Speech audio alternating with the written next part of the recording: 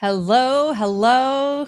Tonight, no waiting room, no housekeeping. We are getting straight into it. Welcome to Try and Prove It.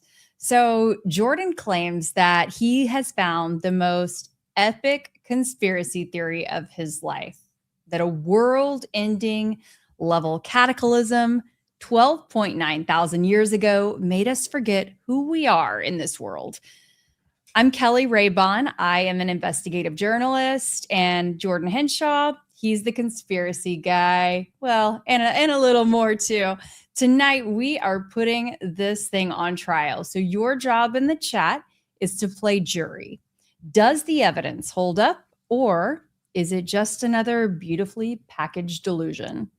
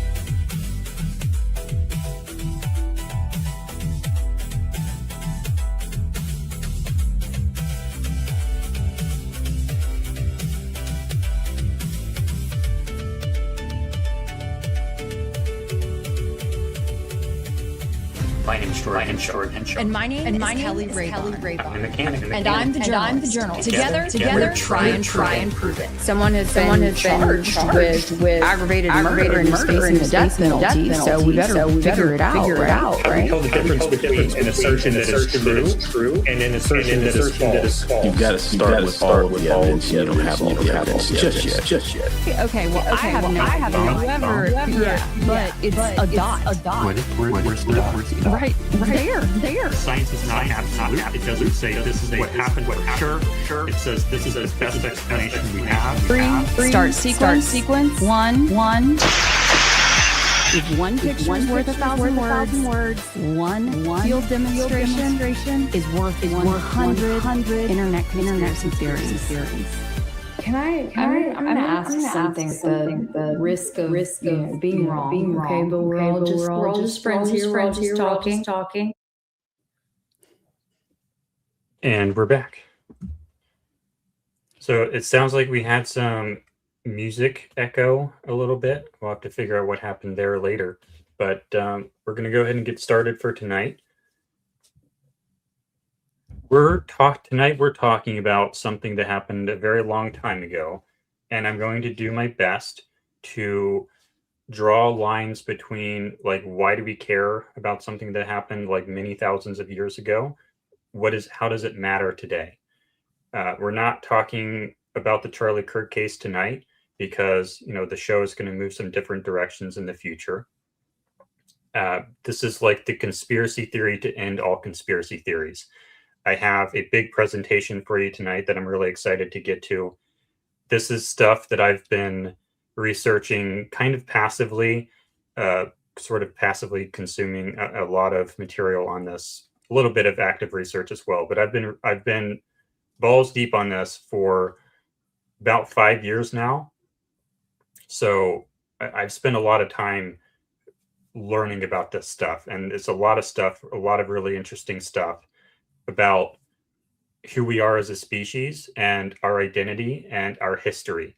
Like, one of the biggest questions that we're going to be asking tonight is, when does history start and what happened before written history began? That's what we're going to be talking about tonight, and some of the clues that we have about prehistory that's not written down. So, Kelly, I see that you're not in your normal room tonight. What's going on? Well, someone said that they felt like they were in a cave with all that audio. And I know now I might look like I'm in a cave, but I am on the road. I am in Austin, Texas. I was here for a creator conference and spent the last couple of days here. So I am improvising in a hotel room. I was hoping that I was going to get to show you guys the beautiful view behind, but the sun went down just in the nick of time. So it looked a lot better like 20 minutes ago. You guys just missed it. Yeah. Okay, so I'm going to start with some questions I'm going to ask Kelly about some things that a lot of people might not have thought about before.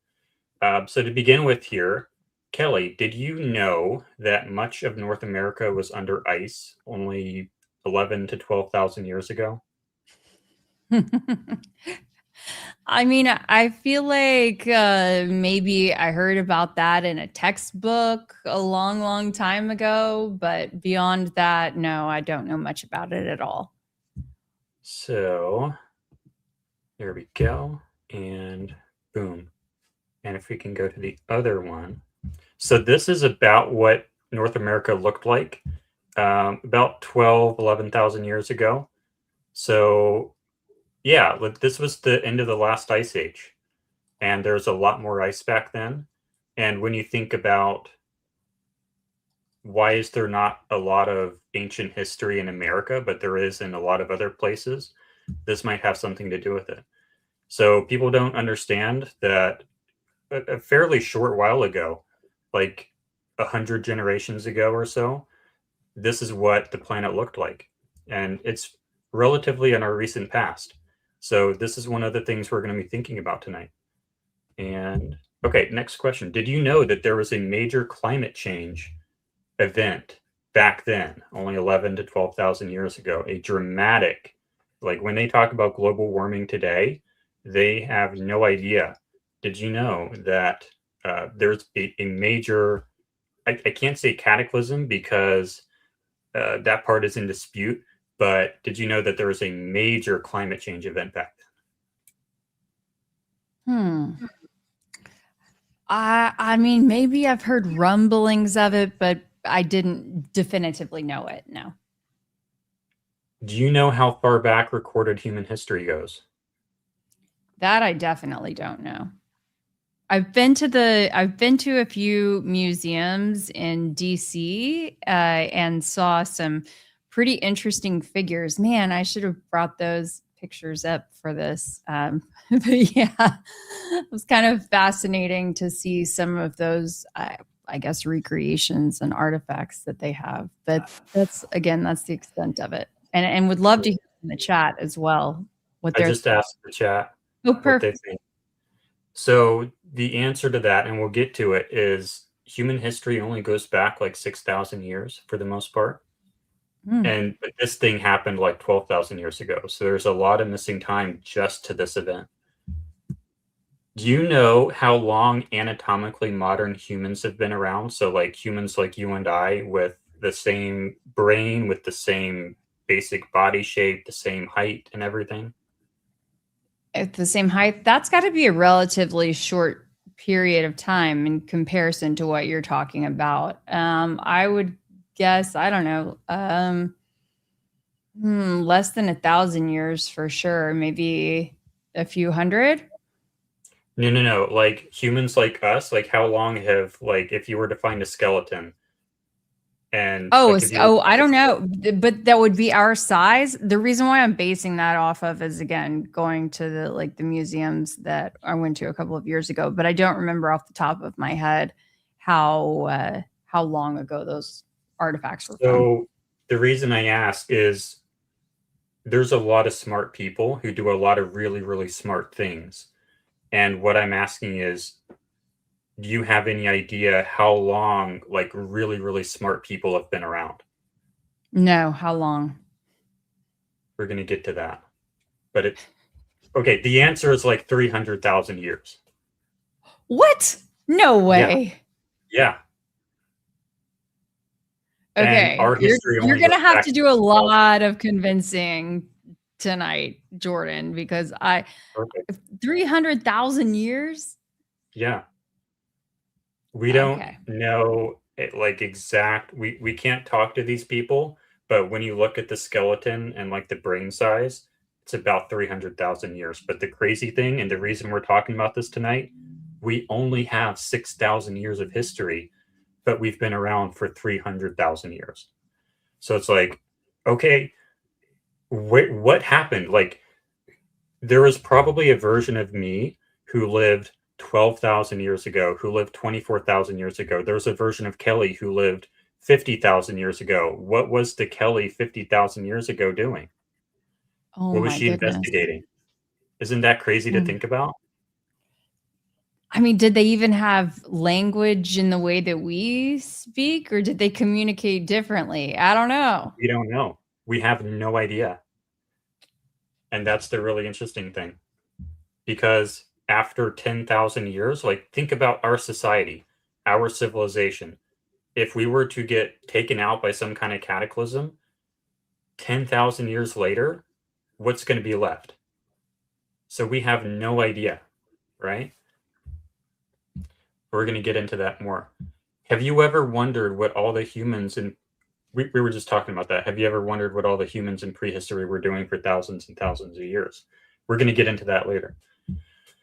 Okay, what does this have to do with the Charlie Kirk case and the general themes that we discuss? Like, why does this matter? How do we connect this to the other stuff we talk about on this channel? There's an enemy in a lot of conspiracy theories. There's someone who doesn't want you to know the real answer. There's always someone in all these theories who want to hide what really happened. When we think about, I need to turn the chat off here. That's getting distracting. Here we go. All right. In the Charlie Kirk case, we tend to think that the government doesn't want us to know what really happened, or maybe TPUSA doesn't want us to know what really happened. When we think about larger conspiracy theories like archaeology and our ancient past, we think more about gradualism. Gradualism is, I think I have a tab open for this. Hold on. Minimize. Okay, yeah, gradualism. Okay. The government and like archaeology, science, all the people who are in charge of society, they have control because you believe that they are in control. Gradualism is the idea that in history, large changes happen over short periods of time. So think about the Grand Canyon. They tell you that it was formed over millions and millions of years, right? That's gradualism. And, there's scientific reasons why that might be true. But the opposite of gradualism would be to propose that there was a massive cataclysm that carved the entire Grand Canyon overnight in a massive flood. So that's just a quick example. And I'm not saying that the Grand Canyon was carved overnight, but that's just an example of gradualism.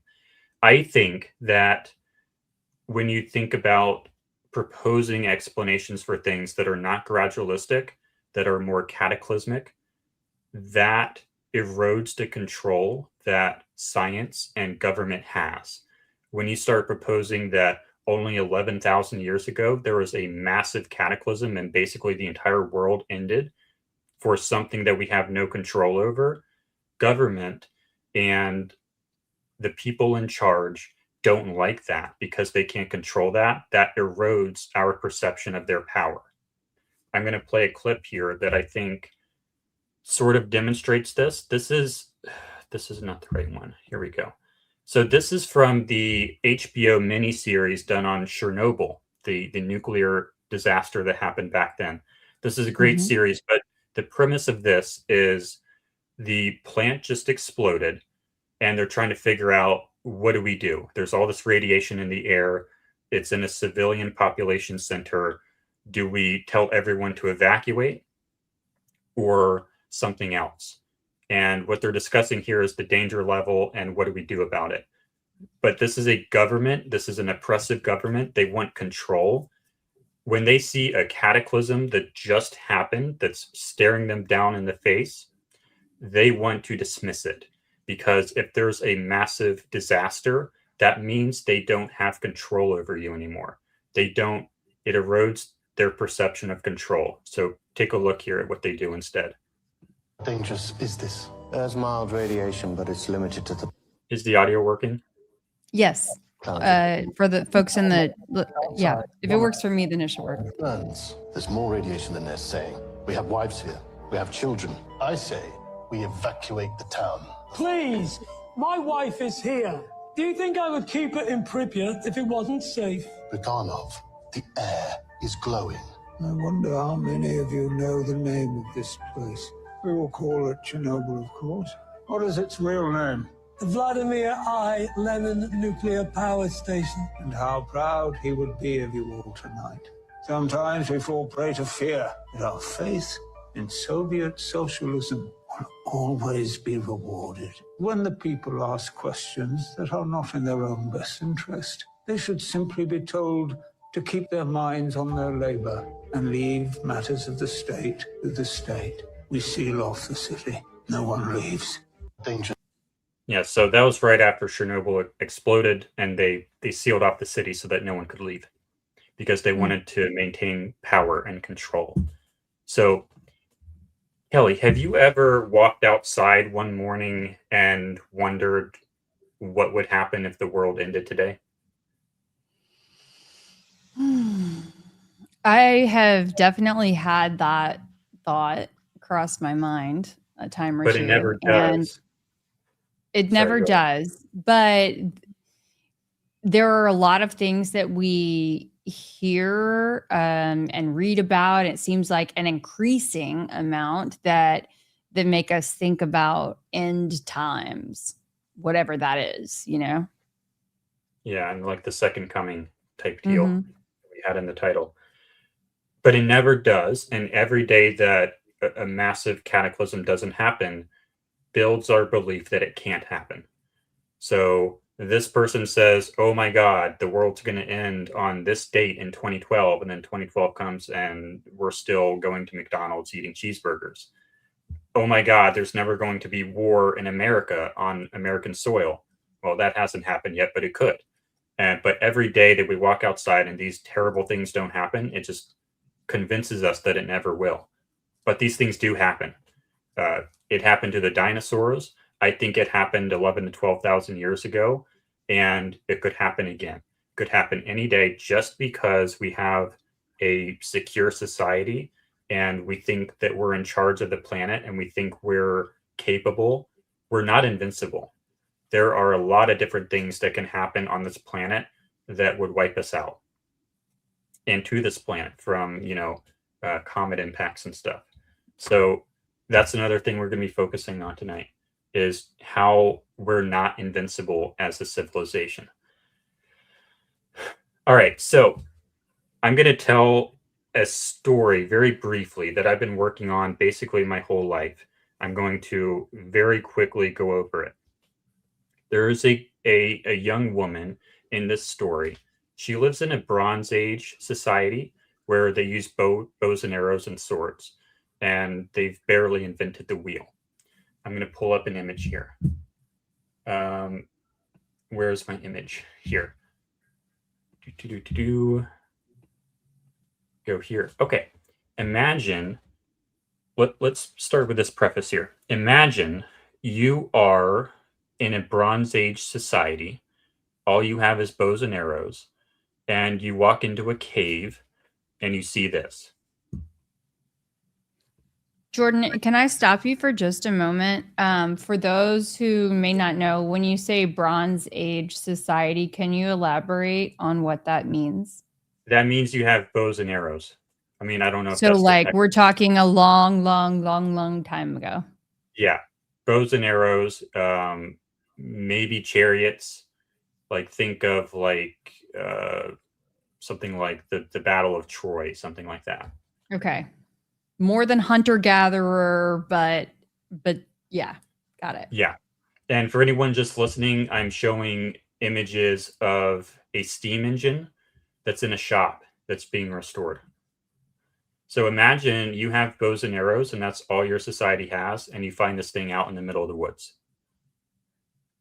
And you have no idea what it is. Let me get a better wide angle of it. Okay, so you are someone with no technology looking at advanced technology for the first time, and you have no idea what it is. That's what I want you to think about, okay? Okay. In this Bronze Age society, there is a young woman who was deeply traumatized earlier in her life. But before the trauma, she was an inventor. She invented things that no one else could invent. She was basically Nikola Tesla. Nikola Tesla is the person who basically invented everything that we use today, like radios, TV sets, all that kind of stuff. She was an inventor in a time where there were no inventors.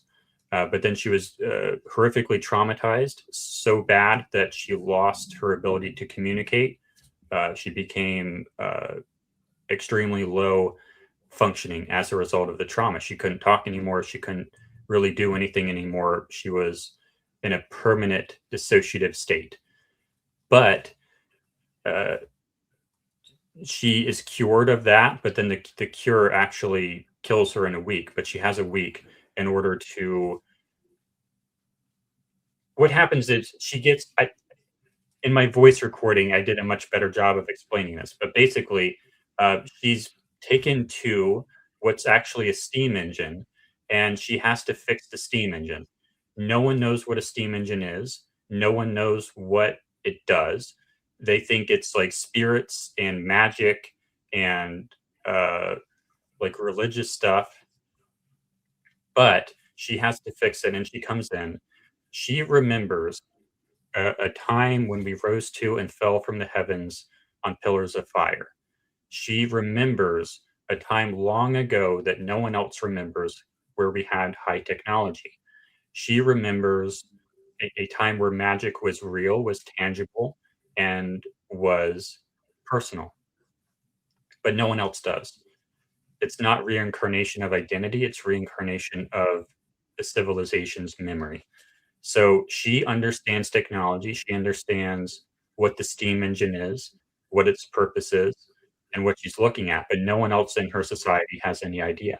So the story is her rebuilding the technology that no one else understands and teaching them how to make magical machines to make people happy. And that's basically most of the story. But the theme there is, in her world, what happened to her world, there was a cataclysm, and it gave her species amnesia. Her people lost all of their memory of the time before, of the time of technology. They lost all of it.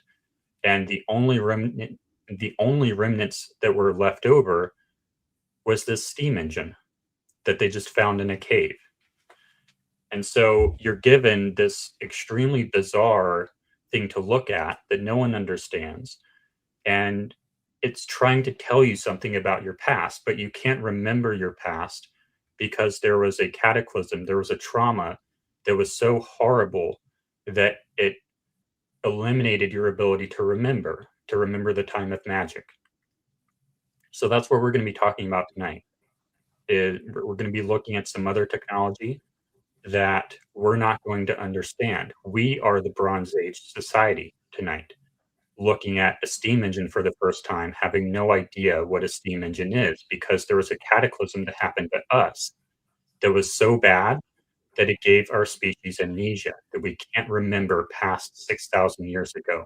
Something happened very bad to us 12,000 years ago, so bad that we lost all of our memory.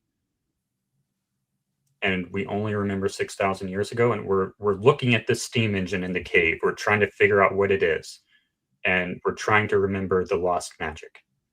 So that's the emotion we're trying to do tonight. What do you think about that? Yeah, that sounds amazing. And the chat is super interested and engaged. And just to clarify, Gikrunk asked, is this a real person or a theoretical person that you were describing? And I think that you'd love to answer that question. Yeah, it's a fictional character and a story that I've been writing basically my whole life since I was 8 years old. Her name is Juliet, but she's a fictional character. Okay, I have a question to ask to get us started with the actual meat of this episode. Here we go. I'm going to go back into this. This is the top of the Great Pyramid of Giza. How on earth, pick this stone right here. This stone right here. So we're at the top of the Great Pyramid. Imagine that our location is basically at the top right there on this one. That's how high we are. Look at this stone right here. How on earth do you get that stone to the top? Don't consider like how do you build the whole pyramid as a system. No. How do you get this stone to the top? How do you get this stone to the top? How do you get that stone to the top? Any ideas, Mr. anyone? Turpin said he's been, Mr. Turpin said he's been inside of that. I don't know. We've got some well-traveled folks in the audience.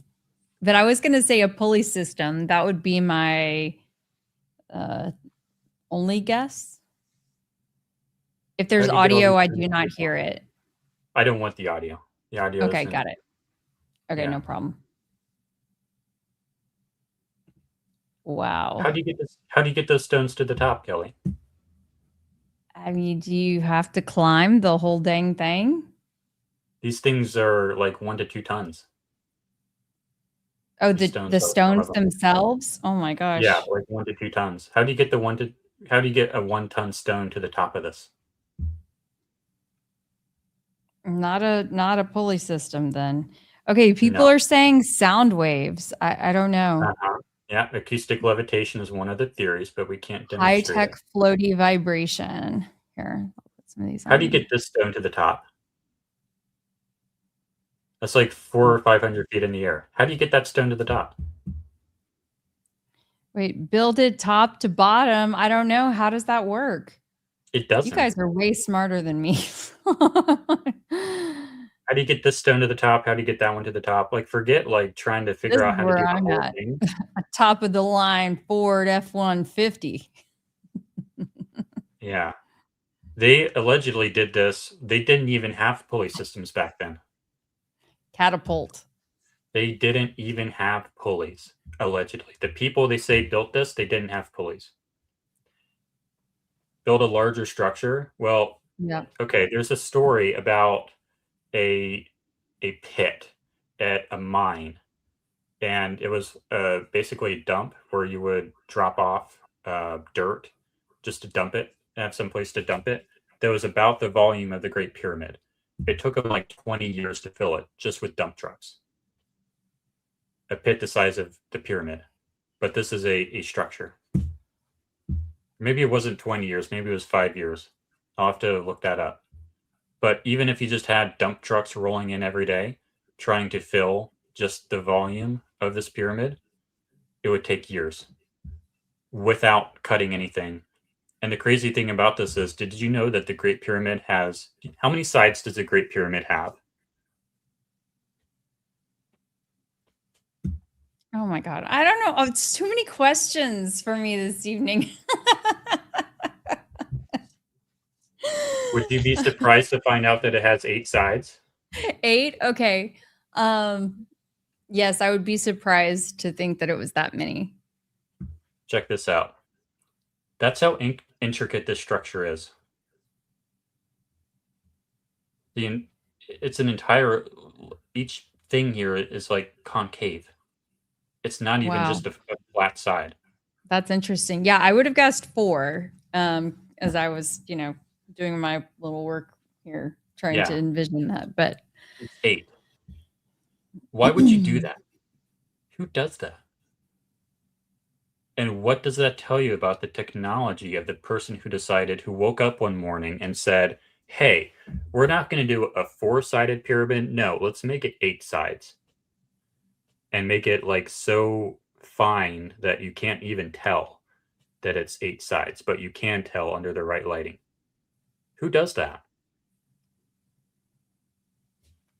Okay.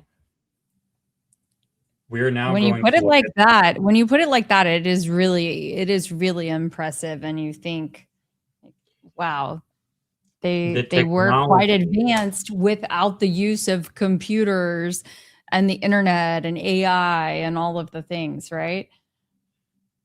It's pretty impressive. The technology seems like it should predict what you decide to do. You can look at the Great Pyramid and come up with all these really, really crazy theories on how they would have done it. But would you do it that way?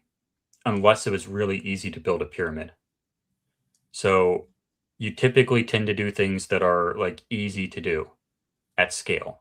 Building a pyramid at scale is like impossible for basically everyone, unless like the technology should predict what you choose to do.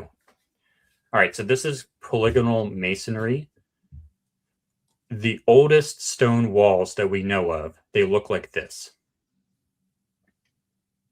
Have you ever seen a stone wall that looks like this, Kelly? I don't know. I mean, I think so, because kind of using what you have to work with. Yeah. How do you cut those without a computer? I don't know. The one of the examples that I was thinking of recently is that when Thomas Massey had a bunch of those content creators over to make pizza. Did you see that? It was like a couple of nights before the primary election. So it was like just a few weeks ago. Thomas Massey pizza. I have no idea where you're going with this, but I want to find out. So he describes how he actually picked up, I guess sourced from his own property, all of these different, this should take you there. There you go. Play it. And he speaks, yeah, why not?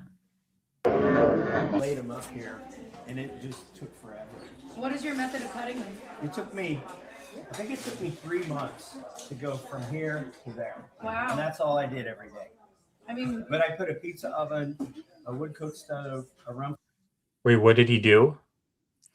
That he sourced all of these rocks, I guess, from his property, and he built this. And placed them. Yeah. Oh, that's cool. I didn't know he was a stonemason. Well, apparently he also worked with wood, and he goes on to say the wood beams in his home are from trees there, and yeah, so apparently pretty handy, I guess. That's really cool. Okay, but do you see like the joints here? Yes. Yeah. And I then just you wanted see to reference that because it was yeah, like the most recent yeah. example of something that I had seen that wasn't, perfectly placed, but yet intentionally placed. hmm But like this stone right here, look at that one. I don't That's know if this wild. one's real. That one might not be real, but I know this one's real. And this one's definitely real.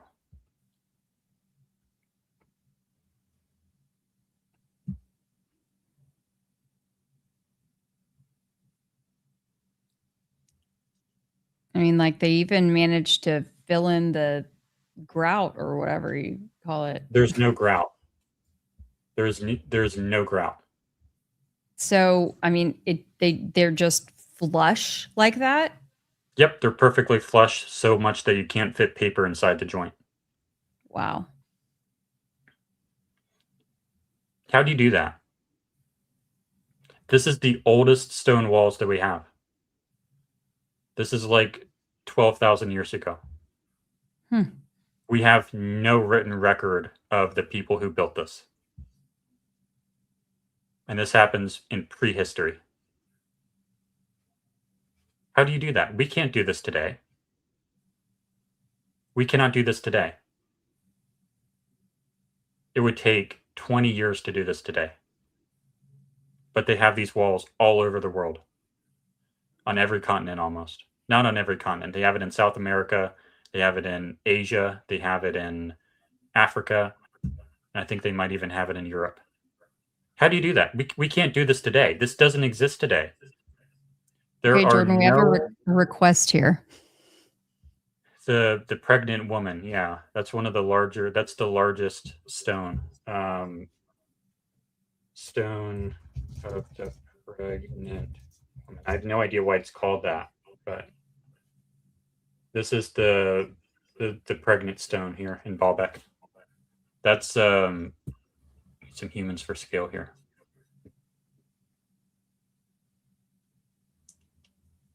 I wish there were humans for scale. It doesn't do it justice when there's no humans for scale. We need a banana. Come on, man. Interesting. So ancient astronaut theorist. Well, Jack P, maybe you should come on the show one of these days. Oh, here, this is a good one. That's just a stone that they cut out of the ground. We can't do that. We cannot do that. We don't do this. I don't remember 1,000 tons. 1,000 tons right there. And they just cut those out of the ground like it's nothing. And then back to this stuff.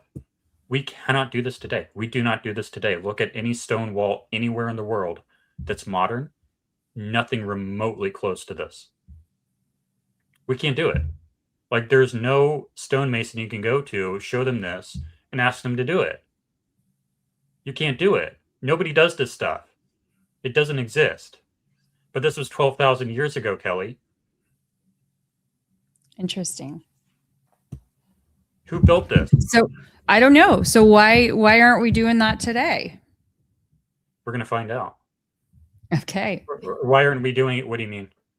Well, I mean, why? It seems like it. I would, one would assume that the technology was not available back then that we have access to today, and so given that it was so long ago, why are we not more advanced? You would have to. You would have to design it in a computer, and you would have to have a 3D stone cutting tool.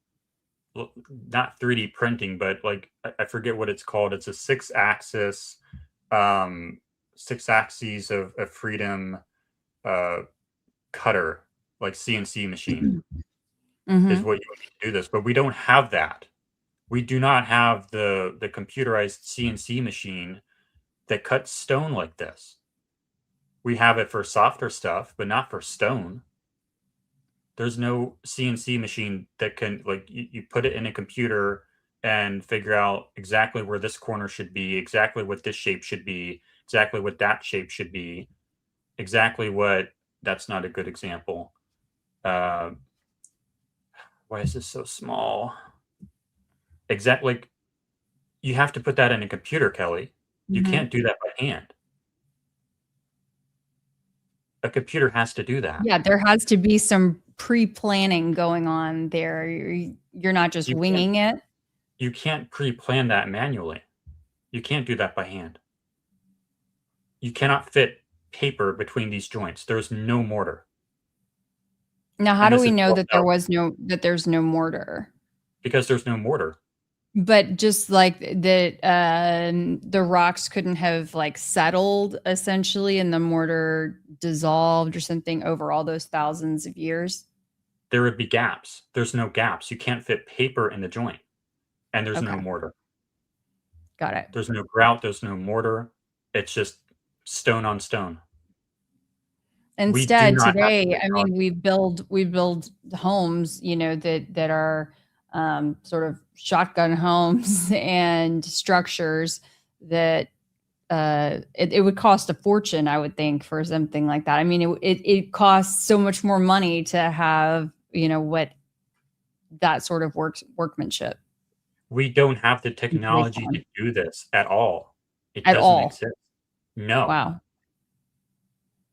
You need a computer to do that, and you need obviously, we have computers that can model this, but we don't have the machine that can take the computer model into stone like this. Got We it. don't have that CNC machine. The stone is too hard.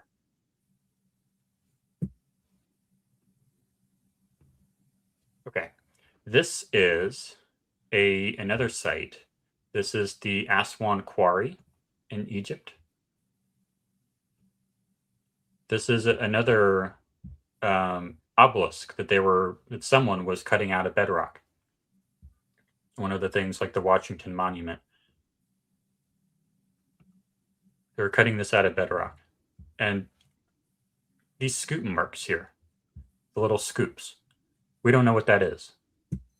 And today, when we quarry stuff, we don't quarry anything that's remotely this large.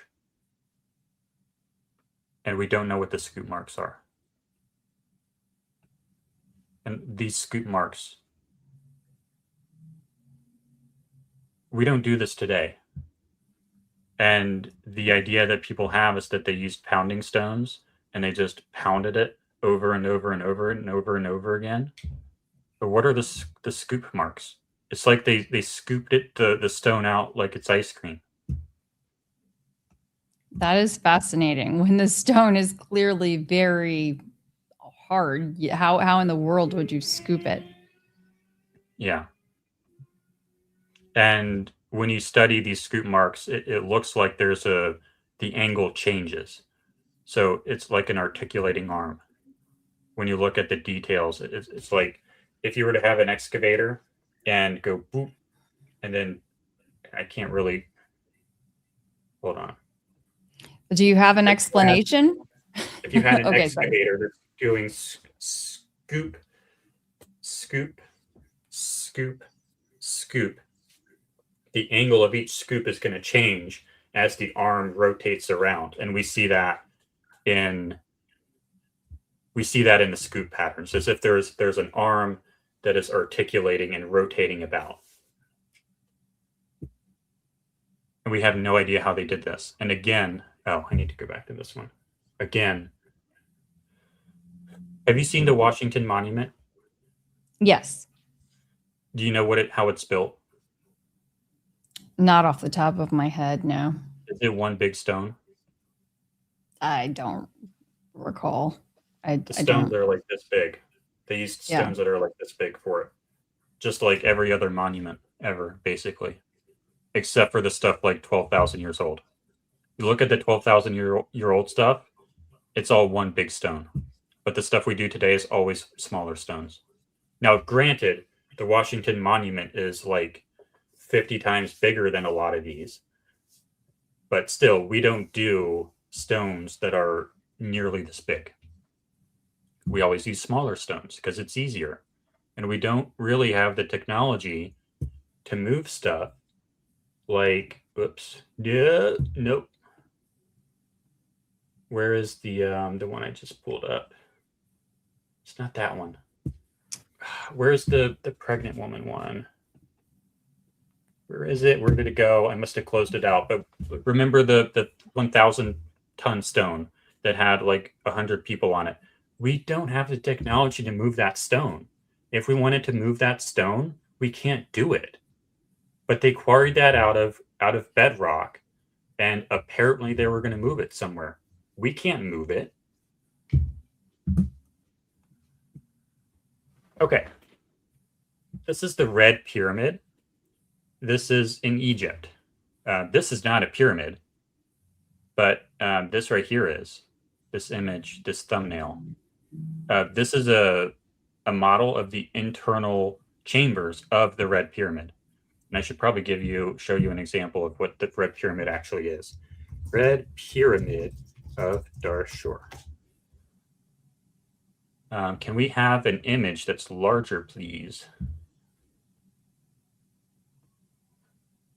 All right, this is the Red Pyramid. And this is, let's do internal chambers. These are the internal chambers of the Red Pyramid. And this is not going to be greatest for people listening only, but it's, it's like a vaulted ceiling. There's 3 inner chambers in this pyramid, and they all have like these weird vaulted ceilings that are kind of like a triangle, and they all go up to a point at the top. It's basically what we're looking at. So these are the inner chambers of that pyramid. And then what this person did is he has a model of that with some pressure gauges at the top of these weird ceilings, and he's putting water into it. Chariots of the gods? I don't know. Okay, but anyway, he modeled those inner chambers, and he has pressure gauges on it, and he's filling it with water. Watch what happens. The one-way valve here, the fill process is going to look the same in here, because you're going to have a valve here that prevents the water from spilling over. Yeah. So the pressure within these two things would be very similar. So the water would actually rise in a much similar fashion in both chambers if this one-way valve is here. So when this thing explodes, it was at one. That dude's name is Jeremy. He's awesome. He lives in Egypt. He moved to Egypt, and he has a whole theory on how the pyramids were chemical reactors. This thing builds up so much pressure that it explodes just by pouring water into it. And this is a mock-up of the internal structure of the Red Pyramid. And it builds pressure, and the idea is it is an ammonia plant. One of the Egypt pyramids was an ammonia plant, we think. When you walk in, the smell of ammonia is extremely strong. And there are water, like fluid patterns on the walls that indicates that there were fluids present and moving around. There are mineral deposits in there that indicate specific chemicals were being used in there that are consistent with ammonia production. And the internal layout of this is impossible to interpret as a tomb because of the layout and the design, and how it's impossible to get really anyone up into this. You have to climb to get up into this. It's not designed for humans. It's a chemical reactor. Mm-hmm. It's the only plausible explanation of what this thing is. It's a chemical reactor, and it appears to have been producing ammonia. And the technology you need to do that is pretty primitive, but it's a chemical reactor. Ammonia plant for fertilizer. That's what you use ammonia for, fertilizer, for agriculture. That's what we think that the Red Pyramid was, an ammonia plant for fertilizer.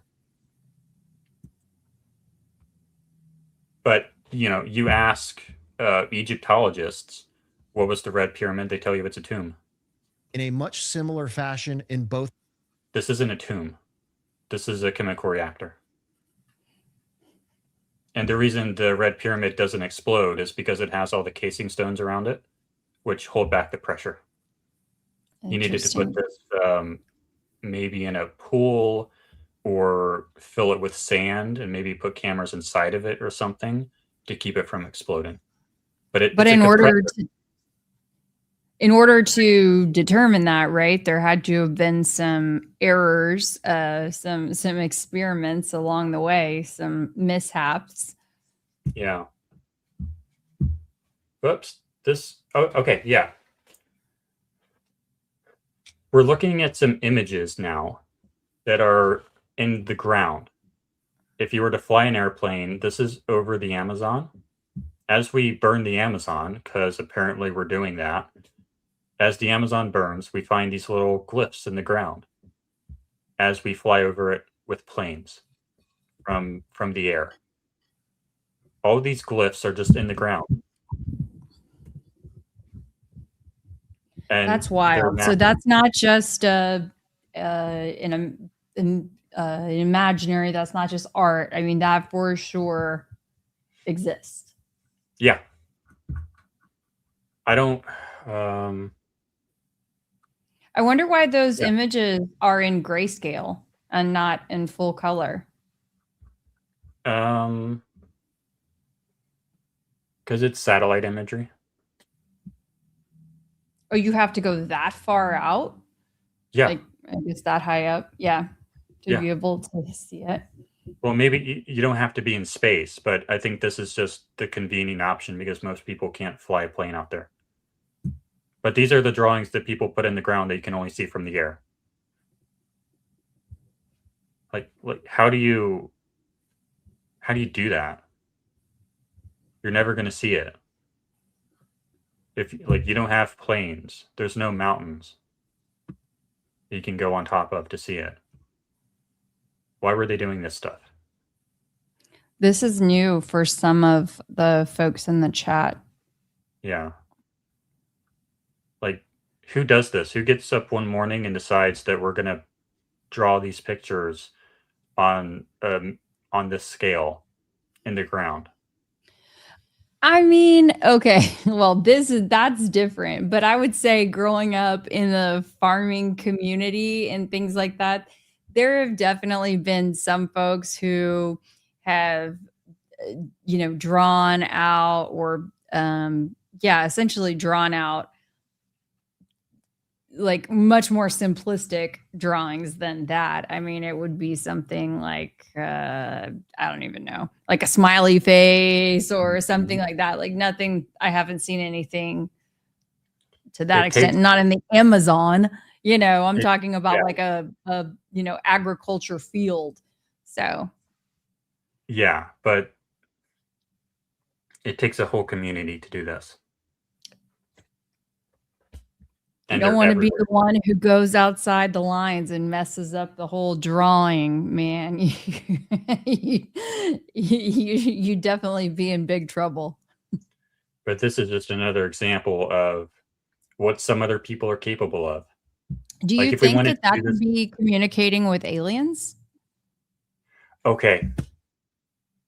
Did you ever read my play on this stuff? Not all the way through. Not all the way through, no. Okay, crop circles. I have a theory on crop circles. If aliens have satellites that do imagery, what if they need to calibrate their cameras? And what if crop circles are just calibration or just for calibration? Wow. Like the autofocus of, today's time. Like, all right, here you go. I mean, not autofocus, but something that they could absolutely focus in on. Wow. In TV, not the color bars, but like the color grading thing with all the different colors. Yeah. Camera color palette. Well, I mean, even in TV, we would hold up a white piece of paper or something white to get a white balance. So I would hold this up and it would be like, here, use this to get a white balance. And then you're calibrated, you're set. So that way the color is going to be right when it's transmitted over the air and you're not going to look blue or green or yellow. I've done that before too. It's great. This is an example of one of the color palette things that's not the best example, but that's the best one I can find.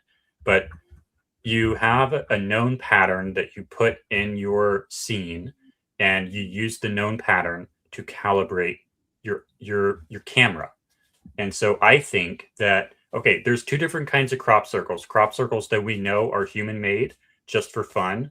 And then there's a whole other kind of crop circle that is happens in like 2 minutes, and it has all these really bizarre properties, and it's impossible to do with our technology.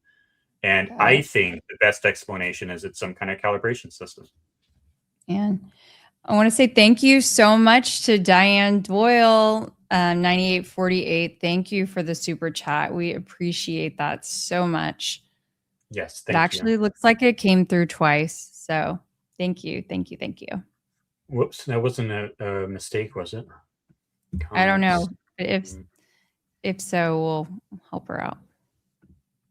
Yeah, contact us at tryandproveit@gmail.com if that was an error.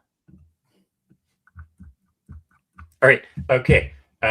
Moving on here. I need to pull up the image of this. What is that called? Light bulb Egypt. Have you ever seen this image before? Oh, she said one is for me, one's for you, Jordan. Thank you, Diane. Perfect. Really appreciate that. Thank you. Have you ever seen this before? Yes. Do you know what that is? Which part? What is this thing? Well, I don't know. Did you know that someone built one and it works? What does it do? I'll show you. But we're literally move like a snake. Can you do a demo, Bill? Sure, I'll come up behind it. So again, I think we need to adjust it a little bit because it's yeah, there we go. It needed to be adjusted.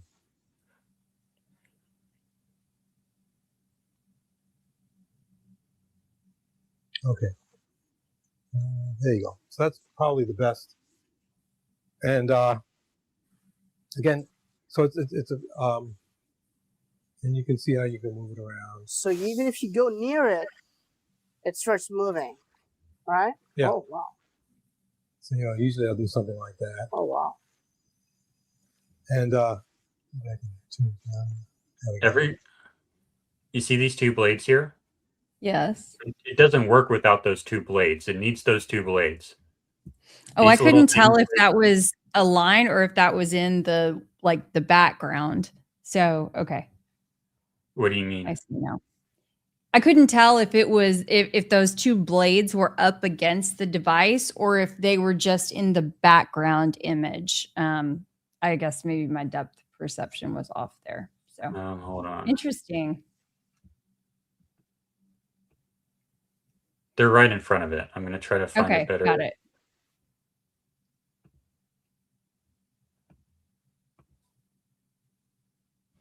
It's kind of hard to, I can't find a really good. I mean, the things that people are able to make and create and recreate, right? When they put their minds to it, it's quite amazing. I gotta say, it makes me think about the whole necklace theory or whatever, one of those theories and think like, okay, why haven't we seen a recreation? We have. Besides yours. I mean, from anyone else. Do you see this little thing right here? Yes. Do you remember seeing that in the demo? I didn't see anything below it supporting it, but maybe. Oh, yep. Okay, I was just too busy looking at what was. That's required. It doesn't work without that. It needs that. Okay. These two blades here.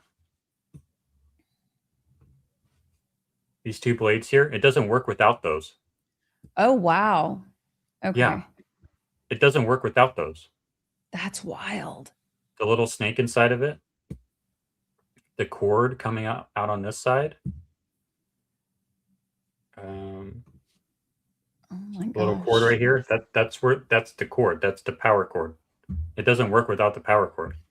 But in a way, it kind of reminds me of a light bulb, though. Yeah. And is it the fluorescent or the whatever the bulbs with the like wire or the snaky looking thing Filament. on the inside?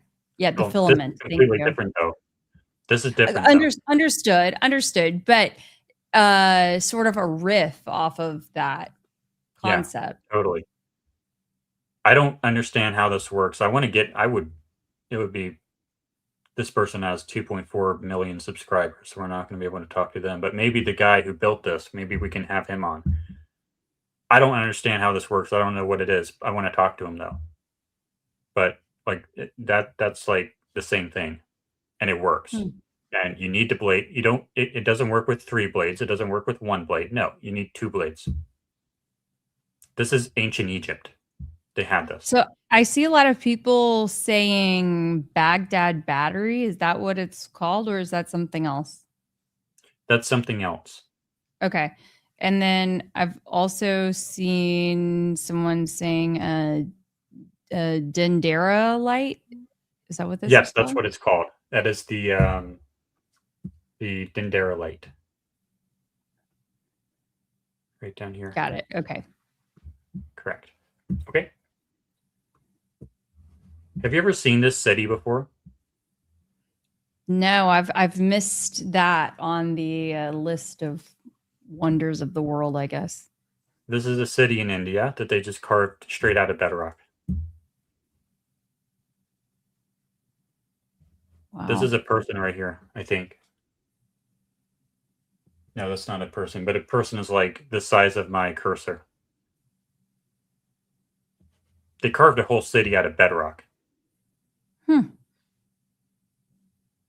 How did they do that, Kelly?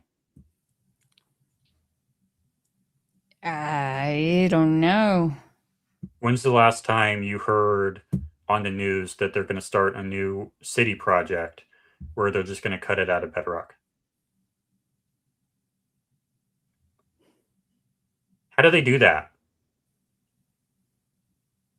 I mean, where do you really find bedrock around these parts anymore? You just go into the ground. Go out to Utah. They probably have it in Utah. Fair point, but like how do you do that? Let's get some better images here. This is called what is it called? Kailasa Temple. Kailasa. Thank you, Dog's Nose 2, for the super way cool stream. K. Raven, Jordan. Appreciate it. Thank you. Look at this. Who does this? That's phenomenal. Whoa. It's like a whole city. And like the intricate work on the inside is so impressive. This is all one stone, Kelly. Man. So I will say my mom and I went to Turkey 2 years ago, and we went around to caves, and it was very fascinating to see some of the work there. Now, I mean, it reminds me of this to an extent, but that's incredible. There's a lot of the stuff in Turkey. Yeah. Like Göbekli Tepe. Have you heard of Göbekli Tepe? That I don't know. That one's in Turkey. This is all one stone. This is all carved out of the same stone, the same bedrock. This whole thing. Wow. Who does that? Like, who wakes up one morning and decides, I'm going to cut a whole, can you get the button ready? A whole fucking city out of bedrock. Who wakes up one morning and decides to do that? If you build a city, you do it additively. You don't cut it straight into bedrock. So what does that tell you about we didn't do the button? Oh, well, it was too late. But I mean, I felt like I was going to be Awkward. Being so late. This should inform our understanding of the technology that they had. If you have the technology that makes this stuff easy, then you would wake up one morning and decide, hey, yeah, that sounds like a project that I can get other people behind. Okay, hold on. Let's say I want to get funding for a project. I want to go to the government or I want to go to private investors, and I'm going to say, hey, let's go to a mountainside and let's start cutting into the rock that we're standing on, and let's spend 500 years, 1,000 years just cutting into the bedrock, and we're going to make a city underneath our feet inside of the mountain. How the fuck do I get funding for that? Who funds that? I don't know. Charge it to the game. What's that? I said, I guess you charge it to the game. I don't know. Like, add it onto the tab. We can't do this today. Like, who's going to do this today? Who does this? Nobody does this. Well, I don't know. There is the ballroom.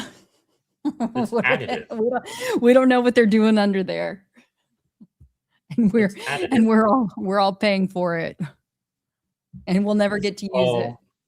This is all carved out of one stone, out of one mountain. Okay. This is a granite vase, or a lot of vases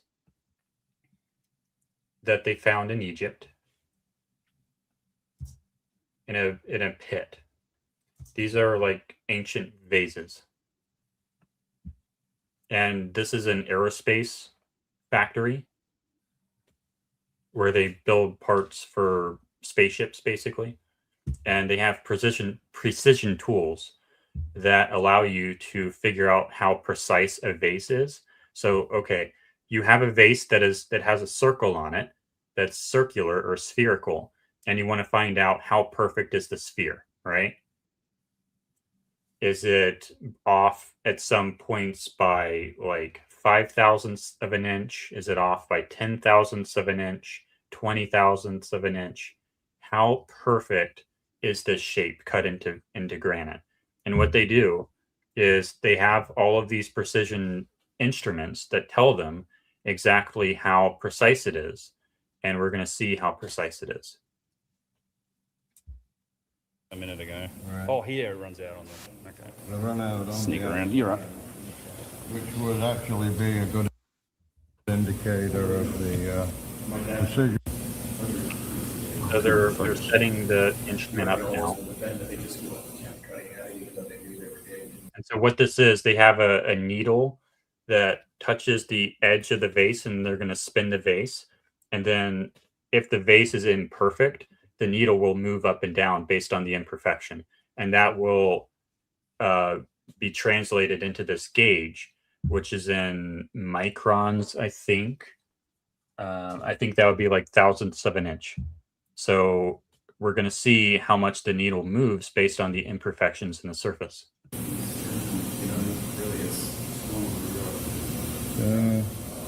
Now he's zeroing it. And then we look at that. You got it? Yep. Now they're going to spin it. That's about a foul at 10. Yeah. Yeah. So that's fairly close, right?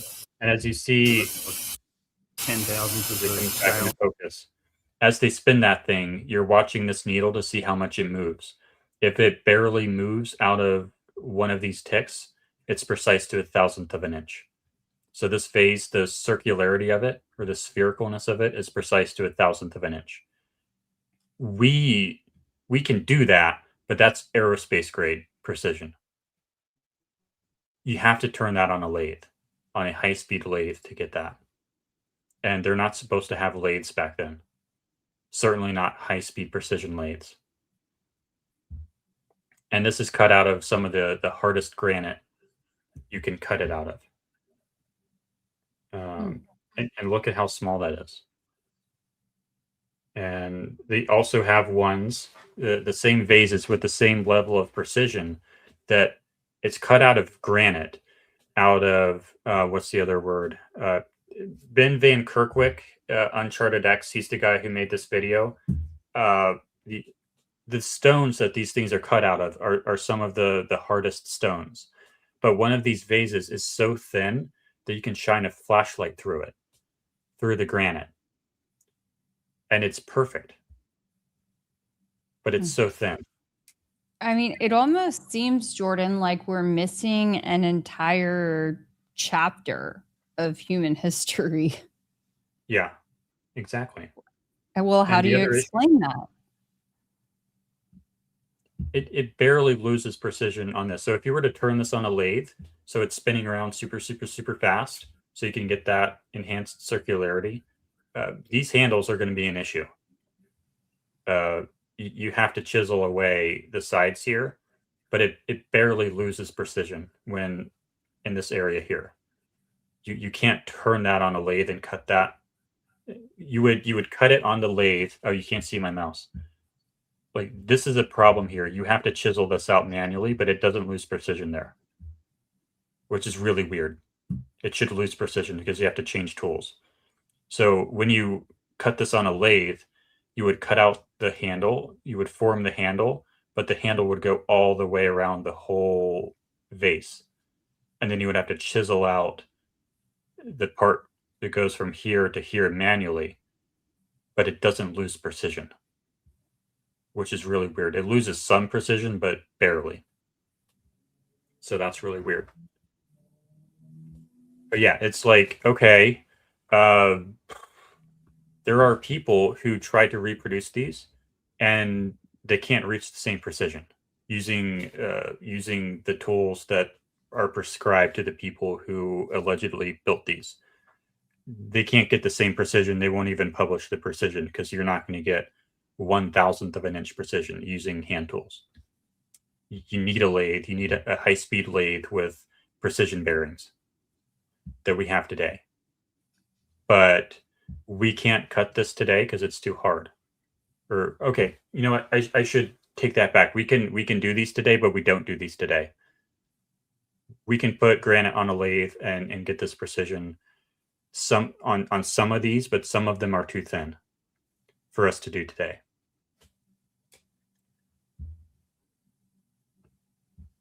Moving on. Oceanography. There are, okay. Ooh, this will be interesting. Okay. Really big waves in the middle of the ocean. So if you want to sail the ocean, there's going to be some problems. Song. You know that one song? There's a song. Is this it? Yo ho. That's the song, but I need the actual song. Yo. Where the chat Hoist probably the colors. Yeah, I see hoist the colors over and over. Like hoist the colors waves. Where I need the go onto YouTube Shorts. Shorts. Hoist the colors C. Yo. Come on, man. There's like a really good one I'm trying to find. Okay. Tristan Green said, like the Disney Seven Dwarfs. No. Yo ho ho and a bottle of rum. All hands hoist the colors high. Heave ho the. I need to find the good one. Can you read some comments while I try to find this? Sure, absolutely. Oof. Folks are really enjoying this too. So actually, before you do that, Jordan, could you just kind of catch everyone up as to where we're at in your theory and what we have going on tonight? Because we've had a lot of new folks come in this evening and they may be wondering, what did I stumble into? We are exploring many of the different indicators of lost technology that we forgot about because something really bad happened on this planet 12,000 years ago. The idea is that we had a lost high technology civilization that we forgot about in our ancient history before 6,000 years ago. And we're looking at some of the archaeological evidence of that. I really wish I could find this. I'm going to find it. Okay. Do you want to put the two of us up primarily on the screen so that way, there we go. Everyone doesn't have to examine your YouTube. I'll read out some comments in the meantime. Sturtle. Thank you, J Otter 89. We're headed for some wild times. I love these discussions popping up from intelligent and rational people like yourselves. We appreciate intelligent and rational people joining us, so thank you. Somehow we continue to survive. Gotta have some faith, Jordan. That's from Get Crunk. Anne-Marie Crochets said, I really love how Jordan thinks and articulates his explanations. You guys together make a great team.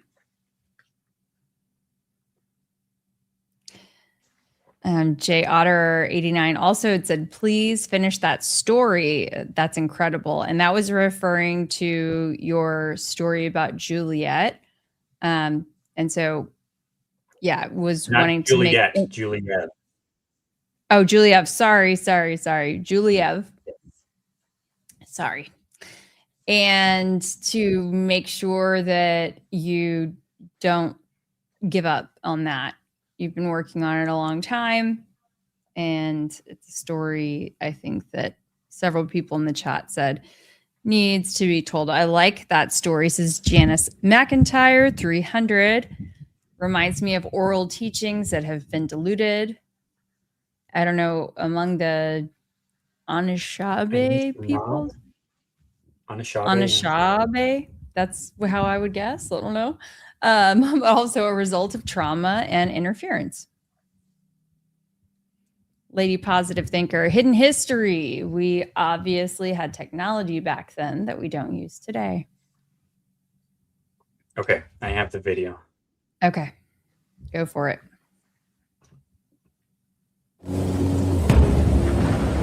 All hands, hoist the colors high.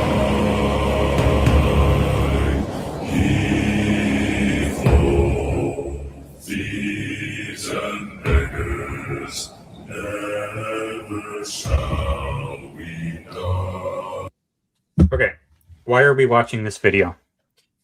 Can you tell me about what you know about hunter-gatherers, Kelly?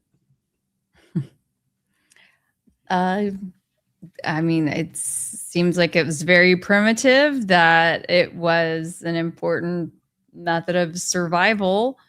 You know that one island, North Sentinel Island? Hold on. You ask me a lot of questions tonight, Jordan, that you know I don't have the answers to. Well, I don't know if you know the answer to that. I mean, I don't know each other that well. I know a lot of things, just not everything. These are hunter-gatherers.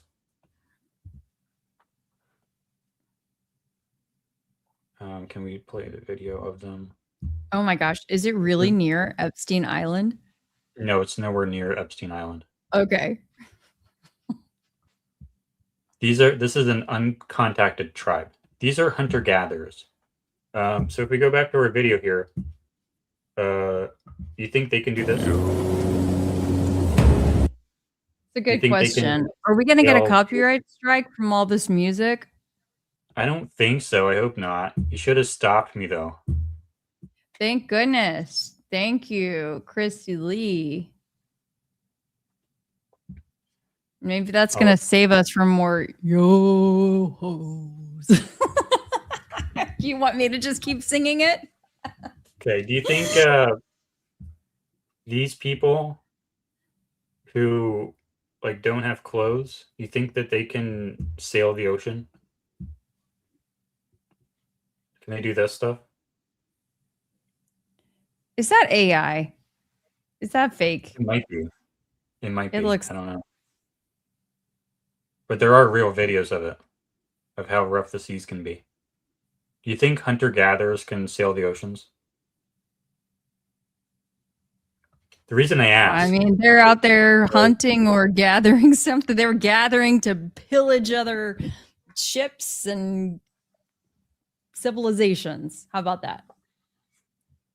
And one of the mysteries I look into is that Bimini today is a tiny, tiny island. But Bimini during the Ice Age was part of an enormous island. The whole Grand Bahama Bank was above water. And weirdly, that island turns up on an ancient map, Piri Reis map, drawn by a Turkish admiral in 1513. That Grand Bahama Banks as an above water island is shown. It is featured on the Piri Reis map. And what do you see running down it but an image of the Bimini Road above water? Now, how could Piri Reis, who drew his map in 1513, have known this? He tells us the answer, that he based his map on more than 20 older source maps, all of which are now lost. And he suggests that those maps had come out of the famous Library of Alexandria and that they'd been taken to Constantinople, and that's where he got access to them. Somebody, I believe, was mapping the world, was exploring the earth during the Ice Age, and left us ancient maps that show features that only existed during the Ice Age.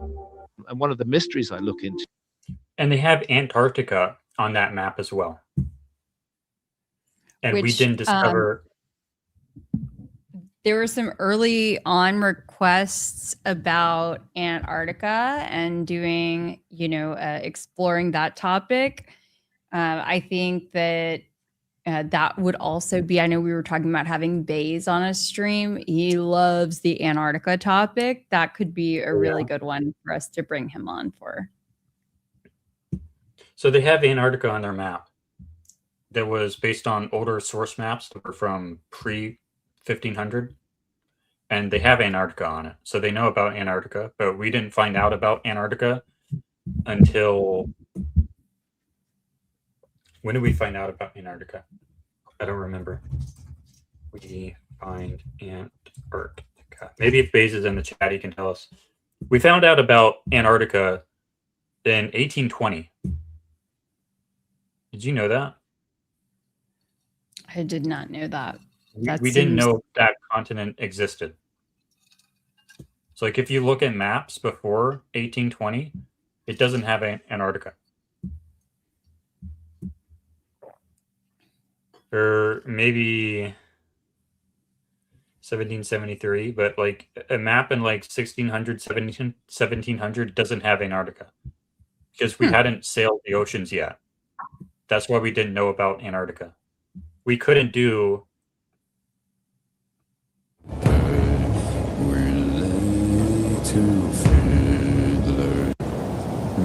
It took us until like 1700, 1800 to be able to do this. That's why we didn't know about Antarctica. But people before 1500 knew about Antarctica. The Library of Alexandria knew about Antarctica. So how did they sail the oceans back then? What technology did they have that allowed them to sail the oceans?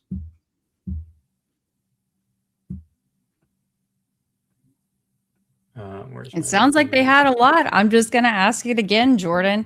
How did all of this happen? Have we lost a chapter or chapters or books of our history of this world? Yeah. I have one more thing to share. That's a question for you. Yeah, okay. We're going to get to that. I have one more thing to share, though. Okay. I've told you about the Antikythera mechanism, right? Please tell our audience. near a tiny island called Antikythera that he discovered the wreck of a Roman merchant vessel of the 1st century BC, stuffed full of Greek treasure. They started to pull up the objects from this wreck, and it was an absolutely stunning find. Nobody expected this. There was nothing else had been found like this. It is a device of absolute genius. It is quite extraordinary. It is a beautiful mathematical way of doing it. Quite unbelievable. The person who designed this was a genius of the highest order, in my view. It is quite extraordinary. And it's such a unique object. It's so important. It's just absolutely critical object for the whole understanding of the history of science and technology. So when I asked you at the beginning of the episode, what was the Keli Raybon 50,000 years ago doing? What was the Jordan Henshaw 50,000 years ago doing? We have no clue. But humans could have been doing this for who knows how long. This is like ancient Roman. And we have no written record for what on earth this thing is. It doesn't exist in history. But it does exist. And this guy, ClickSpring, I would love to have him on. But he has like almost 1 million subs, so he's probably not. We went on, well, yeah, anyway. Maybe we can have him on. But he rebuilt it. It's basically a computer that predicts like solar cycles and like the moon and planet locations through time. And what this guy does is he rebuilds it. He's not done yet. He started 9 years ago trying to rebuild this. And he's not done yet. So you can go video after video of him building it from scratch and building all these different wheels. And then another video. I wanted to ask you, Jordan. Choose said sources, Jordan. So I wanted, that was just within the last minute. So I wanted to make sure I pulled that up. What do you think they mean? Feel free, Choo, if you can elaborate on your question, so that way we can make sure that Jordan. I know what the question means in most contexts. Like, I'm making a lot of claims here, and I should provide sources for those claims.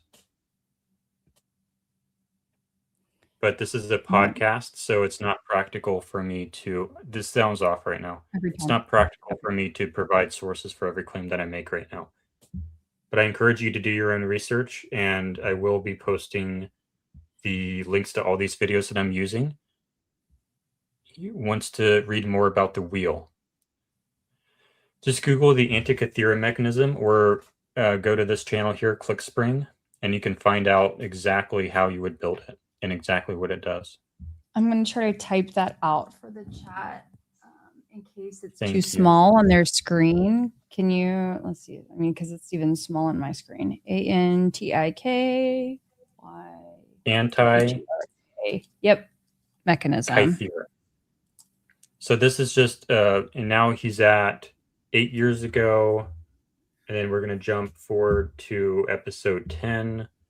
5 years ago, this is his progress now. 5 years ago, he's still not done yet. It's taken him all these years, and I don't know what all this stuff is, but this is one of the pieces of it. Now we're at 4 years ago. He's building more pieces of it. He's doing the engravings, the ancient Greek text that's on it. All these different wheels corresponding to like calendar dates and stuff. Now we're going to go to 1 year ago. This is where he's at now. He's reverse engineering technology that was pulled out of an ancient Roman ship. And this is his latest video from 7 months ago. So this started 9 years ago. and he's still doing it. He hasn't finished yet. This is another, like, one of the sundials. And this is a more complete version of it. This is ancient technology here. That somebody, an engineer, I don't know if I can say thousands of years ago, but hundreds and hundreds and hundreds of years ago, designed. And we have no idea who they are or what else they were capable of. But it takes this guy 9 years to only rebuild part of it. I don't think he's been doing it full time, but he's been consistent for 9 years. And he's not even close to being done yet.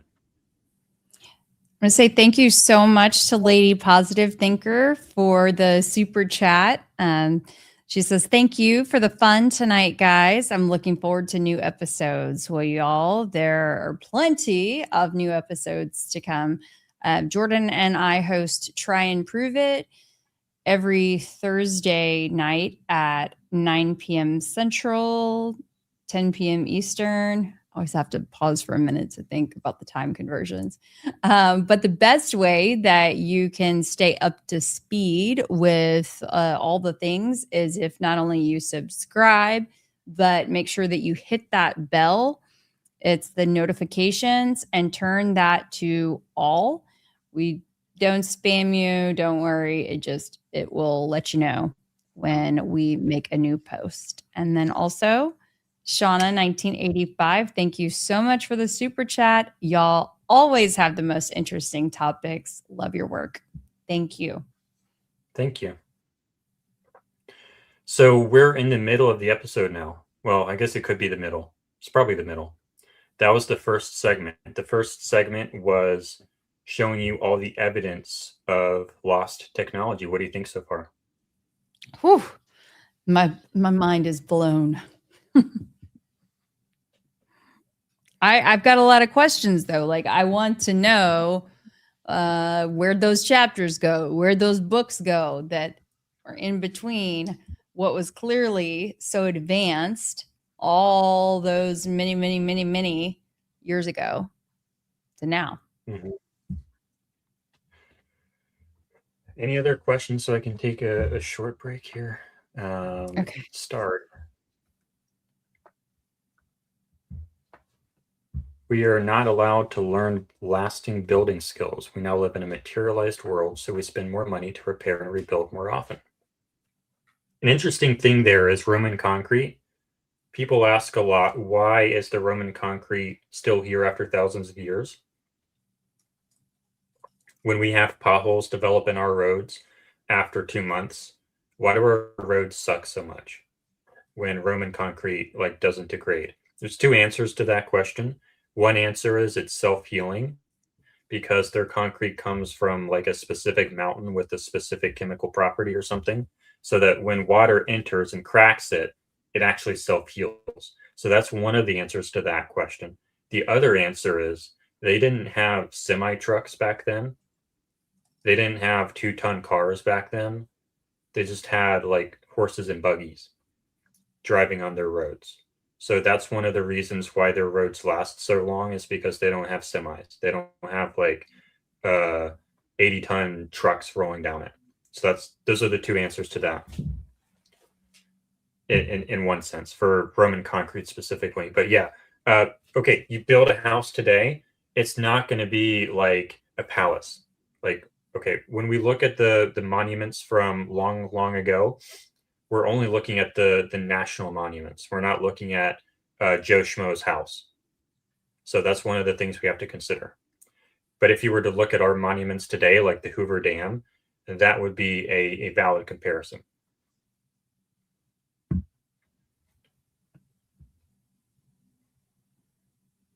That's interesting. They did a study on King Tut's DNA, and he shared 99% similarity with Anglo-Saxons. I don't know if that's true, but that's an interesting claim. Honestly, I think it was the fallen angels back in Noah's day. Ooh, we're going to talk about that later. Yeah, we need to get into the Bible story part of this. I think there have been a bunch of resets throughout history, and they probably had tech that's similar to what we have today, just more primitive. A lot of people think that, yeah. Because, like I said at the beginning of the episode, 300,000 years, Kelly, we only know about 6. So we have no idea what could happen. And it only takes like 10,000 years to erase basically everything. Wow.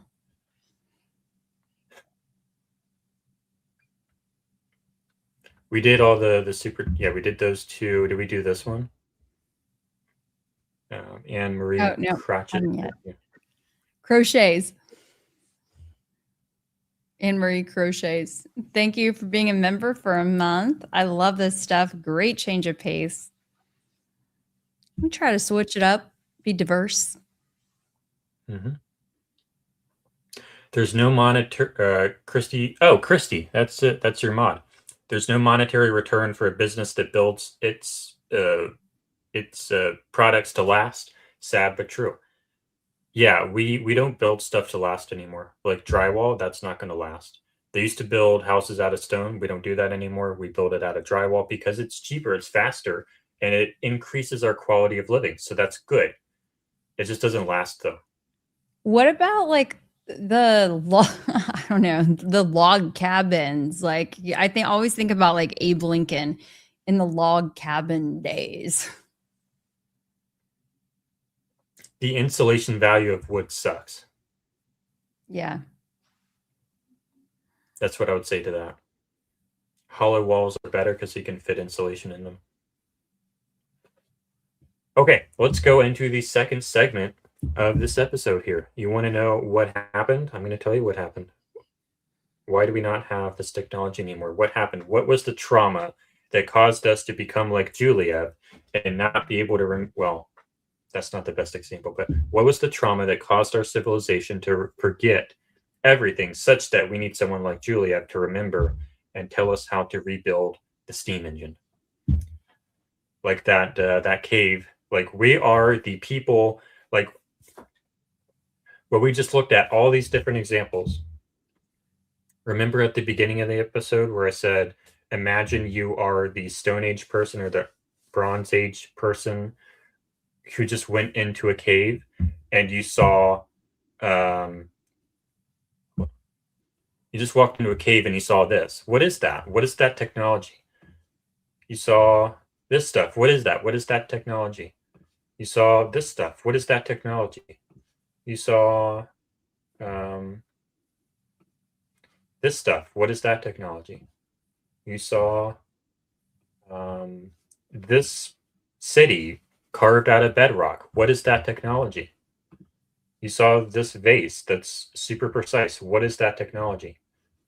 And you saw these maps. What is the technology that allowed them to do that? Now imagine you are a Bronze Age society who just walked into a cave and you saw this for the first time. You have no idea what it is. What is that? What is that technology? What happened to the people who built this? And what does it do? What context did it come from? And what happened to the people who built it? So now we're going to go into that. Have you ever heard about the Younger Dryas impact or the Younger Dryas boundary? Nope. So the Younger Dryas is what it basically means is something really bad happened to the planet 12.9 thousand to 11.9 thousand years ago. Or I think 11.9 thousand. There is a period at the end of the last ice age where the ice melted very rapidly. And it appears to be associated with this sedimentary rock layer here that's black. You find that black layer all over the planet at the same time. So vertical is time. As we go down, we go deeper into time or further into the past. And each layer here represents a time period in the past. And this layer here, the black part, is called the Younger Dryas.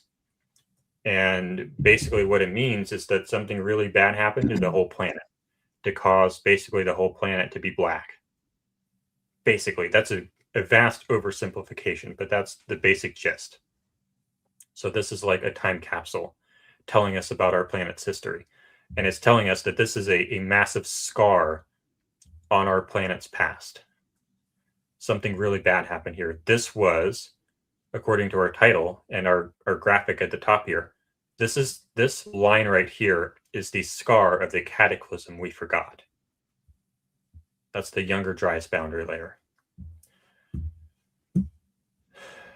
What do you know about the story of Atlantis? Not much. So it was an island that Plato told us about that apparently sunk, and a lot of people try to find it nowadays.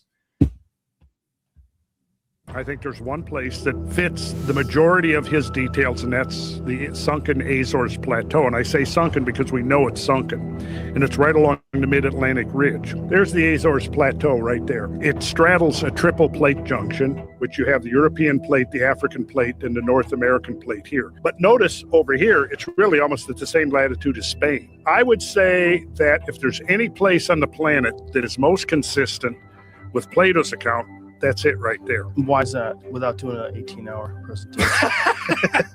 Oh, come on, Joe. Can't we have pizza brought in? It's a massive subsidence along the mid-Atlantic ridge. Now, this doesn't prove that there was any civilization there, but we can make a very strong case that a large section of the Azores Plateau was above sea level during the late glacial maximum.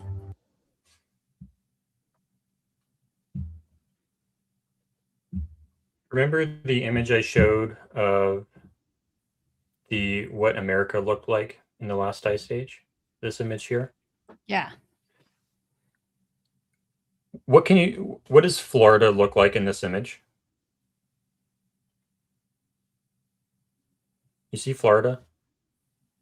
Like down at the, basically where Florida is now. Yeah. It just looks wider. Yeah. You know why that is? Because of maybe global warming or something, or it's been sinking. You see all the ice caps? How the ice cap is like way bigger? Mm-hmm. It's got to go somewhere, right? Yeah, that's where the water went. Somewhere. And so it doesn't have Atlantis above sea level right now in this picture, but I can probably find one. Hold up. Go back into this view here. But as that ice cap melts, as we end, I'm going to show the scablands. Yeah. As we end the ice age and all that ice melts, all that water goes back into, I should actually pull that back up. Let me pull that back up. It's a seesaw. The reason Atlantis sinks back into the ocean is because it's a seesaw. This is a lot. This thing right here is really heavy. That's really heavy. That ice cap. That's a lot of ice. That's a lot of water frozen. And it's going to put a lot of pressure on a continent. And as you put all that pressure on a continent, it's going to cause that part of the continent to subside, to go down, and other parts of the continental crust to go up. And so this part here goes down, and then this part over here, which is the Azores Plateau, is going to go up like a seesaw when this ice is pressing down on the continent because it's so heavy. But if something, and I'm not going to say what yet, but if something were to rapidly melt all of this ice, if something really bad happened to the planet, what happens to the Azores? You're typing comments. I am. Yes. Please go ahead. No more questions for me. What happens to the Azores? If this is your seesaw, this is the really fat kid who's on the opposite end of the seesaw. If that fat kid gets off, if all of this ice rapidly melts, you're still commenting. If all this ice rapidly melts, what happens to the little kid over here? It goes under. Or it goes up. Yeah. That's why Atlantis sunk, because something melted all of the ice really fast. The fat kid got off the seesaw. All that pressure is released. Florida becomes Florida again. and the Azores Plateau sinks underwater. Okay. And now we're going to go. Okay, so this right here, actually, I'm going to pull up something else too. New tab to the right, please. Azores Plateau as Atlantis. Images, please pull up. Okay, here we go. This is good. This is good. This is good.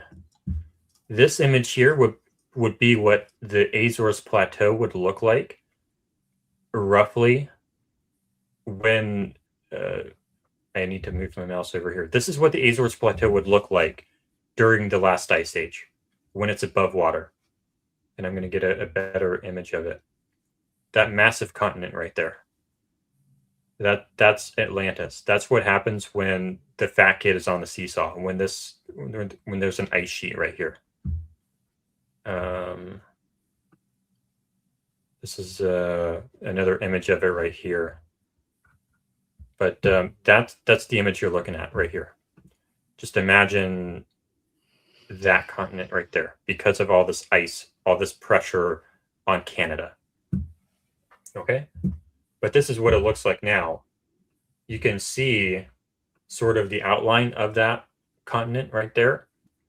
This is the Mid-Atlantic Ridge. This is where the North American, or the North American continental shelf connects, and then like the European shelf and the African shelf. I'm probably butchering the names there, but it's where a lot of tectonic activity happens. Right at the Is that what they call the continental divide, or is that something different? Yes. Okay. Yes, that's this line right here, the continental divide, I think. Right? So that's where a lot of people think Atlantis was. And it matches up basically perfectly with all of Plato's descriptions of it. And now we're going to, not that one yet. Yeah, we can go into this one. Okay, cave art. So what happened to the fat kid? Why did all the ice melt immediately? What caused the fat kid to get off the seesaw so suddenly to cause Atlantis to drop back into the ocean?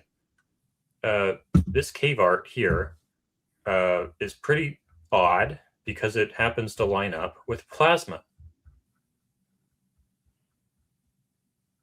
This right here is plasma that happens in an extreme solar storm. Nothing like we've seen in modern history at all. But this is plasma that we would expect to see from the sun if we had like a mega solar storm. And we would expect to see these lights in the sky. And the solar storm I'm talking about is a world-ending solar storm. There would be a cataclysm that would be able to melt that polar ice cap. Check out this cave art. Look at all these little figures here. There's some better ones too. They're drawing a solar storm. Plasma. What is a solar storm? Yeah, I see plasma apocalypse. Yeah. You see the dots right here to the left and the right side of this figure?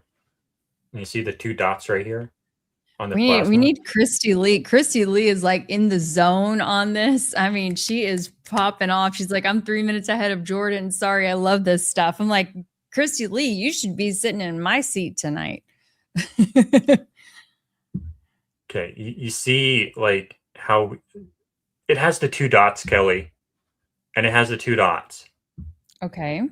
Like it's plasma. They're drawing plasma in the sky, and the plasma is what's killing them. What are these two dots are plasma, and you only get that in a world-ending solar storm.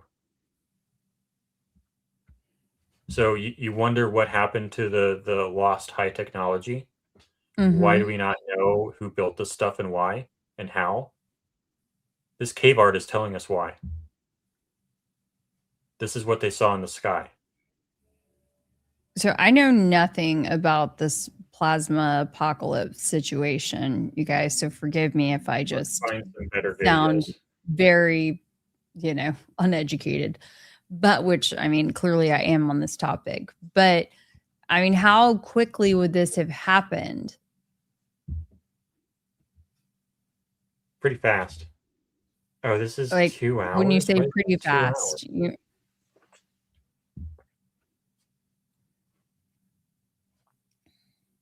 I mean, there must have been some time that passed for them to even be able to draw the flares, or not the excuse me, not the flares, but to draw these images in a sustainable way, right? Yes. So it wasn't like an instantaneous flash, No, it was a long solar storm. annihilation,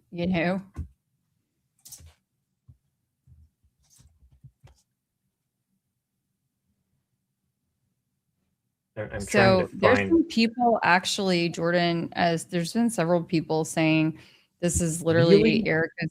Yeah. So if somebody could, I don't know, DM me or something like a link or to Jordan, that would be helpful because I haven't, or direct us to where we can find that to pull it up. I'm curious to kind of come full circle and tie that in. Well, let's do that. So let's find. This is the plasma here. Is that a letter E? I guess if it's upside down, it could be. But I mean, is it just a letter E though? I don't know. But this should be a good video. Squatting man can be found on every continent all over the world, regardless of time period. It was drawn by multitudes of civilizations that supposedly had no contact with each other. If we buy that story, then we are left with a much weirder conclusion, that they all saw the same thing. It would be easy to say that this is an abstract human stick figure if it wasn't for the distinct features like the right angle knees, thin appendages, and elbows pointing directly up and down, and most notably, the two circles on either side. Many of the glyphs also display the neck sprouting off into multiple heads or one big spiraling head. More elaborate depictions later in time show the figures holding lightning bolts or scorpions on either side while remaining symmetrical. With all of these, if it was found in one glyph, we would say, cool, moving on, and squatting man. I wish that showed you the actual plasma part though. Let's go back to shorts here. Where maybe this one? No. No, please go back to shorts. I wish there was one that actually showed you the plasma part. Where's the plasma? Plasma. And it keeps going back to that. I want it to go to shorts. This is one of the reasons we know that the width of a human hand, massive heat and shock, which we would not see without they also hit. No. I'm going to try. Can you read some comments? I'm going to try to find this. Yep.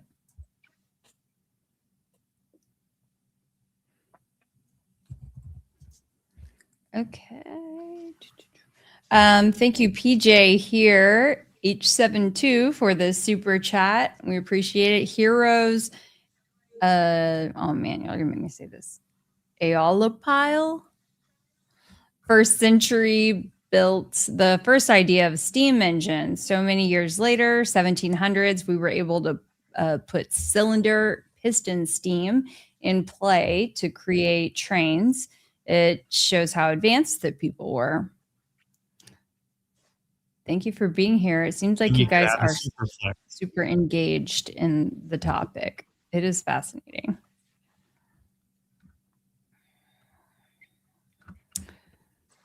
Let's see here.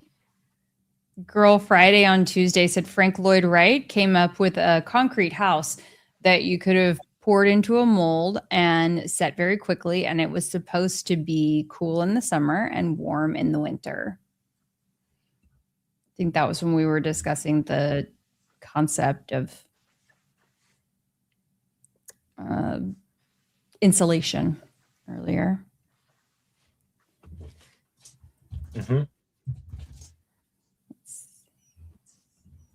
Christy Lee 444. We have been modern humans for 300,000 years. We've destroyed the earth and created AI in less than 1,000. Does seem like we've done quite a number on it.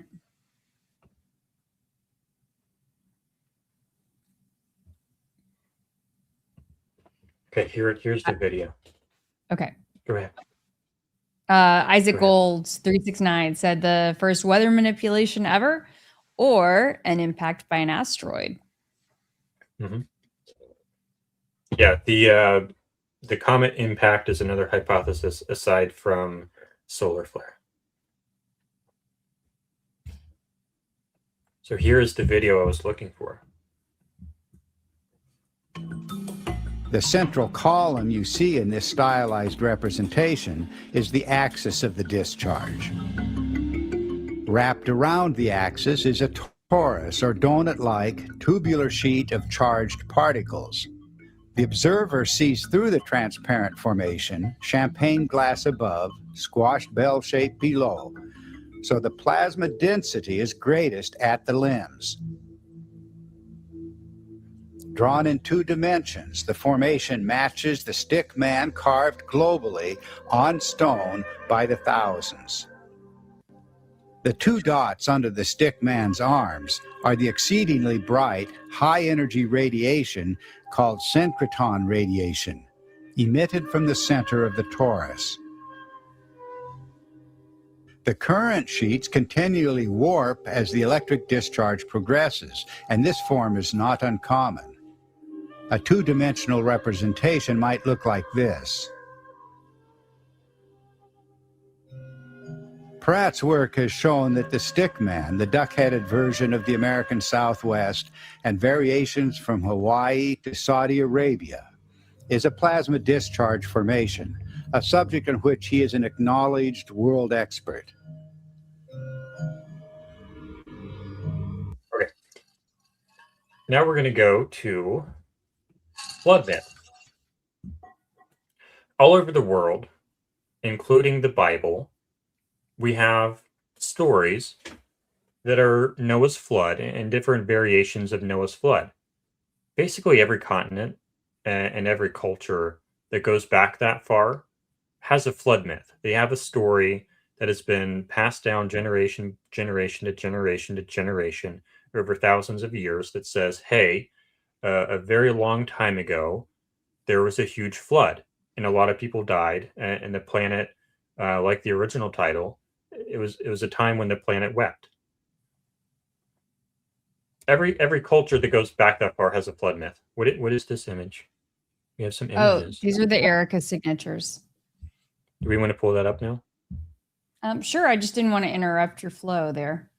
I'm going to finish the flood myths and then we'll go to that. Okay. So every culture, let's read these out. Okay.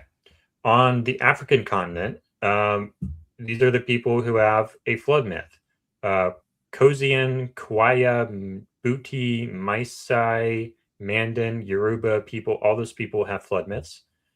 Egypt has a flood myth involving the god Ra, Hathor, Sekhmet.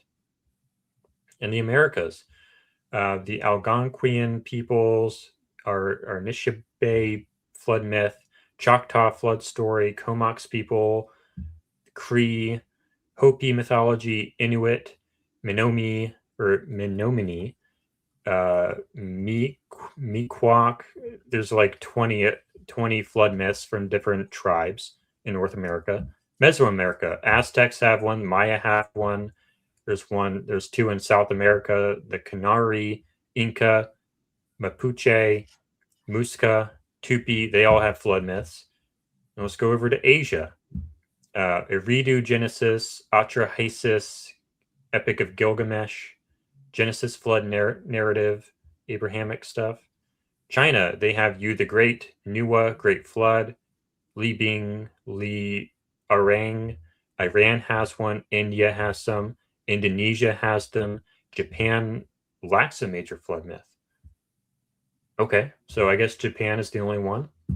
Korea has two, Malaysia has them, the Philippines have them, Thailand has them, Taiwan, Vietnam, Siberia, Europe, ancient Greek flood myths, Baltic area, Veneta, Wise, Leonesse, Ireland has one, Welsh. I don't know what the difference between Ireland and Welsh is, but Welsh has two, Bashkir has one, Finland has a flood myth, Australia has flood myths, Polynesia has flood myths.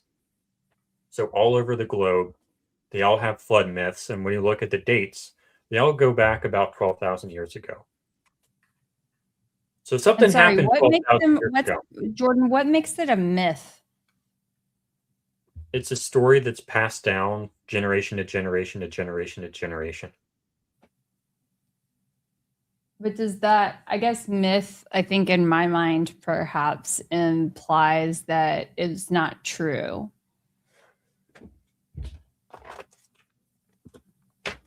I need a piece of paper. Hold on, I'll be right back. I'll be right back. Okay. And thank you so much to the folks who sent over the Erica signatures. I got a few from Get Crunk, and then I think Christy may have also sent some over to Jordan. So we're going to get that up in just a moment. I'm glad that we were able to tackle a topic that is very different tonight. We have good viewership too. We do. Very good viewership, actually.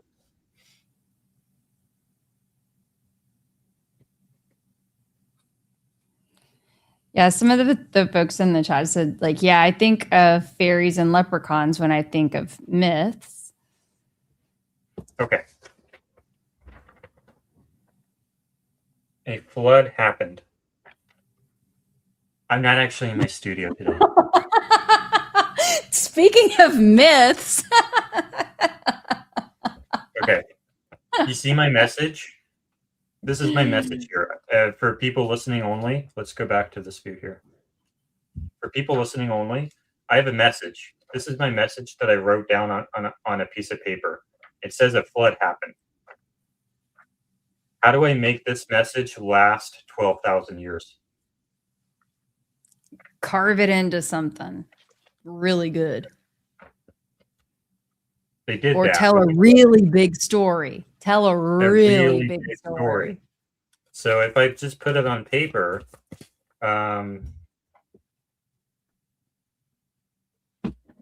what's that? Oh, I thought maybe you had some guests, unexpected guests in your room. What happens? Oh. Uh-oh, you guys are getting crazy. The experiments could hold on, that's giving me vibes from the case now. What happens to paper? Is that going to last 12,000 years? Nope. So how do we make this my message? A flood happened. How do we make that last? You needed something really sustainable, like a big old story. Like it's going to be passed down from generation to generation.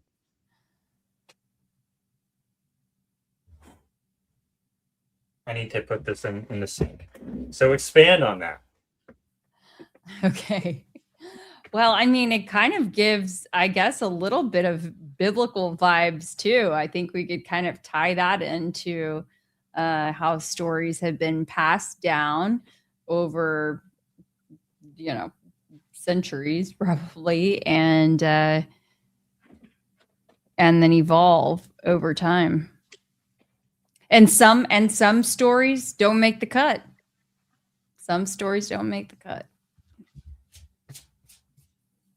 So when we talk about a myth in this context, we're talking about a really big story, about a really big thing that happened that we tell over and over and over and over and over and over again through generations, through generations, through generations.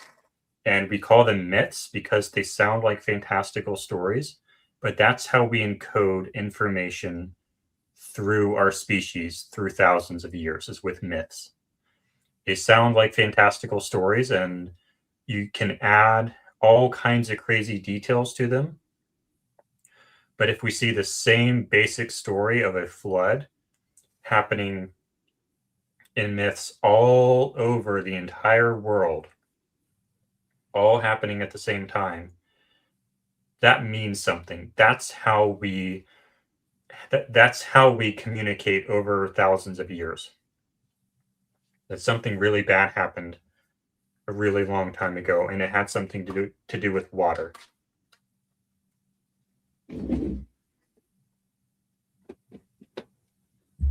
So when we look at Noah's flood, there's like a lot of details in the Noah's flood story that probably aren't true. And then we look at, say, the Australian flood myths. There's probably a lot of details in that myth that aren't true. And you can maybe look at the Polynesian ones, or the Siberian ones, or the Malaysian ones, or the Indian ones, or the South American flood myths. There's going to be a lot of details that are BS and are mythical and are fantastical. But the underlying important bit is there was a flood and a lot of people died. And it was a very big deal. And it was such a big deal that it caused us to tell stories about it every night for a very long time.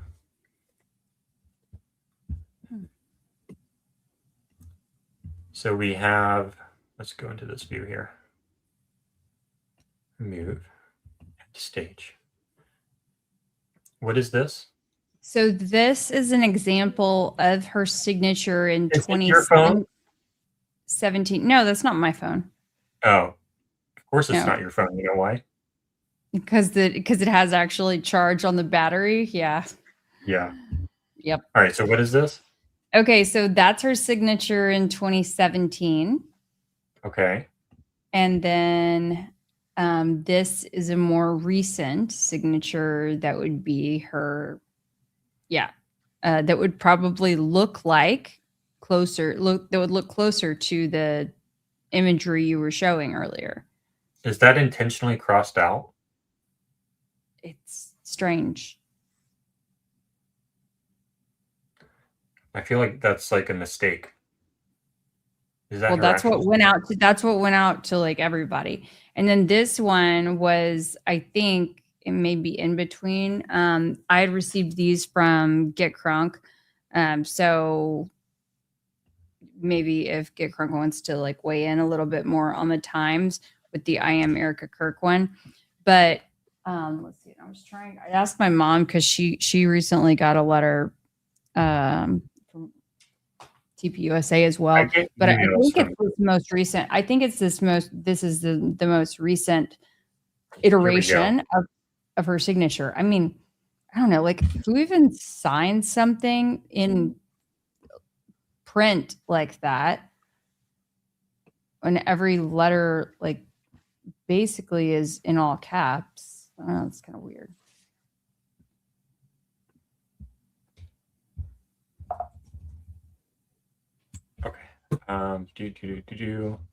I have an email from Erica Kirk, and I'm going to put that on the stage if it will allow me. This is her email signature. Don't know what to make of that, but I mean, that looks like if you've ever done a DocuSign and you can just use the auto signature option. Yeah, that's the DocuSign version. Yeah, that doesn't look like how her signature has previously looked. I digress. But how is okay? So so can you pull up that image that you were showing us previously? That had made everyone key into the signature. No. The theory that you had up a few minutes ago. This stuff? Yes. Yeah. I mean, it's just an E, isn't it? Yeah, I mean, I don't see the, of course I don't see the dots, but yeah, it looks, I mean,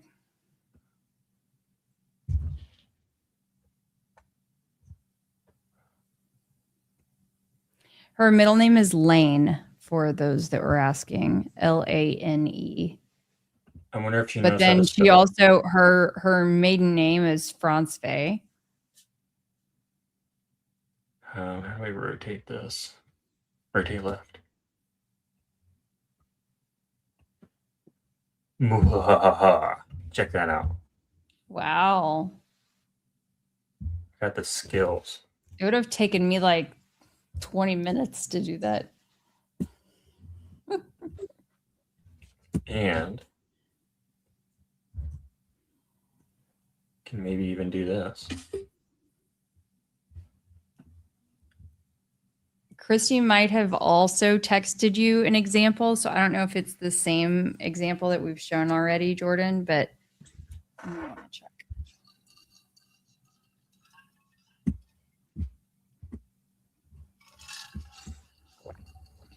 I think that's the same one. Okay. Wow. I mean, so JR Nana Boomer, I mean, I didn't realize that they weren't teaching cursive anymore. They're teaching cursive at my son's school. I mean, when he was going into second or third grade. And in fact, part of the reason why is because for some kids with like dysgraphia, which is sort of a condition that impacts your ability to write and form certain letters, is just more challenging. Anyway, cursive actually can be a little easier for those people with dysgraphia over printing.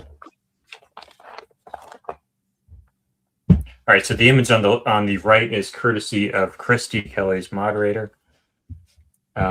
I mean, it's just an E, isn't it? Yeah, that's what an E looks like. All right. It's interesting though. Definitely an evolution. My signature, I'll tell you, has looked the same for decades. Funny little story. Y'all know I always like to share little anecdotes, but I remember back when I was, maybe junior high or something, like sitting in, I grew up going to like Southern Baptist, like First Baptist Church or something like that with my parents. And my dad, when he would sit next to me and I was kind of zoning out, we would practice my signature on the program, and that would keep me from, I mean, there was obviously no phones back then, but that would kind of reel me in for a few minutes, and then I could focus again on the message. Needed a fidget toy. Yeah, that's how I really learned how to do my signature. I can remember my dad like helping me do my signature. It's been the same since I was a kid. Yeah, mine too. I used to sign my social security card. That was like the first signature that I did. Really? That was actually, yeah. Yeah. And it's terrible, but yeah. We were working on where were we though? We just finished the flood. Yep.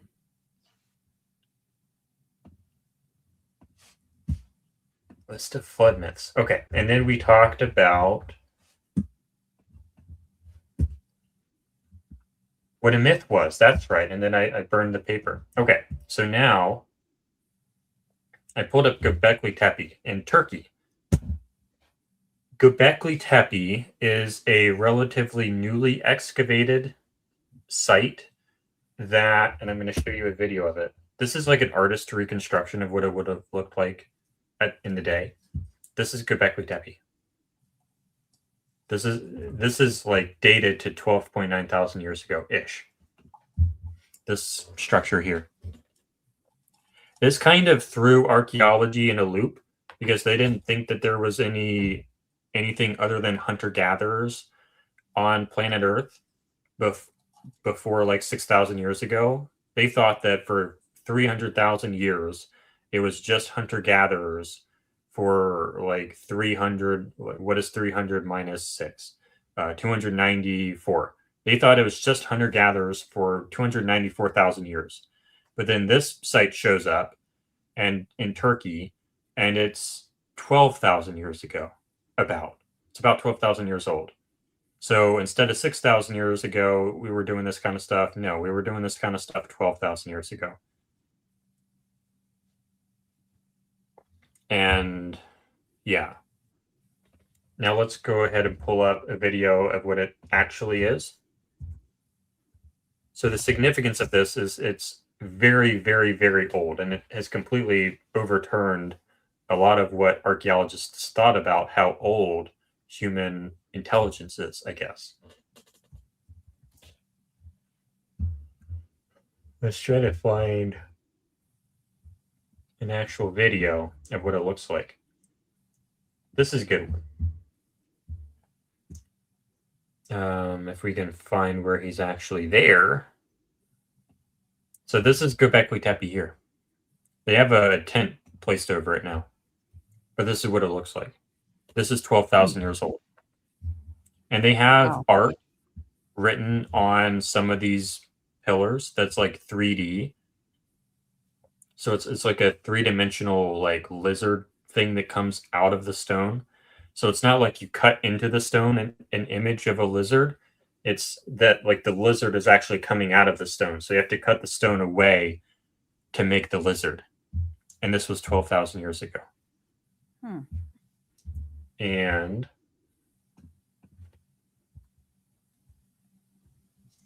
a lizard. I'm going to try to find that lizard. Right here. That's one of the lizards that they have. Oh, wow. This is 12,000 years old. So that's what was happening like right after the flood.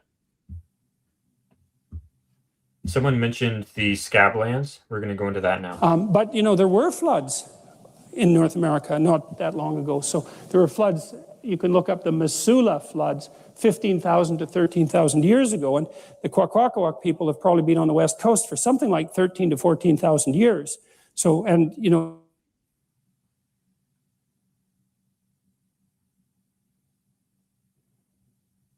that's why they're traditional. And so they have the same stories over generations. They remember the same stories.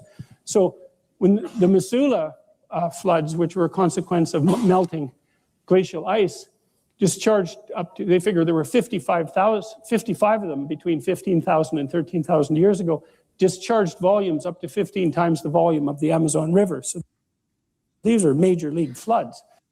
Okay. And if you guys watched our episode like 2 or 3 weeks ago, we did the Texas floods. That was a pretty big flood, but this was, but this dwarfs that flood. This is like a way bigger flood than that. But I should bring up that video though that we brought up in that one. But first, I'm going to show this video. Maybe Kelly can send me that video because I don't remember what that's called. Yeah, but I think Kelly left. It's definitely a river. A river carved that. Okay, well, what you're looking at there is a gigantic extinct set of cataracts, like you would find at Niagara Falls, but to use Graham's term, writ large. We're looking at a ridge. We're looking east. The tsunami wave that swept down over these 4 states, one branch of it swept off to the west. This particular branch of it was 400 feet deep when it hit this ridge. And what it did was it spilled over the ridge, and down here in the foreground, you see the modern-day Columbia River. From the top of the ridge, where you see the agriculture and the landscape, down to the rivers, about 1,000 feet. Whoa. So you basically have to picture, you've got this huge sheet of water, 300 to 400 feet deep. It's rushing over, and it finds the lowest spot within this ridge, and that's where it starts focusing its energy. And as it does, it begins to just strip away the rock. Now, what you're looking at here is this cataract complex is about 5 miles across. And the water came, and you see you've got those kind of curved Finger Lakes at the top. And those tunnels. Those are potholes. That's insane. Potholes are formed by underwater turbulence. And flood this swiftly moving with this much turbulence, you literally have vorticular eddies, high intensity, high amplitude, high energy underwater tornadoes, literally underwater tornadoes. Now, these underwater tornadoes are typically, in this case, about a half a mile wide. Oh my God. And they're spinning at a high rate of speed, and they're right there, they're probably 600 feet deep because the water pouring over the ridge is at least 200, and you can see what it's done. So that's the scablands that someone was asking about earlier. I don't know if that specific one is the scablands, but basically, Kelly, do you remember that video when we did the Texas floods where it was like a stream and then it turned into a river and then it turned into like the ocean under the bridge? Yes, of course. How do I find that video again? Okay, here, I'll grab it. Basically, it's that times 100. But I want to show people that again. It's a very compelling video. Of a flood. I want to Of show a flood. people. Yeah. I think we did that one. Yeah. Scarika Kirk says, this is so interesting. I've never researched this. I'm definitely going to go back to see the beginning. Perfect. Yeah, I think this is a pretty cool topic. Y'all, I'm a big fan of both of y'all. I love the balance of Kelly Street Smart with a tad of... Do you have your thing? Oh, yeah, but I didn't blow it up. After you find the video, can you blow it up? Yes. Okay. We'll pull that back up. Chuck Fizzle, Revelation 17, Erica of Babylon. What? All right, while you find that video, I'm going to look this up. Erica of Babylon. Let me turn this off. Revelation. I don't think it's Erica of Babylon. It might be something of Babylon. Babylon, the prostitute on the beast. Babylon the Great, the mother of prostitutes and of the abominations of the earth. I saw that the woman was drunk with the blood of God's holy people, the blood of those who bore testimony to Jesus. Okay, I don't know what that has to do with Erica. I'm sure there's a connection. But anyway, Kelly, while you look for the video, have you heard of the Book of Enoch?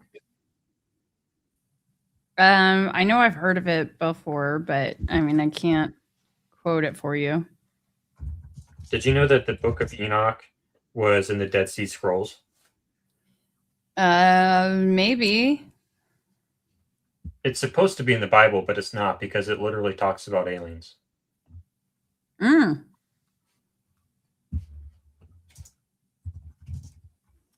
And like literally the only reason, like it's supposed to be in the Bible.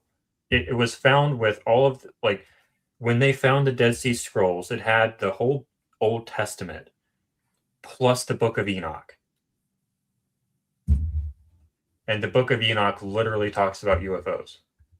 And he goes into the spaceship and there's all these displays. I'm going to try to find this here. Roughly 100.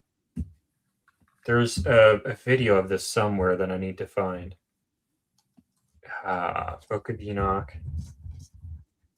Vision spaceship. Where is it? We have some dead air here, but it's like a long forgotten book of the Bible that literally talks about UFOs. It's crazy. And I'm going to try to find this video, but I don't think I'm going to. They do like an artistic representation of what, and this is, I can't find the video. I don't know where the video is that I found, but he goes on a spaceship and it's like a long lost book of the Bible. So that's really interesting. And the only reason they didn't include it is because he goes on a spaceship and that was in the Dead Sea Scrolls. It's not portrayed as a spaceship. It's just portrayed as I went up into the sky and I walked around and there were lights everywhere and I could look down upon the earth and I could see the continents and there were these screens where people were in the screens. And it's like someone 1,000 years ago would think it was just magic and it was God. But it's like that's a spaceship, dude. That's what you're talking about. I just put the flood video in the private chat. If you could run it, because I'm on this hotel Wi-Fi and it's a little iffy. Thank you, Kelly. We have it now. And comments. How do I get this off? There. Okay, so this is like a flood, and this has been called underground tsunami. Well, maybe I shouldn't say that yet. Anyway. Okay. Yeah. It's pretty fascinating when you consider that to see it, the water like literally rushing in like a wall at the beginning of this video. And it elapses over 37 minutes. So when we talk about the Missoula floods that guy Randall Carlson was talking about, imagine this, but 100 times bigger. That's what the Missoula floods was. Probably more than 100 times bigger. And for the purposes of this video that Jordan is showing y'all right now, keep in mind too, it's wild enough to see this massive amount of water running and rushing. You see and probably Jordan, if you do scan along, you can probably see like where some of those trees get enveloped in the water. But when you see that initial wall of water come through, and then the distance between, where the riverbed was all the way up to the base of the bridge, and the timing in which this happened, there are no cuts in this video. It's crazy. Just imagine this 100 times more. And this is we're coming up on almost a year. So July 4th of last summer in the Texas Hill Country in the Kerr County area. I'm trying to find. I'm actually going to DC in a couple of weeks. Jordan, I don't know if I mentioned that to you. Yeah. To advocate for flood recovery and survivors at the Capitol. Oh, you told me. Yeah, so imagine that 100 times more. And then we're going to do something else here real fast. Have you seen the movie 2012? Doesn't ring a bell. The End of the World video 2012? Mm-mm. You haven't seen that? No. What? Thank you, Shauna. Anyone that hasn't watched that episode, you definitely should. Yep. Yes. I try to find a good video of a tsunami here.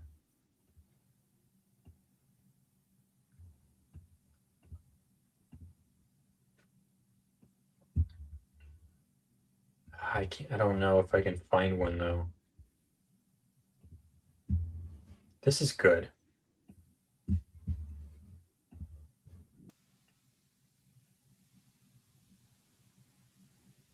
So imagine this just 100 times more. Probably like more than 100 times more. So like when we're talking about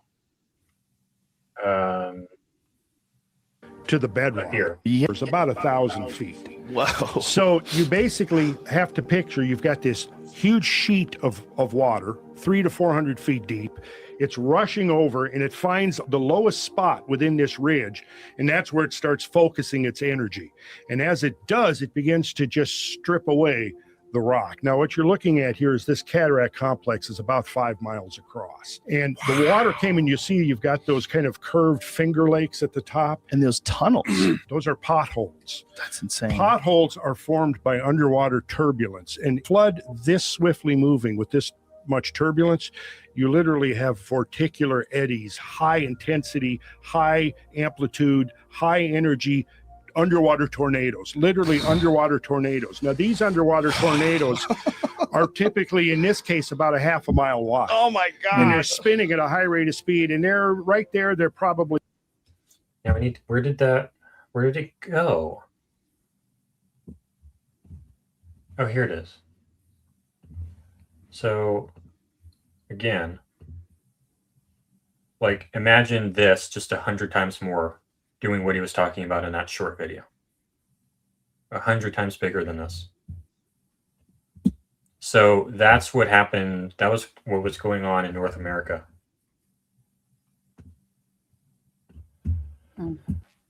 And that was because, can I turn this off here?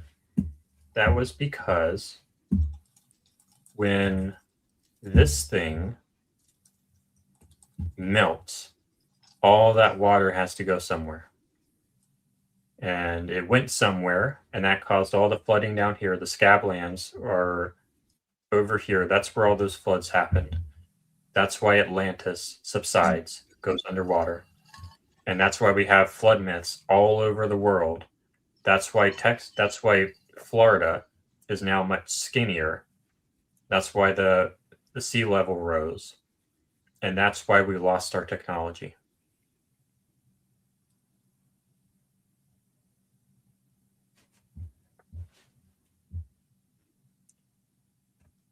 So we have to try to remember. And we have to remember that our civilization is not invincible. It can be taken away from us. And bad things can happen to this planet. And it's not stable. It's not as stable as we might think it is.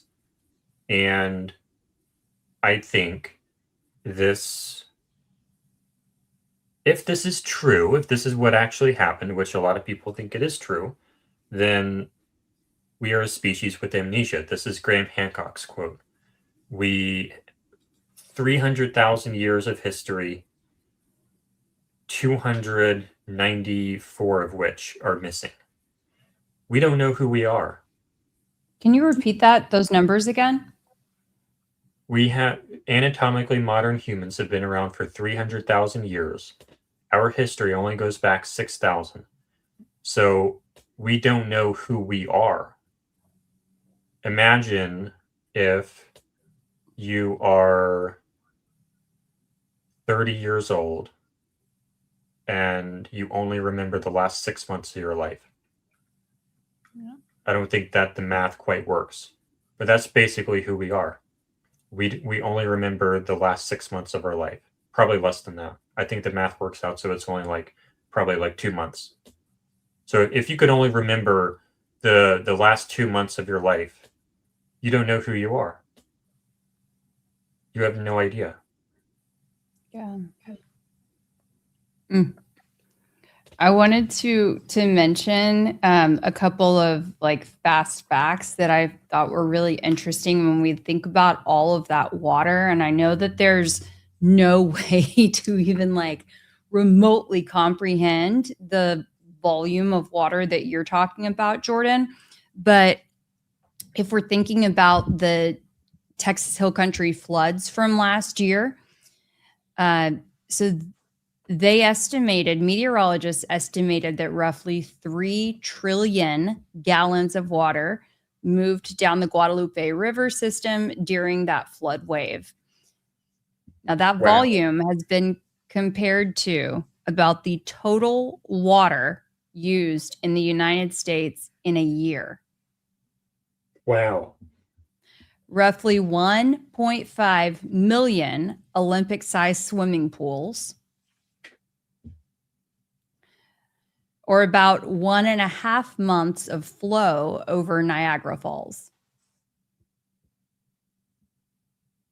In that little river? Yeah. Yeah, we gotta, I don't know, I don't think Ryan would be watching right now, but if he is, we gotta do that episode and try to figure out what on earth happened. He sent There's me a lot of so stuff. much to investigate. There's so much to investigate on the issue, and He sent me like a bunch of stuff that I have to read that I haven't read yet. That is going to maybe enlighten me a little bit more, and we're going to have to do an episode. I'm not actually in the studio right now.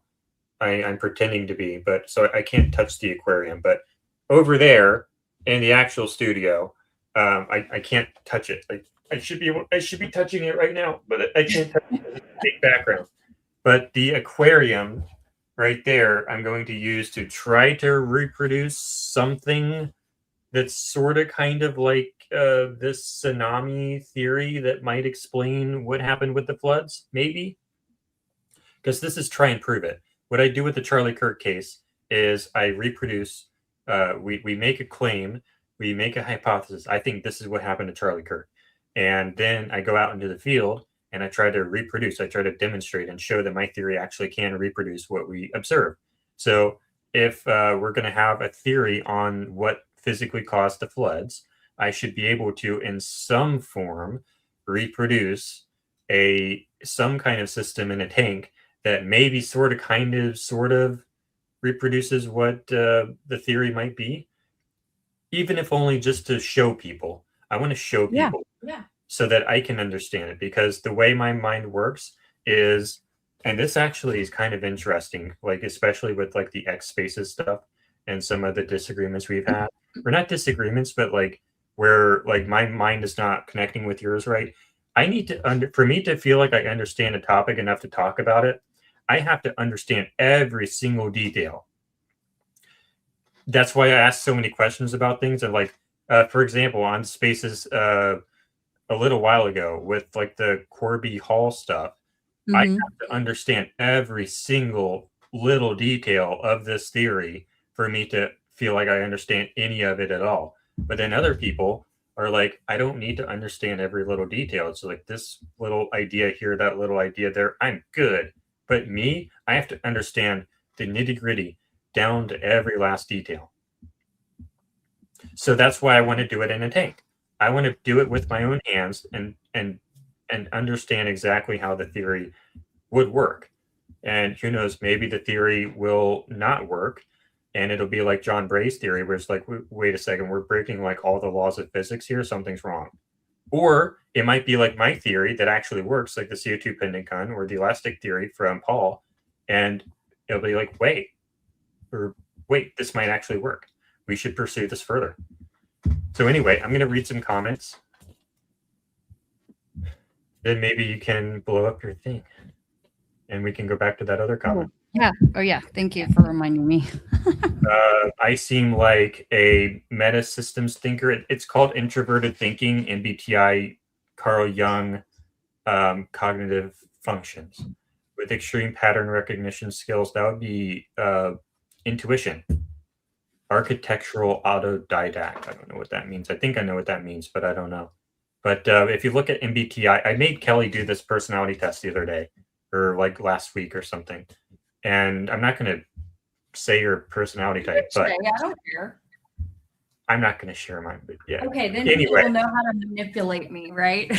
Yeah. But anyway, I think she uses extroverted thinking, and I think I know that I use introverted thinking, and introverted thinking is the one where you have to understand every single detail of something for you to feel like you know it. All right, so we have another super chat here. Enjoyed this, fewer questions and more explaining. I don't know what they're saying there. INFP, ENFP split here. What? No way.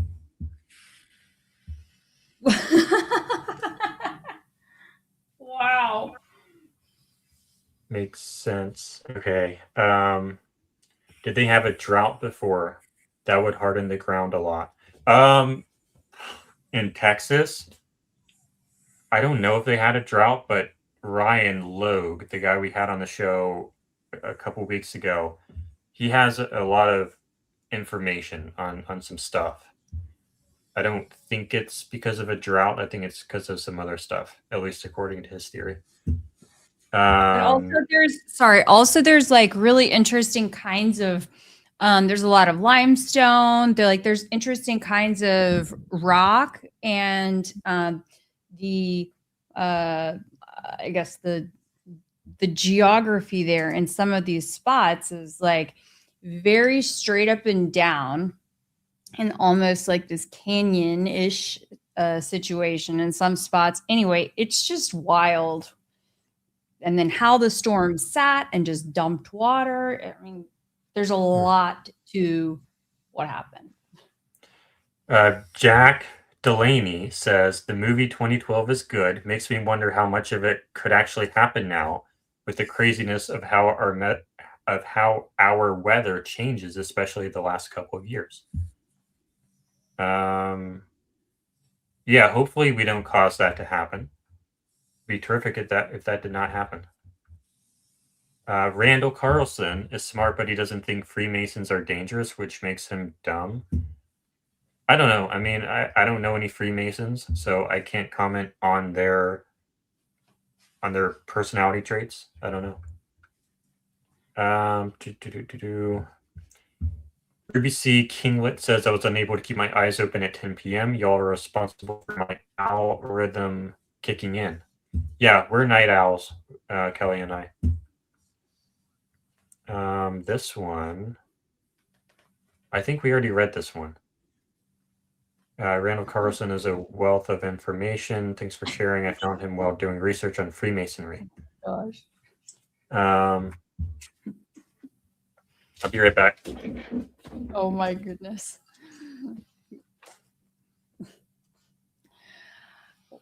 Well, while Jordan has stepped away, just want to remind any of the folks that are new to the chat, new to the stream, please make sure that you are subscribed to Try and Prove It, to Jordan Henshaw, to Kelly Raybon, and have those notifications turned on. But you can count on seeing us every Thursday night at 9 p.m. Central, 10 p.m. Where was Eastern. that comment? Make sure to find that comment again. Is this it? Yeah, here's the comment. So I'm the wrench. Wait, hold on. Here's our logo here. So I have the wrench. Wait. I'm going to have to get up. Do you understand how huge this? No. This is ridiculous, Jordan. Oh my God.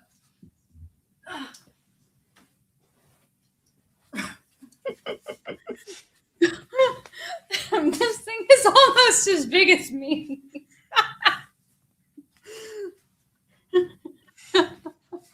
So yeah, the magnifying glass, the investigator. Because last time There we go.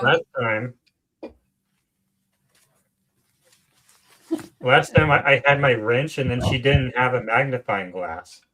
So I Amazoned her a magnifying glass and I'm like, my wrench is really big.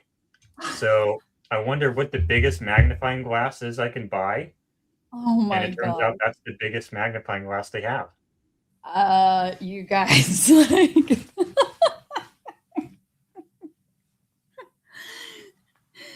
oh, it magnifies all right.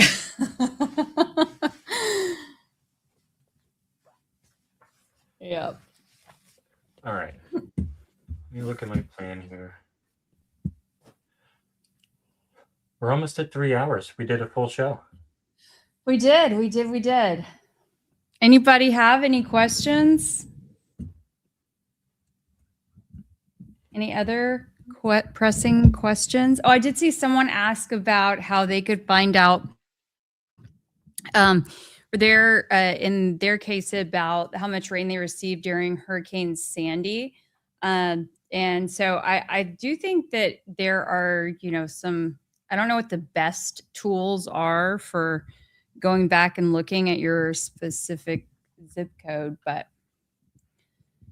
I mean, zip code or address, but I What do about her? believe that that information definitely exists. I mean, I was using, I knew that I had heard those sort of fast facts throughout like the legislature and different meteorologists that there's like one, Oh, I mean, multiple meteorologists that had spoken about it. I mean, I've lived this stuff for almost a year. So I just couldn't remember them off the top of my head. So I used Perplexity AI to help jog my memory. But yeah, you could definitely track down that information. Mm-hmm. And then I think I'm not going to try to pronounce that, but they say, I think the obvious answer as to why the government is no longer trying to slow down climate change is that something very bad is coming. I suspect an asteroid collision with Earth is coming. I hope not. This is not a doom and gloom channel. It's very rare for something like that to happen. But I think, okay, this is interesting. There was a mission that NASA did with SpaceX where they looked at a comet or an asteroid or something, and they changed its trajectory so that if it were pointed towards Earth, it would no longer be pointed towards Earth, and it worked. So we actually do have a planetary defense system. So for context, though, there is the impact hypothesis. What I presented tonight was basically the solar storm theory as for why all of the ice would melt so suddenly. But that's not the only theory. The other theory is that there was an asteroid impact or a comet impact on that polar ice sheet, and that's what caused it to melt so fast. That's one of the other theories. That's one of the leading theories. There's some problems with that theory, but that's a whole debate in and of itself. But the interesting thing is the Taurid meteor stream. We go through it twice a year. One in June, actually. Hold up. Are we actually going through the Taurids soon? I think we might be. When is the Taurid meteor stream? So a lot of people think that the Taurid meteor stream is what actually caused the ice to melt and caused this cataclysm. We interacted with a much larger chunk of it, but it's still active. Like we still go through it twice a year. So it's the southern Taurids and the northern Taurids. The southern is mid-September through mid-November, and then the northern is mid-October through early December. So that's a meteor stream. So if you go, what it is, it's a broken up comet, and it's a trail of comet debris, and we go through it. So that causes a lot of shooting stars during that time period. But in the past, it might have been much larger, and that could potentially be why the ice melted and we had the cataclysm. Randall is also amazing for learning sacred geometry. Yes, that's another big thing that he does. Okay, Crunkton, listen, if you want to do more research on Freemasonry, Scott Walter does phenomenal work. I've read most of his books and spoken with him. He's fascinating. Yeah, maybe we can look in. There's a lot of people talking about Freemasonry. I'm not really sure why, but that's definitely something we can look Probably into. my people. They're my people. Yeah. This is your person who cares very much about you. Oh, yes. Yeah. Thank you, Christy. And shout out to Christy for being one of my mods. She's amazing, and I'm so thankful for her. No, I ordered the magnifying glass off Amazon to send to Keli as a joke.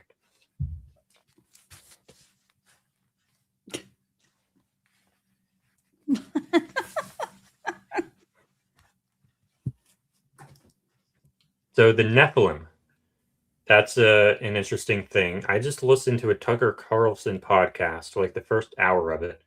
that was on the Nephilim, or the Nephilim, plural. Basically, they're giants, and they're in the Bible, and like you read like Genesis chapter 6, and it talks about the Nephilim, and it's like, who are these people? It's like a whole thing. It's really interesting. There's a lot of good reasons to think that giants walked the earth, and that like they interbred with aliens or something, because there's these skulls. I think Kelly's busy, but I guess Sorry, I can try to. I'm listening to you. I was trying to pull up a video that I'm sending it to my computer. So from Turkey, and looking at one of the historic cities, cave cities. Oh yeah, let's I do mean, it. just for something, but please continue. Okay. What was I going to do? Oh, the skulls. Okay. Elongated. Have you heard about the elongated skulls, Kelly? Sounds like something I might have seen in a museum. Okay. What is the But I'm not sure. thing that's called? What is the thing called? Oh boy, artificial cranial deformation. What is the thing called? All right, here we go. Images. There's much better Keep versions talking, of this. Jordan. We want your take on this. All right. Elongated skulls. They go back for a while. Oh, most of the elongated skulls that we find are just normal humans with, like, when you have a baby and you want it to have an elongated skull for whatever reason, you like strap boards to their head to like shape their skull to make it elongated. That explains most of them. But there's other ones where like the inner volume of the head is like more. And there's another thing here. I'm trying to remember what the thing is called. There's a joint on the skull. I really wish I could find it. I wish I could remember what it's called, but there's like a joint. There's two different sheets of the skull that join together. Yes. I know exactly what you're And- talking about, and it's escaping me. But there's a period of time, you mean, before it closes? Yes. Yeah. And okay. Yeah. They call it like the soft spot on babies, you know, like, I mean, that's just Yeah, kind of but the there's a layman's term. specific one, and it's because the head needs to get smaller to go through whatever. Cranial or- suture, maybe? Cranial suture. Thank you. That's what I meant to say. Yes, cranial suture. There are skulls that don't have that. There are elongated skulls that don't have the cranial suture. And those are the ones with like excess volume. And so it's like that's not from boards being placed on the head. Like that's genetic, and it's like not human. So like the skull right here, I think that one's artificial. This one is almost certainly artificial. Most of these are going to be artificial, but there's ones that are not artificial. There are people who are born like that, and they shouldn't be able to fit. So it's like, what are their genetics? Like, who are these people? Why do people do this head binding thing to make their heads long and elongated? What started that? Are they trying to copy someone who has that genetically? It kind of seems like it, because we have ones that are genetic and ones that aren't genetic. I mean, it's kind of giving Conehead vibes. What's Conehead? Oh, you're too young. You're too young. You're going to have to Google it. We're going to need, for all of us old folks in the stream. Oh, yeah. Yeah. Yep. I know that. I knew what that was. But yeah. But I mean, but okay. So there's a different, I would say most people, well, I don't know, in the United States or modern day. I mean, are you talking about people still desire to have their heads like this? Oh, Because I don't know about today. okay, because I don't think so. people like in, I would say, modern day, these businesses that reshape babies' heads with the helmets, they're making a killing. But they Are they want the doing head to be elongated skulls normal though?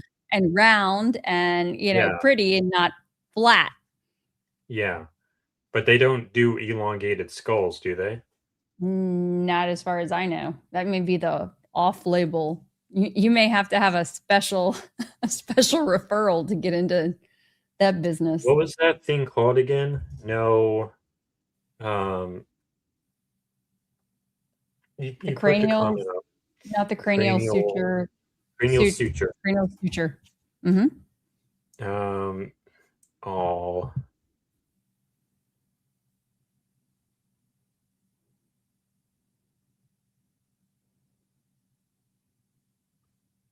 no, there's another one that I'm looking for.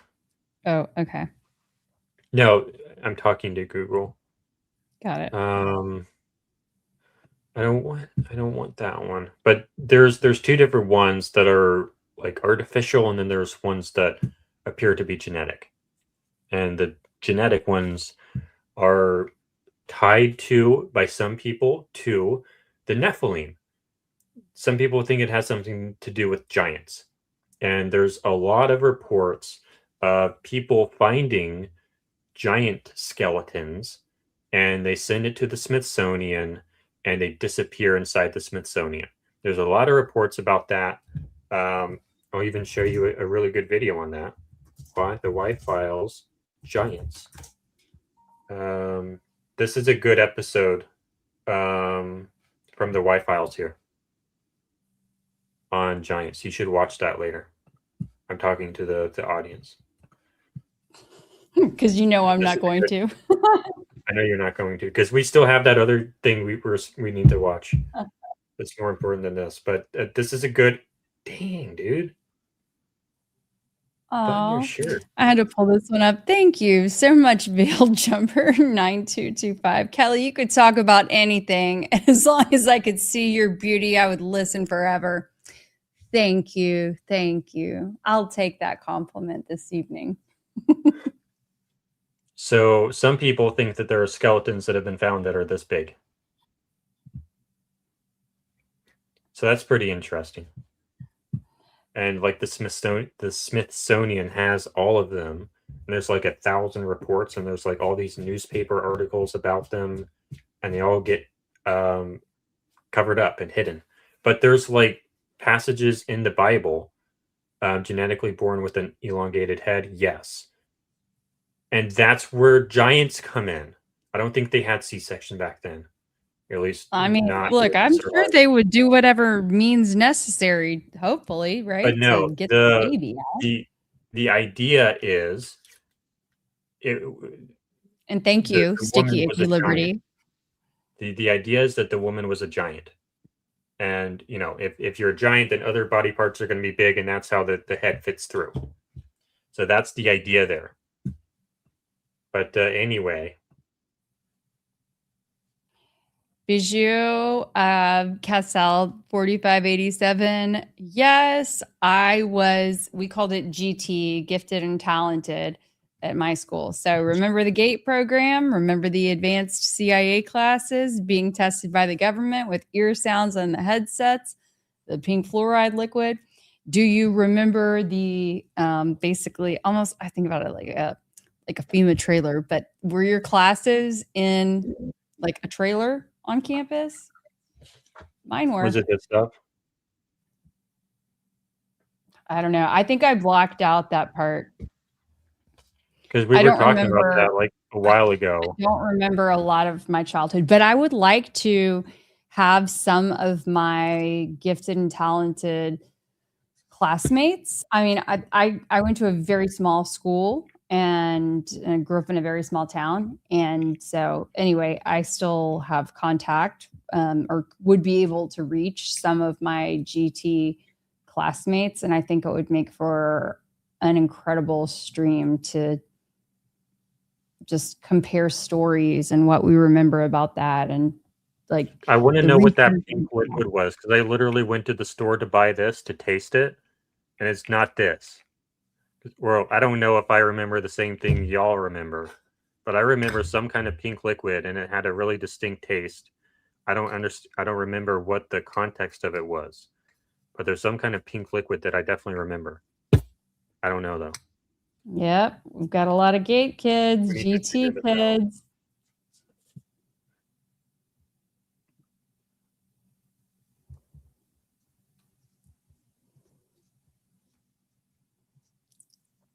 We were called out of class for GT. Yep. That's how it was. Yeah, we need to talk about that and figure that out.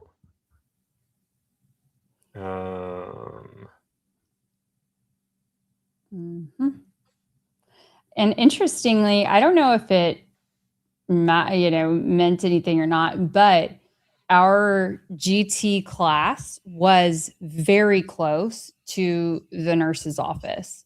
So I don't know if I just really think I blocked out that part. If we did have the pink stuff, I don't know, but I do remember the headphones, the hearing thing.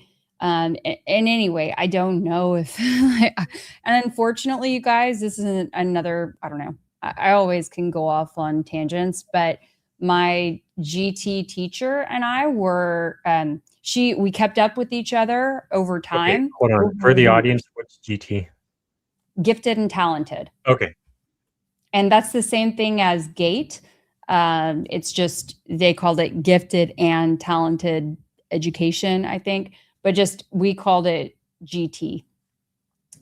And so, but anyway, we kept up with each other over time, and she passed away a couple of years ago, and I went to her funeral, and they'd spoken about me in her eulogy and things like that. Like, I mean, it's just really sad. But I'd wish if she was still alive, I know that she would spill the tea. I just know she'd spill the tea for us.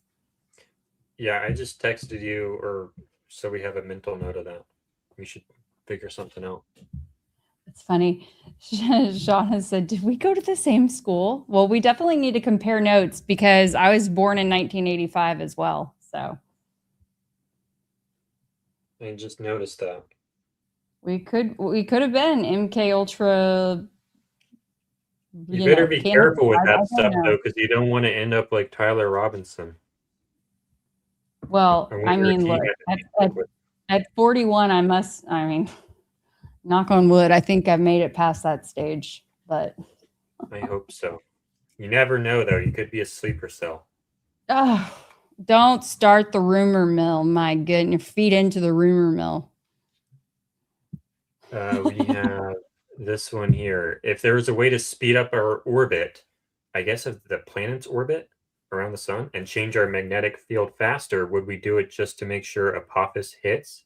I think we would go the other way around in two different ways. We would make sure that Apophis doesn't hit, and we would be changing the orbit of Apophis, not of Earth, because Apophis is a lot smaller. Have you heard of Apophis? No. It's a meteor that's supposed to end the world. Or not a meteor, it's an asteroid or comet or something. But it's supposed to miss us. But if it were headed our direction, if it were going to come in for a hit, we would be able to move it. Because we demonstrated that we can do that now. So that's pretty cool.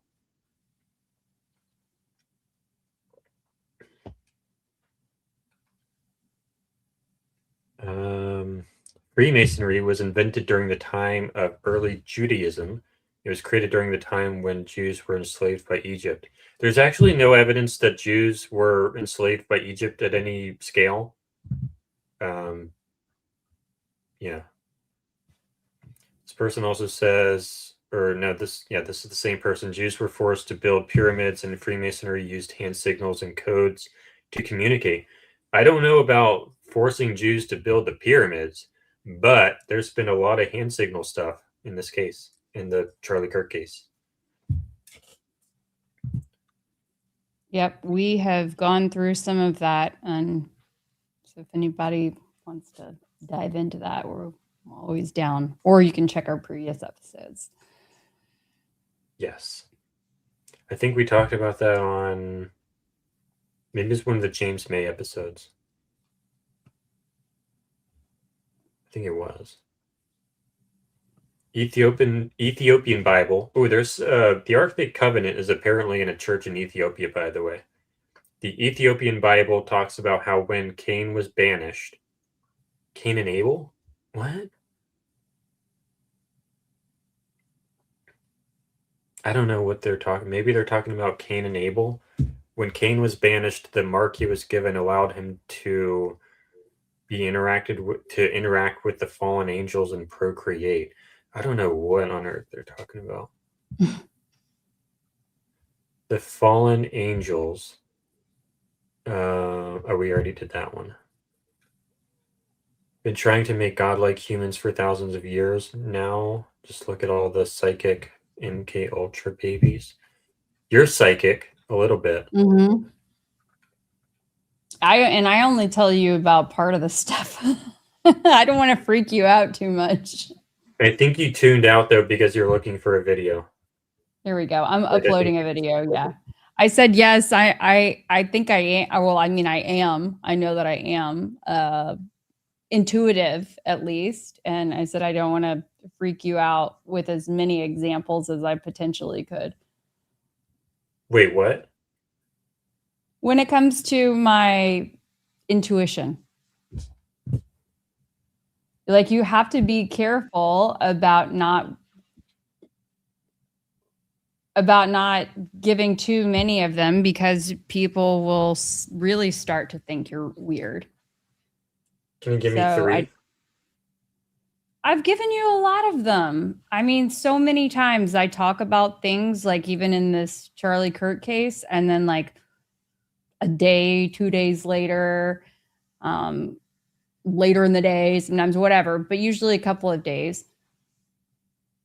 Then they happen. They're magically revealed. Magic. I mean, I shouldn't have used the word magic, but they're revealed. It's not because I have any sort of exclusive insight. It's just my intuition. Well, I mean, multiple times a day, every single day, I think about someone and then they text or they call. I mean, that's like a basic example. And it's even when it comes to things like somebody calling to remind of an appointment or like a bill, like my car insurance is due or something. And then I get like a text message reminder saying like 5 minutes later that my insurance payment's due or something like that. So have you ever heard people say that time isn't real?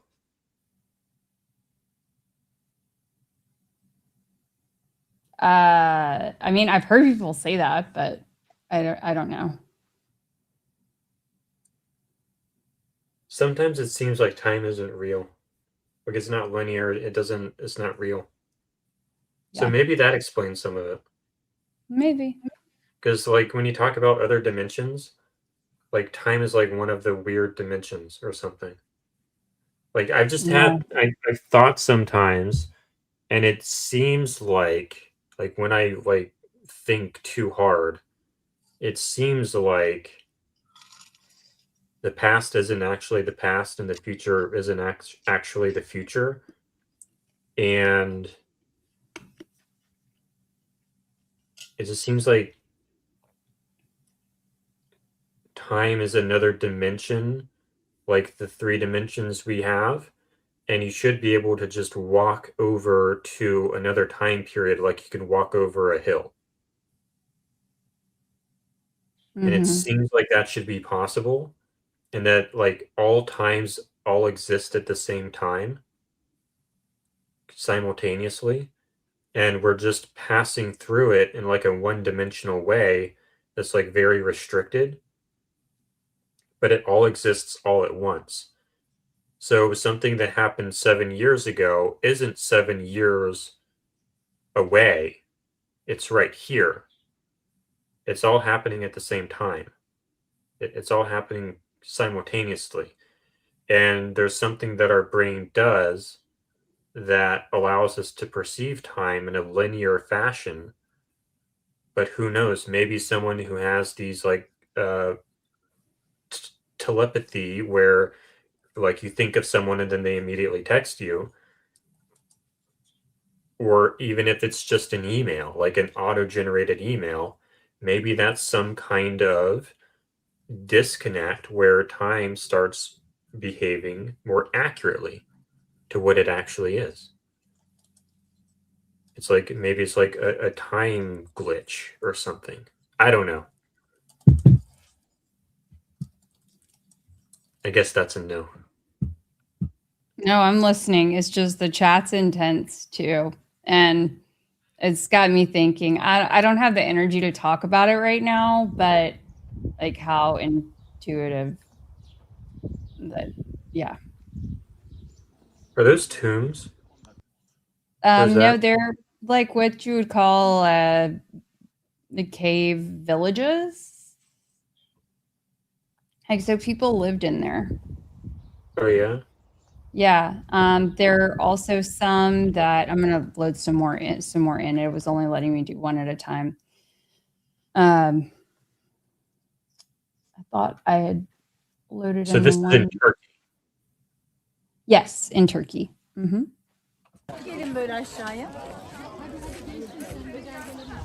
Yeah, that's pretty cool.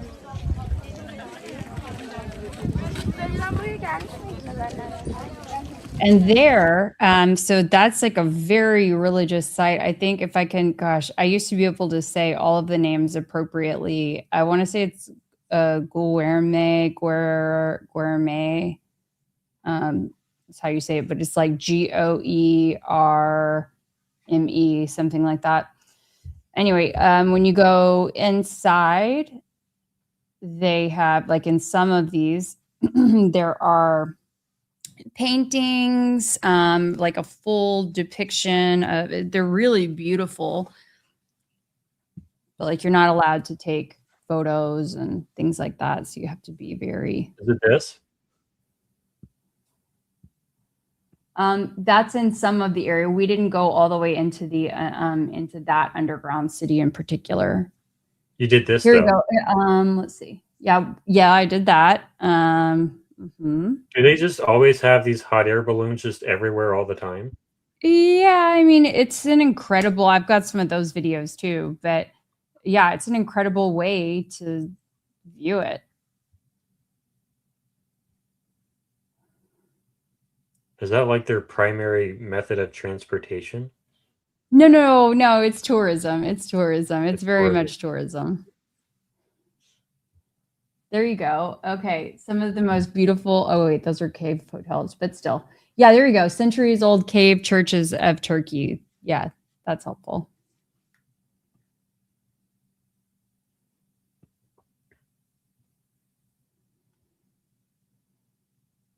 I mean, look at that. To see the scope, it's incredible. Here, there's one more video I'll throw in there too. Do you know can what keep kind of playing rock that is?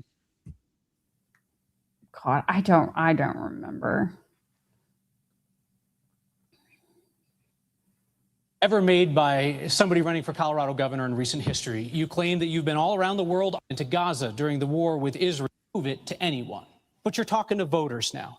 How should Wait, why voters... are you? Can we back up to her for 1 second? Please answer the question. Wait, hold on. Why are you jumping through this?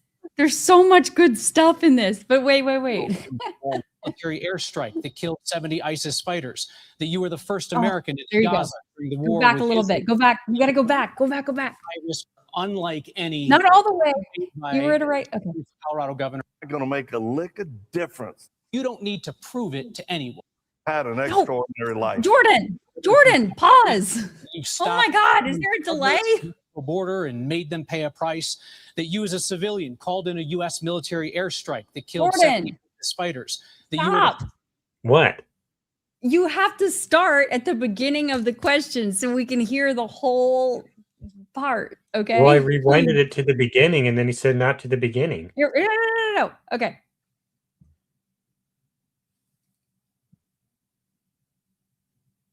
the beginning of when Kyle starts talking on that question.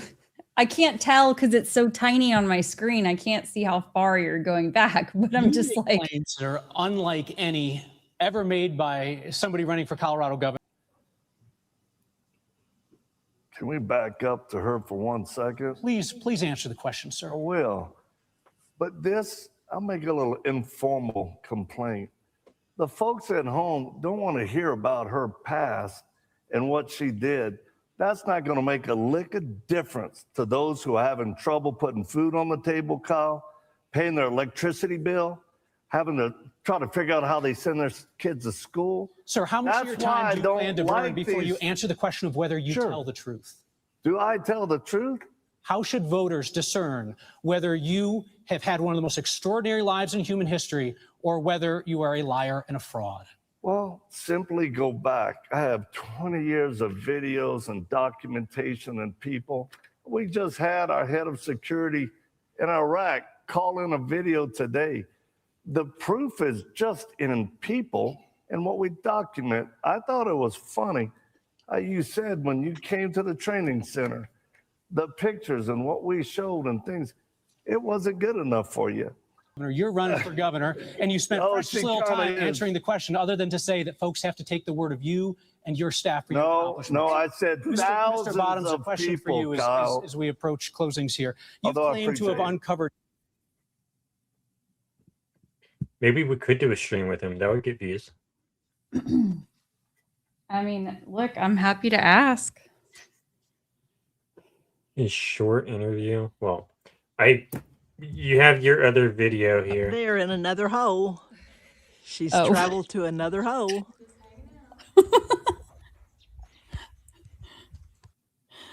Oh gosh. Oh no, I was just climbing around, but that's like interesting perspective. that I have you? video from yeah, that was me. That's me. That's my mom talking on the recording. Do you have video from inside there? I do, yeah. Yeah.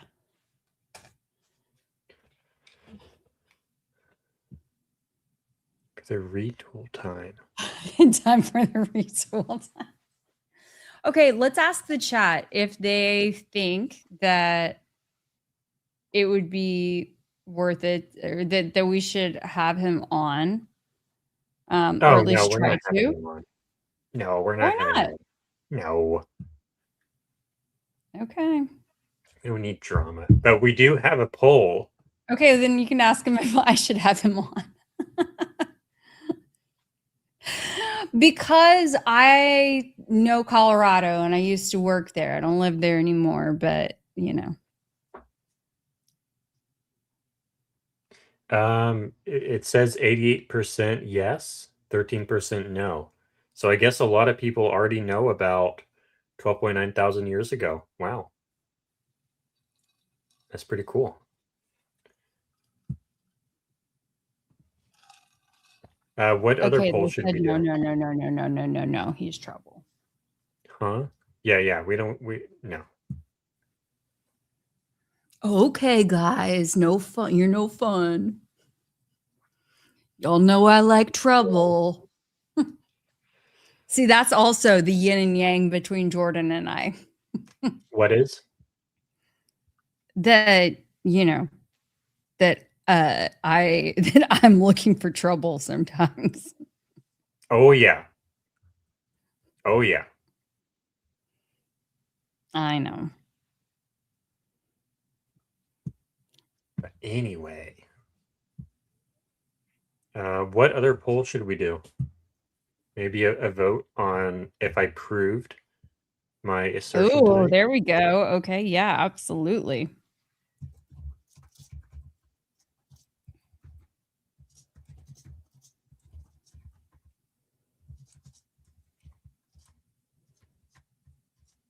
Okay, this one will be good. It's going to take a second to send to my computer, but it's a minute long. So, and I'm inside of that particular cave.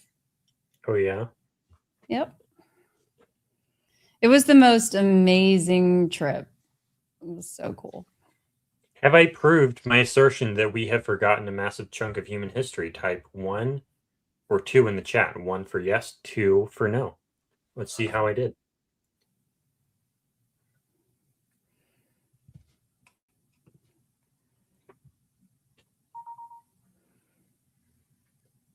What other guests should we have on? Here, I'm We just have a going lot to of answer this question in the meantime. Sorry, I'll put it back up in just a second. But do you have distinct memories of leaving your body? I don't know about astral projecting. You'll have to explain to me what that is. But Ooh, yes, okay. I do and have, and I guess maybe I chalk it up to being really good at dissociating as a what would you say, trauma response or defense mechanism or That's no good. adaptability over time. I'm not saying that it's good. I'm not saying I'm proud of it. I'm just saying I think it's a talent of sorts. That astral projection is, near-death experiences. Yes, dissociation is a skill. Thank you. See, we see eye to eye. Not when you say that, oh, I have dissociation, so I should go and seek out trauma because I have a shield. No, I didn't say I'm seeking out trauma because of that. I'm saying that it is a way that I dissociate when I am, when I need to deal with something. That's all.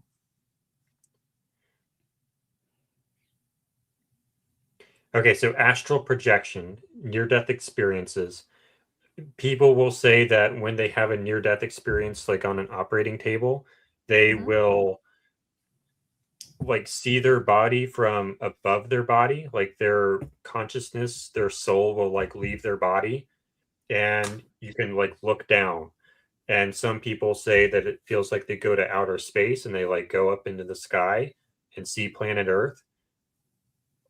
I think that's what they mean by astral projection. Okay, this is so creepy. Oh my gosh. I'll talk about it later. I don't want to say what I was going to say publicly, but it's like surreal that Bijou is asking me these questions right now. Because yeah. Maybe I'll do like a members only stream on it or something. I don't know. But it's wild. Wow. Let me get this. This thing is like not layered correctly. I can't read it. Let's go back to this one. BG says I've died. Maybe I shouldn't read that one then. I don't know. No, it's fine. It's fine. I'm anyway, I'll explain later as to the reason why like this is great. So crazy. Okay. Do you have any other? Oh, is this the video? No, that's the other. I have one more video I'm going to load in. Yep. I just got distracted there because I realized when she started talking about these like near-death out-of-body experiences, like one of my most vivid ones, how it ties on. It just kind of like flooded back to me, so it was crazy. Governor Jared Polis is Colorado's first Jewish governor. You are running a campaign that explicitly calls for a return to Christian leadership. You tell church crowds that your campaign is an assignment from God and part of a spiritual war. You told me last... Who is this guy? Have I seen this guy before? Last week... Kyle Clark? I don't know. The moderator right there? Yes. So he did the previous Victor Marks one-on-one interview. He was one of my former competitors. That's right. Colleagues. So you know that guy. Okay. Yeah, I know Kyle. And then sitting next to him in the gray suit, that is my former coworker, Marshall Zellinger.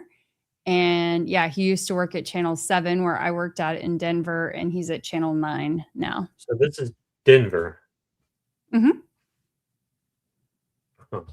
You will continue to perform exorcisms of a sort where you command demons to be cast off of people, what you call the secret sauce of your $7 million a year ministry. Question, to what extent do you think church and state should be separate? And what would it mean for Coloradans to, as you say, put godly leadership back into the Capitol? I'm starting to believe you're not a Republican. It's your time. You can use it however you like, but I'd prefer that you answer the question. What does it mean to return Christian leadership to Colorado? Well, Kyle is so sharp. Leadership versus making a state Christian are two different things. I believe separation of church and state, as originally intended by founders, wasn't to keep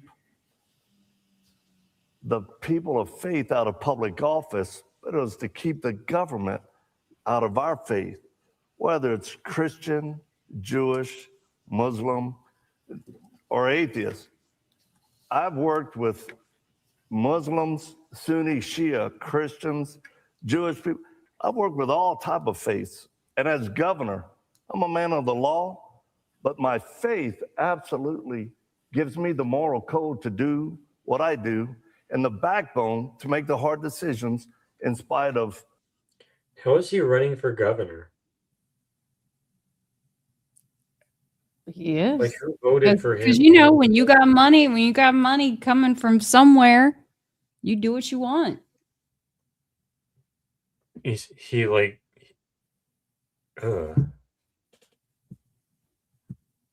please play Kyle. I guess that's Kyle's short interview. You know what's so wild?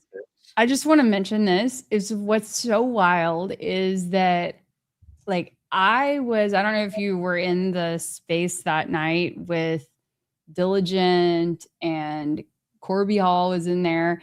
And it's like, I was trying to say over and over again, you guys, you've got to listen to, this interview that was just done in Denver. It was one-on-one with Victor Marx. Like I kept putting the things in the X chat, like with the exact time codes.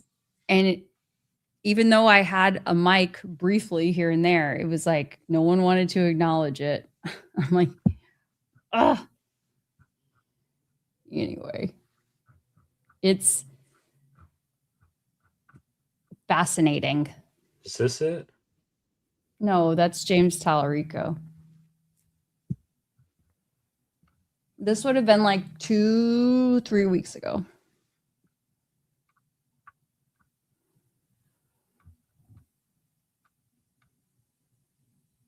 Am I going the wrong way? I can't tell even what date you're on. I think I went to, yeah.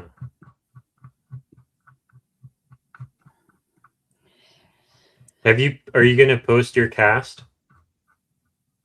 Yeah, when I get time. Actually, I mean, I've got to figure out what I want to do with it first.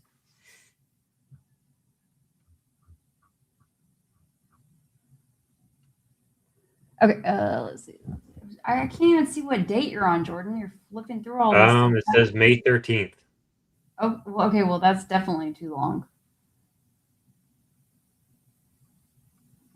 Okay, slow down. Okay, May 20th. Or you keep going. Sorry, you guys. Maybe Jordan, could you play the video that I put in the I loaded in? It's like a minute long. Maybe that'll help.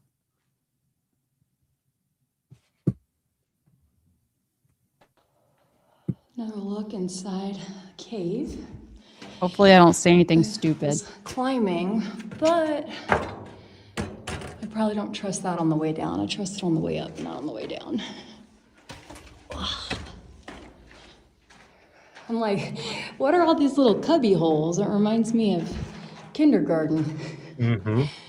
It's like where Braden and Brock put their little backpacks and lunchboxes at school. And then you can see how high I've made it up. Huh? There's Mom down there. We can Check that out. There's Kelly up there in another hole. Oh, see, you hear her? Just hanging out.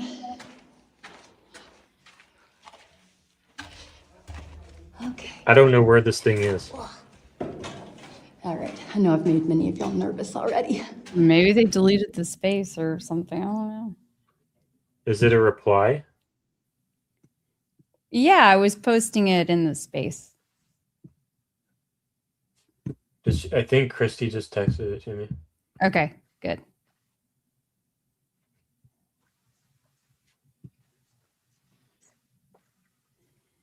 What was the ceiling height? It doesn't look high at all. Sorry. Let me try to get my mic back over there.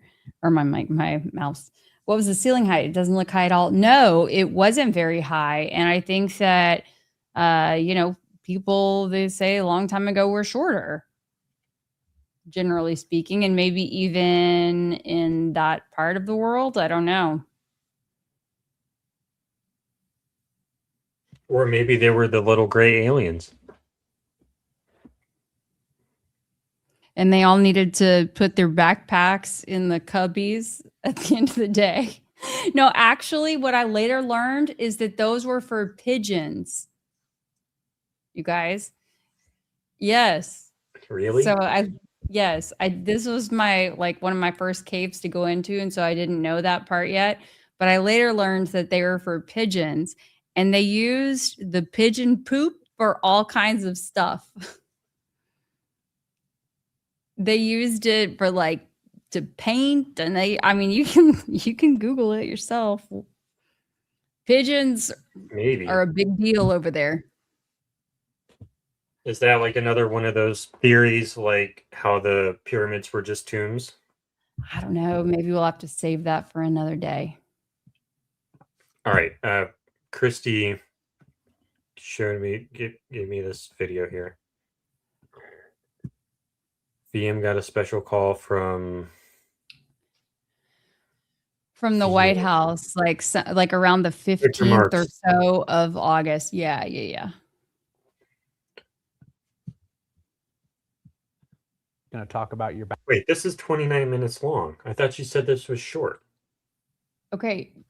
We just have to get it to the right spot. Let's see. Well, what's the right spot? Oh my goodness, Jordan. Okay, which part are we trying to, because you can use the transcript to search. I don't know. It was Christy's idea. Okay, which part are you wanting to hear about? Are you wanting to hear about the call from the White House? Here, can you take the poll down? Because I think it's overwhelmingly that you have proved your assertion. Okay. Okay, so Jordan, if you do a little search, if I could control the screen for you, I would. Yes, we do bicker like siblings. But we'd keep it relatable around here. Okay. The part where he asks if he's murdered anyone. Well, what part is that? Oh, the part. Oh gosh. Yeah, that's a good part.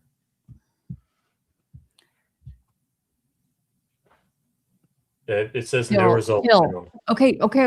Kill. Oh God. Lots of those. That's not normal.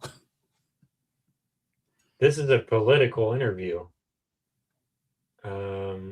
Okay, that's good. That's a good one. So I'm just asking, how many people have you killed? Click. No. Go up. What? Jordan, go up. Thing. So I'm just asking you, how many people have you killed? Well, if I did, I wouldn't be telling a reporter sitting here, my training center. How about voters? Would you tell voters? There's no need. I don't think that's important. It's actually it's an odd question to me. It's funny you describe it as an odd question because you actually talk about the idea of killing people with some frequency, and why it's a necessary thing to do, killing people. You said on NRA TV in 2017, now a lot of them just got to be killed. I've had them shoot at me and I had to shoot back. There's a time and place to eliminate the enemy, and you have to. You said on Jeff Lerner's podcast in 2025, some people have to get killed. Some people have to die. But it's an odd question to ask you how many people you've killed. Yes. Okay. You claim that you once called in a Definitely U.S. the military gel or the light. 70 See, ISIS. I think it's that the I light. light. didn't realize that civilians could essentially facilitate military airstrikes. Could you walk me through how that worked? No, You've previously spoken about the details. didn't say them. Well, I don't want to read back your own words to you. I'm curious how you would describe the act of calling in a military airstrike that killed 70 I'd people. like to hear my own words. I honestly don't want to spend our interview time reading your own words back to you. I'd rather ask you some other questions that I think are of pertinent interest. You told a church congregation earlier this month that you caught child traffickers at the U.S.-Mexico border and, quote, made them pay a price. Yeah. Can you tell us what your ministry was doing catching human smugglers at the border and what the price was that you made them pay? We were working both with the National Guard and the Border Patrol. And we were helping children and women crossing over. Wait. That was that night. That was memorable. Well, hold on. But receiving kids crossing the river, it was a horrible reality. And then later that night, in a different part of the river, we caught men smuggling children over. And we were, again, the Border Patrol took care of that. When you say the words, we caught them, do you mean your team caught them or you watched the Border Patrol catch them? We identified them. We were by ourselves. And then we brought in Border Patrol. And then you said, quote, we made them pay a price. What was the price that you made them pay? Consequences through the Border Patrol. Last night when you told the same story at your town hall, you said, we caught guys bringing kids in. They got their feelings hurt. You use that phrase, hurting people's feelings, frequently for acts of violence, right? Beating somebody up, shooting some of the cat, carcass of the cat that had been made about your The life. exorcisms are so good. We're going to have to listen to some retooling exorcism stuff. What's before retooling? we depart this? Hold on. Do the cat in the hat or It's whatever. centered around and motivated by childhood abuse. That your stepfather forced you at age 3 to behead a cat and put it on your head. One moment. Yeah, please. Motivated. What do you mean by that? Meaning you seek to help children because you were hurt as a child. Yep. Is that fair? Yeah, fair. Okay. So you've talked about how your stepfather forced you at age 3 to behead a cat and wear it on your head. That your stepfather made you the carcass of the cat. Carcass of the cat. Oh, Jordan, you took it away. Your stepfather made you shoot and kill a man when you were 7. Yep. I heard more than a decade ago you refer to those claims as unprovables or non-provables. Yeah. What did you mean by that? And how should voters now assess claims that you acknowledge can't be proven? Yeah. Well, I think people who've been abused will best understand this, that horrible things happen to children that you can't prove. And those are the things that actually, I think, hurt a person worse, because you want to be able to have justice brought on your abusers. For me, those acts were done without the aid of other people that could help me collaborate it. And I was a child. So, anyway, what's retooling? Oh, would you have to hear it straight from this man's mouth? Retooling. Just type in tool. Well, I He know what a claims tool that- is. And I know what retooling is. I just don't know what it means in this context. Well, that's why we're going to listen. So For you what? got to type for his explanation. It's part of the whole exorcism thing. Well, I It's don't just want to that- get copyright struck. Why would you get copyright struck? We're providing commentary. Are we, though? Yeah. Retooling. What part does he Just talk type about? in tool. Type in tool. Yeah. Just to make sure that, like, okay. Oh, here we go. Here we go. Okay, so go up. Jordan, why you got to start at the last one? Have I taught you nothing? That's right, retooling. No, because you have to start at the beginning for the context. You don't start at the end. Or evil, oppressive. I mean, I think there are people out there that suffer tremendously because of evil. And I would never stop praying for people. Can I ask an ignorant question? You're going to Sure. say you've asked 13, but no, here's my question. When you do command the demon at the end of the retooling prayer, the demon stays inside the person? I'm not saying the demon was ever inside the person. Assigned to the person. Yes. Okay. Thank you for clarifying So that. assignment or attachment, Okay. not inside of a person. Where does the demon go at the end of the exorcism? We send them to the footstool of Jesus Christ, who we believe is sitting at the right hand of the Father, who then absolutely gives them perfect judgment of what happens. You don't charge for the exorcisms, right? No. Okay. But they were part of the how-to guide that was available on your website for $99, the spiritual warfare guide with battle tools and resources. It's no longer available on the site. Well, I think that's a film, and it's always, whatever we have posted with that was, you can pay $1.99 or, yeah. You did have a pay as you could. Jesus didn't charge to cast out demons, though, right? I mean, I don't know. Maybe that part got left out the story. Function on that. And the exorcism thing was also part of the Unseen War movie, right? At the end. Right. And when I checked last night, that was on sale on your website for $19.95. Well, that's a film about retooling and the prayer, but we've never charged. I've never looked at a person and asked for remuneration. This is my 3-hour. Oh, we can't see you. The white balance is not it. Yep. This is my God, it doesn't work. This is my 3-hour stage play on Jesus, where I actually respect that story. And in my version, it's not in there. Nothing about charging for. This is how thick it is. You're not too familiar with the retooling prayers or the exorcisms or the things of that nature? No, you're not going to find that in this one. For Darn it. Demons to Christ or praying for someone. Gotcha. No, I would never do that. And you and your wife keep recordings of these sessions. But that play, it's like Jesus goes on Joe Rogan, and it's just like the historical Jesus talking to Joe Rogan for 3 hours about what actually happened. But anyway, most of the time, yeah. This is important. Hold on. Sorry. Can you rewind it a little bit?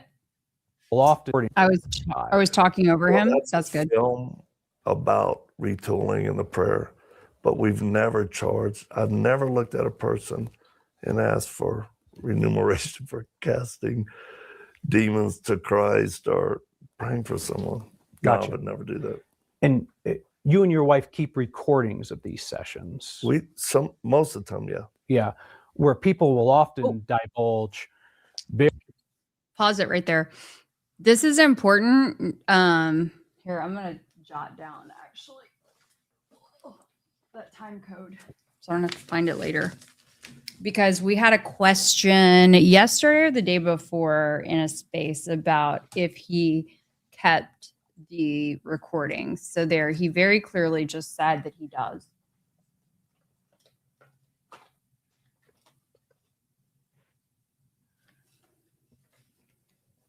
Okay, thank you.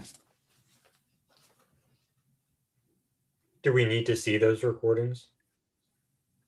No, this is just, and we don't even know for sure that this is related to the Charlie incident, right? But yeah, and as Shauna says, most of them. But the relevance here is that he was the first person to post about, allegedly Charlie being dead, and that he claimed that he and his wife that they had a close relationship with them, that they were with Charlie and Erica beforehand, that he had even worked on retooling Charlie. What does that mean, though? He's telling you, Jordan, as his exorcisms. So it's an exorcism. Yes. Okay. Why would someone as smart as Charlie talk to this dude? People aren't going to like what I have to say. What do you have to say? There's a whole lot of evidence that points to Charlie not being the angelic, pure white martyr that like some people think. There's a lot of people saying that he was never in contact. I Is it mean, possible that he said that just to seem more important? well, he had Charlie's endorsement on a book. We'd need to verify. Yes, we'd need to verify when that book was published. But Charlie, I believe, wrote the foreword for it. Now we should look to see when that book was published. For those who's asking, who is this guy? That's Victor Marx. Jordan, I don't know. This is where I come in. For the last 3.5 hours, we've heard Jordan flex about all of his historical knowledge on a very complicated topic. But now this is the kind of stuff that I get to go into. I just typed in Charlie Kirk, Victor Marx endorsement, no results. Endorsement isn't the right word. It was that he wrote like the foreword for a book or something like that. Forward, like Candace Owens. Forward. Forward. Oh, here we go. We're about to shut you off.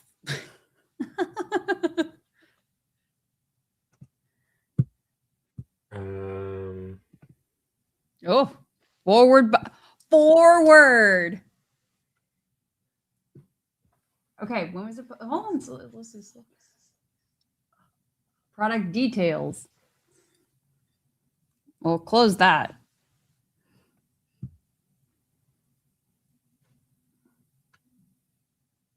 How do we know that?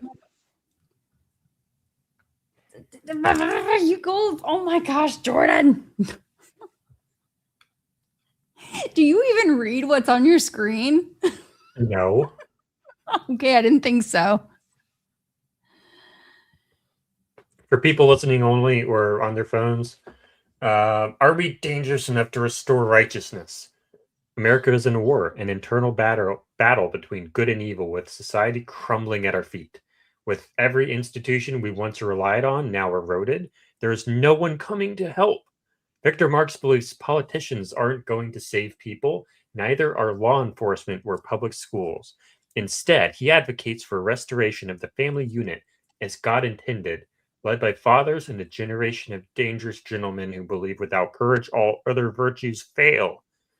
High-risk missionary and evangelist Victor Marx lays out a battle plan for men to lead the fight to rebuild our culture, families, and churches along the stories of his life's journey that took him from an abused child left for dead to rescuer of the weak and traumatized. A former United States Marine, Marx has followed God's call to the far corners of the globe to provide assistance. Is he actually a Marine? Usually they States Marine, not just Marine. Anyway, provide assistance to the least of these, including widows and orphans of ISIS fighters, despite the danger. What he's learned along his journey, he provides in these pages with his trademark humor and humility.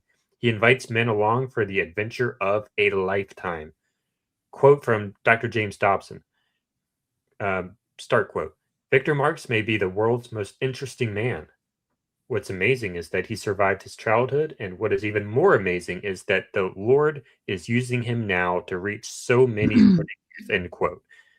About the author, Victor Marx is a high-risk humanitarian who has fearlessly led missions to perilous zones. High risk. Hold on. Can you say that again? He's a high-risk humanitarian. That's a whole new category I hadn't even heard of before. Victor Marx is a high-risk humanitarian who has fearlessly led missions to perilous zones like Gaza, Israel, I think there's supposed to be a comma there, Iraq, Syria, and Southeast Asia, dedicated to orphans and widows. Despite a harrowing past marked by severe abuse and troubled youth filled with drugs and crime, Victor found redemption through the discipline of military life and his faith in God. Today, he shares raw, humorous stories of survival and resilience, inspiring others to overcome challenges. I read it that time. Okay. Thank you. Thank you. Here now, okay, this is very interesting. I'm going to send you this because my computer is glitching a little bit. Here we go. Hold on. Now, what I was just reading a moment ago said in the forward, because I wanted to see if we could get the actual forward for free, and maybe we should check Amazon. But in the forward, Turning Point's Charlie Kirk frames Victor Marx as the archetype of what he calls a dangerous gentleman, a Christian man willing to confront evil head on in what they both describe as a collapsing culture. Jordan, now I'm going to send this to you. Oh, there's no, are you on Amazon? There's no reviews. Oh. We should write him a review. Well, we haven't read it. We just read it. I just read it. The whole book. Okay, so anyway, in the private chat, I sent you an Instagram post. I have not listened to it, but this is posted What is the first by Victor Marx.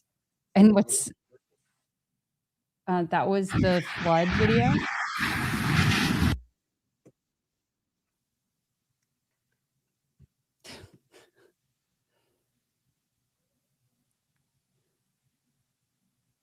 Should be shamed from decent society.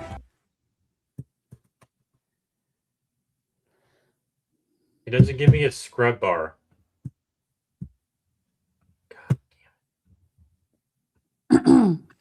And you abandon her, you should be shamed from decent society. Purity culture, I don't hear about that at all anymore. It's like been completely obliterated. We've like dropped that battle. More important. What is this for? This is posted by Victor Marx. We have to and build what's up so to be a interesting is he says Charlie was a dangerous gentleman. right? And being I a guess man is not just spreading your seed and running around. Right? Being a man is finding your life partner and building a family, nurturing and protecting and developing something beautiful. Oh, is this the forward? that's got a quote from the forward. I'm This working book over is a here trying to get you something. I think this is an excerpt from the forward, or as Candace would that's say, what the forward. This book is a rallying cry to awaken the dangerous gentleman within each of us. It is a call to rise above complacency, to shatter the limitations we place on ourselves, and to embrace the higher purpose of each of our lives. Victor Marx embodies this audacity to live life to the fullest and with purpose. Did he get that from ChatGPT? Maybe. However, it's got Charlie's name on it, and the book was released July 2nd, 2024. If only it was released on July 4th. It's pretty close. Pretty close. Skillet.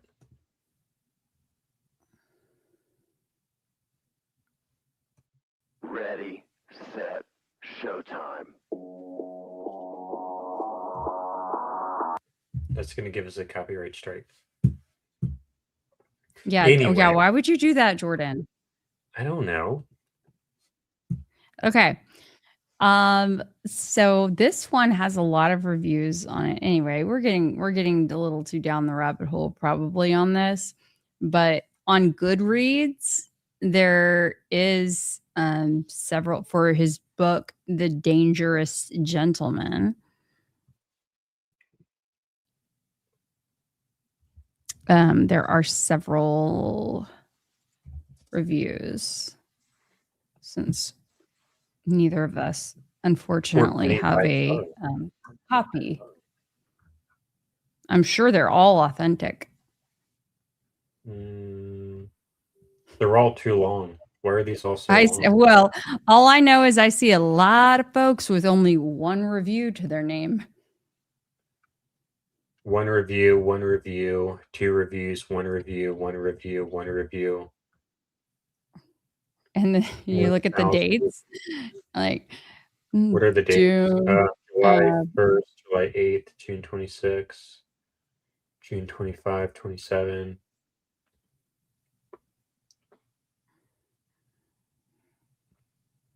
You should there's an individual in this case who I think you should cast Victor Marx as. yeah. Yeah. I'm pretty sure I have someone that I cast for him already, but I'm open to suggestions. Amari? But we'll talk about that later. I was not monitoring. Oh, let's see. Kelly, do you want a copy of his book on PDF? Sure. Sorry, Yeah. Emily. I hadn't seen it.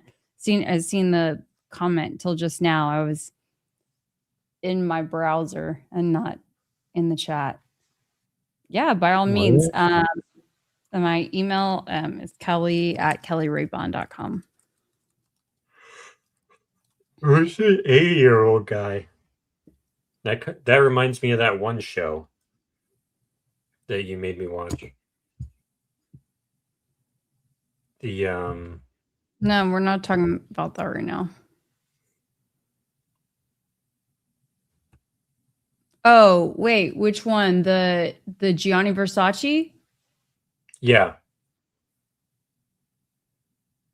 Oh, Emily is amazing. She's got it downloaded. Thank you, Emily. Appreciate it.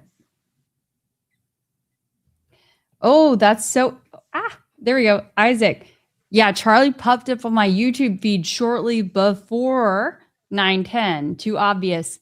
Hey, you and me both. I'm giving you a high five, okay? Literally the weekend before. Huh? I've talked about this times in the past. Talked about what? Charlie popping up on my YouTube feed the weekend before September 10th. Oh yeah. Yeah, like predictive programming. And in fact, what was so creepy to me and bothersome to me is that, and I'll have to look back at my phone and see, I know I had taken some photos, maybe some videos, but for a while there, man, I wish that like you could access records the way that you, or request records from a nonprofit the way you can with a government agency. But anyway, clearly the Charlie Kirk show / Turning Point was paying to have like the prime spot on YouTube. So paying for this like ad and promotion, suggested video, whatever. Because it did indicate on there that it was like a paid promotion. And I was kind of monitoring it for a while because I was like, this seems really sus to me. I don't know if anyone else saw that, but Kind of makes you think the whole thing was fake. ties back in. Hey, look, we're just bringing it full circle. Okay, I know it's super late. Let's see. He definitely wasn't in a conspiracy type algorithm until a week or so beforehand. Wait, so is someone sending a PDF? Let me see if it's come through yet. I'm trying to not open too many apps on my computer to stress this hotel Wi-Fi. Or your computer that you haven't let me fix And my yet. computer. That you haven't let me fix yet. Yeah, that too. Thanks. Matthew McConaughey was popping up in my YouTube feed big time for a few months before the big thing down in Texas a few years back. What was that? Oh, when he was playing the bongos naked, that one? Or what? I don't need to see that. It's funny you say that Or because literally people were talking about Matthew McConaughey. I don't know if he did host this this World Cup event party or whatever, but I think that he maybe did. I don't know. There was talk about it at the conference, but literally it was like right across from the conference today. your conference? Yep. Because he lives in Austin at least part of the time.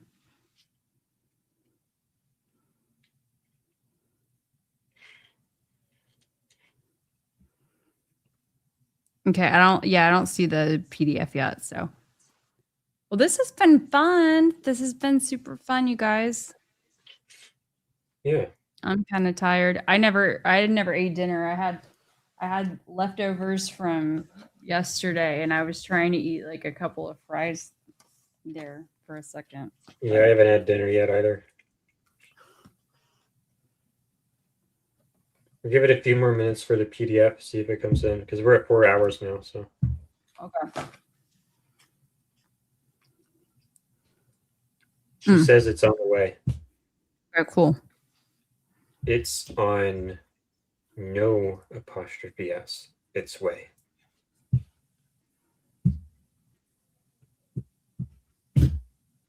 Jordan.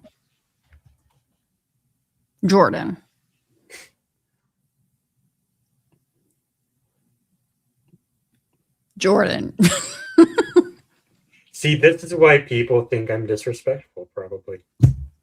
Yep, here we go. Hush, Jordan.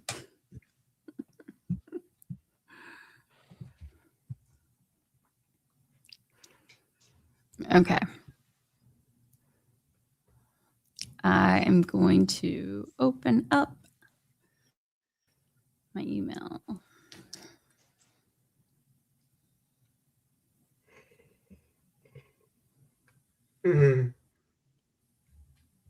Oh God, here we go with the wine and with the yawning. I'm moving as fast. Here we go. Do you want to screen, or you probably can't screen share? It'll probably crash. No, just hang tight.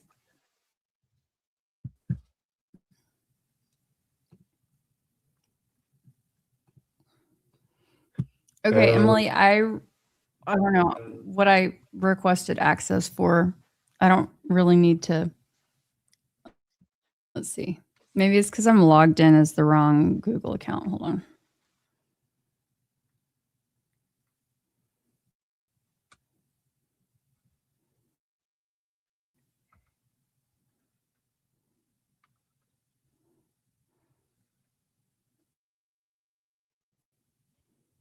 Do we know why the president of UVU stepped down May 1st on the DL?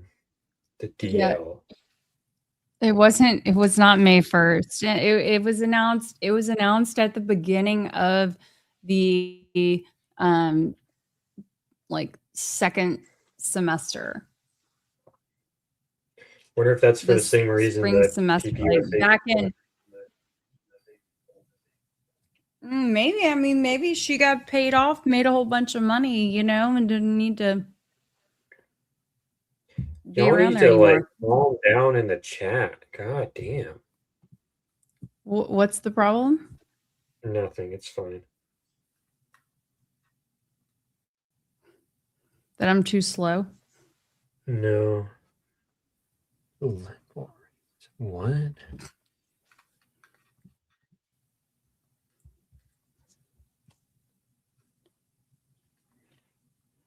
Oh, that you're such a cutie pie. No. Now I see your dimples.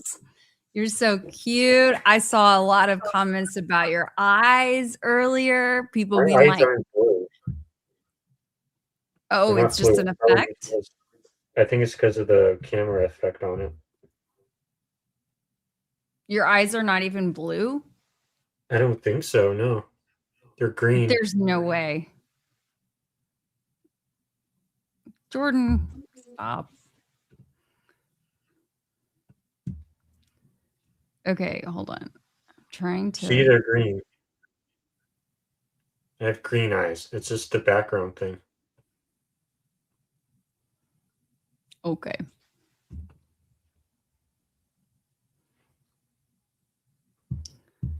Okay, sorry, I'm trying to download this. Download.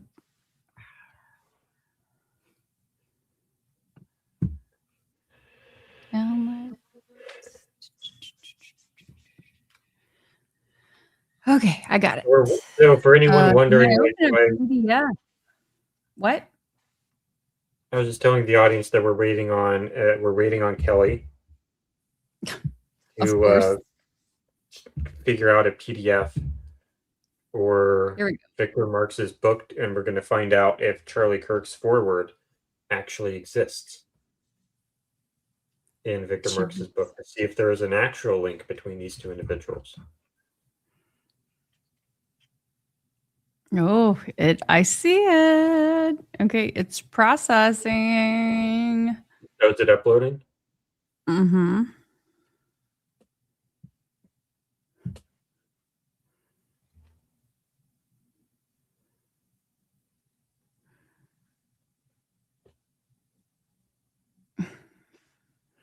In the meantime, I'm going to see if I can just oh, there we go. You can pull it up. And then the forward should be on page 7.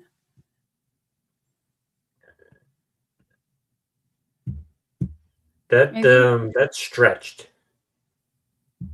That looks stretched.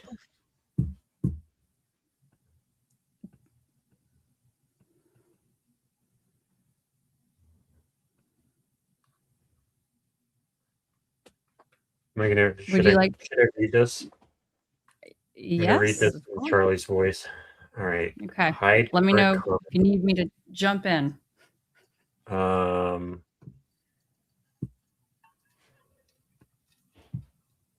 Here we go. Now we can read it.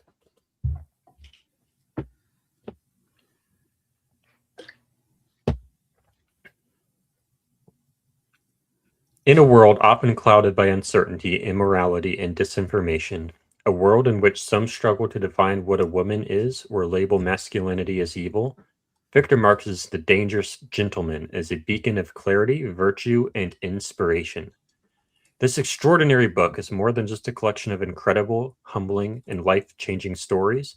It is a powerful testament to the remarkable journey of a man who embodies a life well lived and the service of his family, nation, and God. In these pages, you will embark on a riveting voyage from the most treacherous corners of our world to the tenderest chambers of the human heart. ChatGPT, come on, man. Victor Marx's story unfolds with unapologetic candor and authenticity. His journey from a tumultuous past to a purpose-driven present testifies to the redemptive power of faith, resilience, purpose, and friendship. I've had the privilege of knowing Victor as a dear friend for many years. It's difficult to describe this incredible man. Unyielding determination, boundless humor, unmatched courage, inspiring compassion, and a commitment to humanity's greater good. As you read these chapters, each one a captivating episode in Victor's life, you'll come to realize that remarkable simply does not do justice of the life he has led and the impact he's made. The Dangerous Gentleman not only chronicles Victor's high-risk missions into war-torn regions, his encounters with terror and darkness, and his tireless efforts to bring light to the lives of the vulnerable, but distills... Wait, hold up. It not only does this, but it distills the profound life lessons from each adventure, whether it's navigating a jungle, confronting demons, saving the abused, or putting a troubled youth on the right path. Every story carries a universal message of hope, love, courage, and faith. This book is also This book is also a rallying cry to awaken the dangerous gentleman within each of us. It is a call to rise above complacency, to shatter the limitations we place on ourselves, and to embrace the higher purpose of each of our lives. Victor Marx embodies this audacity to live life to the fullest and with purpose. And then... Wow. The dangerous gentleman will make you laugh. It will make you hold your breath in suspense. Whoops. That was 2 different sentences. We need a third one there, man. You're supposed to do 3. I did. No, it's supposed to be will make you laugh, will make you hold your breath in suspense, and a third one. Come on, man. Oh, here it is. Here's the third one. It's just That's what I'm trying to tell you. It's a contraction. It's supposed to be parallel. See, this is my book editor and me. All right. The dangerous gentleman will make you laugh. It will make you hold your breath in suspense, and it will move you to tears. It will challenge your notions of what it means to be both dangerous and gentle in a world that so desperately needs dangerous gentlemen. It is my sincere belief that the pages you are about to turn will inspire you to discover a new dimension of what's possible within your own life. I know it has for me. As you embark on this journey with Victor, I encourage you to immerse yourself fully and let the stories seep into your soul. And as you turn the pages, remember that you, too, have the potential to be a dangerous gentleman, to be a force for good, a beacon for hope, and a catalyst for change. See, there he has 3. I hope that the dangerous gentleman takes you on a journey to discovering. That should be discovery. Okay. Takes you on a journey to discovery in your own life the meaning of real. Wait, hold on. Oh my gosh! Come on. I hope that the dangerous gentleman takes you on a journey to discovering in your own life the meaning of real courage, human compassion, virtuous masculinity, and the unwavering pursuit of a life that ends with our Lord calling to you. Well done, good and faithful servant. Charlie Kirk. I don't think he wrote that. I think someone else wrote it on his behalf, like GPT. Okay, probably so. But do you like? Look, I am by default because I love me some patterns, coincidences, whatever. Do you see so many different things in that page and a half that are questionable that tie into, I don't know, recent events? And then also contradict, like,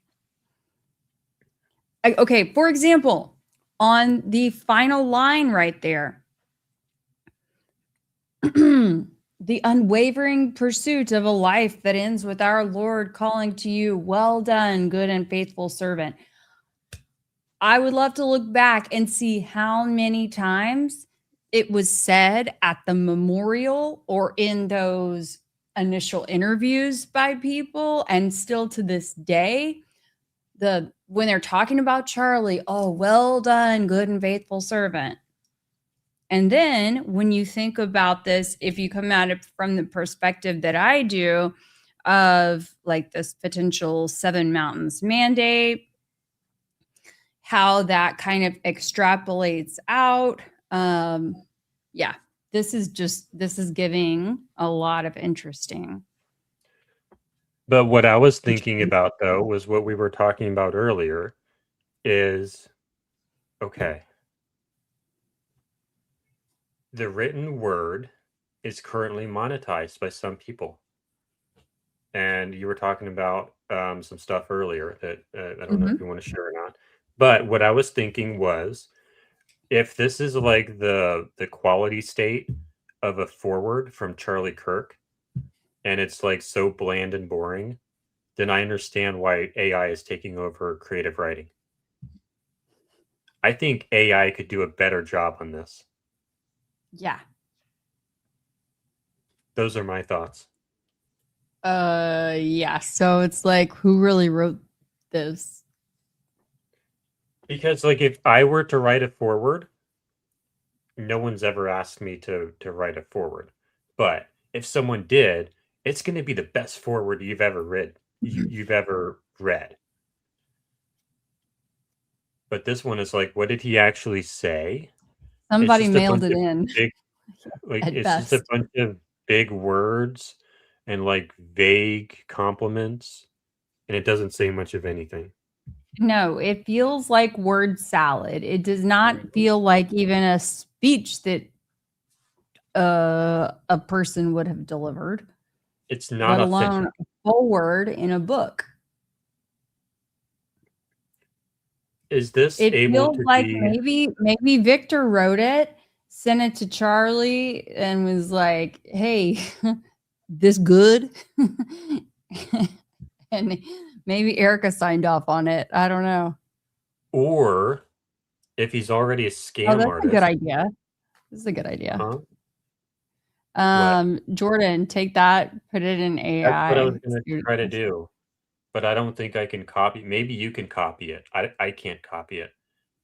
But what I was saying was, or if he's already a scam artist, then what's going to stop him from just like pretending like Charlie Kirk gave him a forward? Well, okay, but go up a couple of or back a couple of pages, I guess. What does this say? Okay. Oh, we need to look into this. Y'all, this is getting to be way too long of a stream. This is like 4 hours and 15 minutes. But this, I bet he's self-published because this is Colorado Springs, and I want to look into. See, these are the kind of things that Sondervan. one simus. One But one. who? What is one simus publishing? Onesimus. Onesimus. Okay. Onesimus Publishing. Okay, what's that? What's Onesimus? I don't know. Yeah. Sounds sketch. And it's in Colorado Springs, which There are no all ties results in. for Onesimus Publishing. Search instead for Oh, Onesimus. that's fun. And then look, copyright 2024. Hold up. Whoa. Did I spell it right? Onesimus. Onis, O-N-E, like one. Hold up. One. O-N-E-S-I-M-U-S.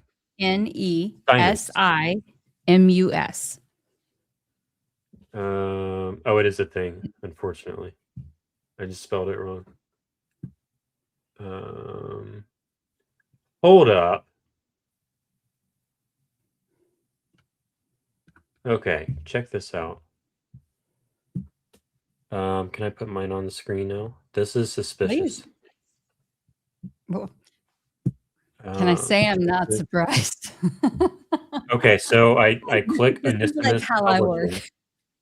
What? Oh, I'm like, this is how I work. Like, this is why I stay up all night, because I'm like, Yeah. oh, whoa. Onesimus Publishing. Okay. Victor Marx. Victor Marx. Yeah, self-published. Unknown author, Victor Marx. Phyllis Gunderson. Okay, we'll have to just keep going. We'll have to look into that, see who that person is. Victor Marx. Jerry Bergman. Okay, but then that says 1984. Oh my God, 1984? Yeah, okay. No, Victor but Marx. you know, like, do you understand the significance though of, anyway. George Orwell. Yeah. Victor Marx. So that, I guess that's Victor Marx's publishing company. So what else can we do here? Is that an LLC? Let's he's in Colorado, right? So Colorado. Yeah, it says Colorado Springs. Let's see who it's registered to. Service unavailable. What? The LLC lookup is unavailable? Maybe this one. What? Come on, man. Onesimus Publishing.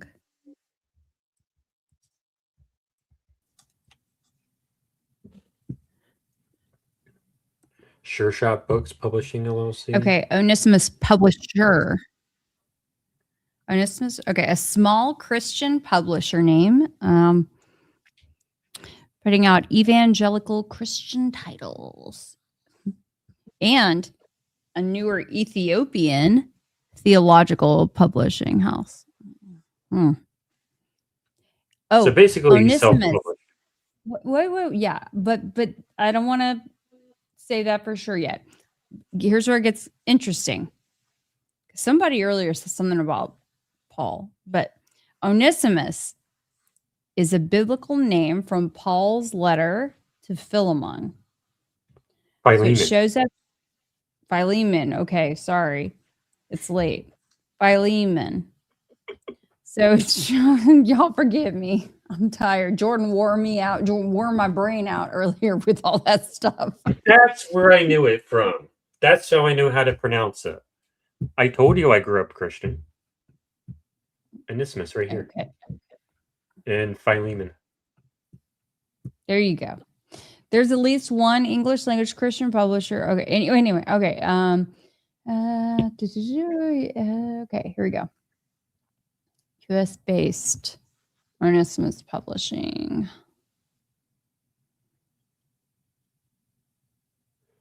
And then there's an Ethiopian one. I'm pretty sure that's the context here.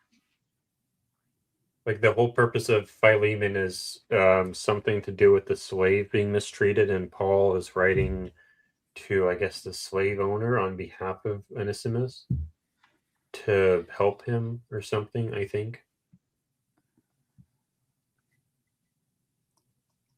Thank you so much, VTO Army 1313. Love you guys. Keep up the great work. Episode lucky number 13. It's vision board time. My numbers for Saturday the 13th. Oh, okay. Let's go. Get some rest. That's awesome. I love the name. I never realized what VTO is for. Vote them out, Army. Very cool. Oh, Emily says that it is owned by Eileen Marks. So she is ahead of the curve. Maybe it's registered to Erica. I don't know.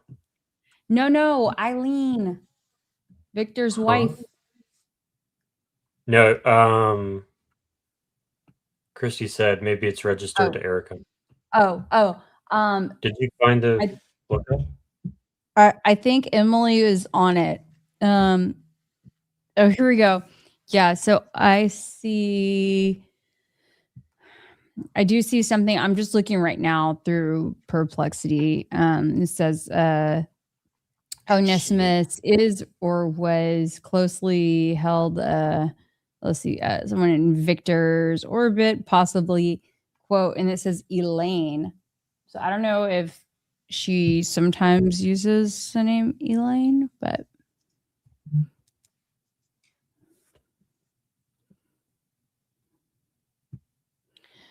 you could ask, I wish you had the, I mean, I don't really like relying on it too much, but the grok, fancy grok or whatever. They need to I fix could their site. ask. Well, it's the middle of the night there. Maybe they're doing maintenance, or maybe they just don't want you to see anything. They don't want us to know who owns the company. Yep. Oh, speaking of Secretary of States, there's a big ordeal in Texas right now that just so happens to be only a few months before the elections. It's going to be a big, the elections in Texas are very, very important. I mean, with James Talarico and Ken Paxton, for those who are living in other parts of the country, this is like the hottest Senate race of the nation. Anyway, so our Secretary of State, the person who, I think it's the Secretary of State who handles the elections, she's like leaving. And so Greg Abbott, our governor, who's also in the midst of a campaign, Isn't everybody right now? gets to a point, not everybody, but like anyway, gets to a point, someone conveniently to oversee the elections. I mean, it's just one mishap after another. Follow the We can link. already tell where that's going. Kate Morgan. You know what she's talking about? Not yet. Let's see.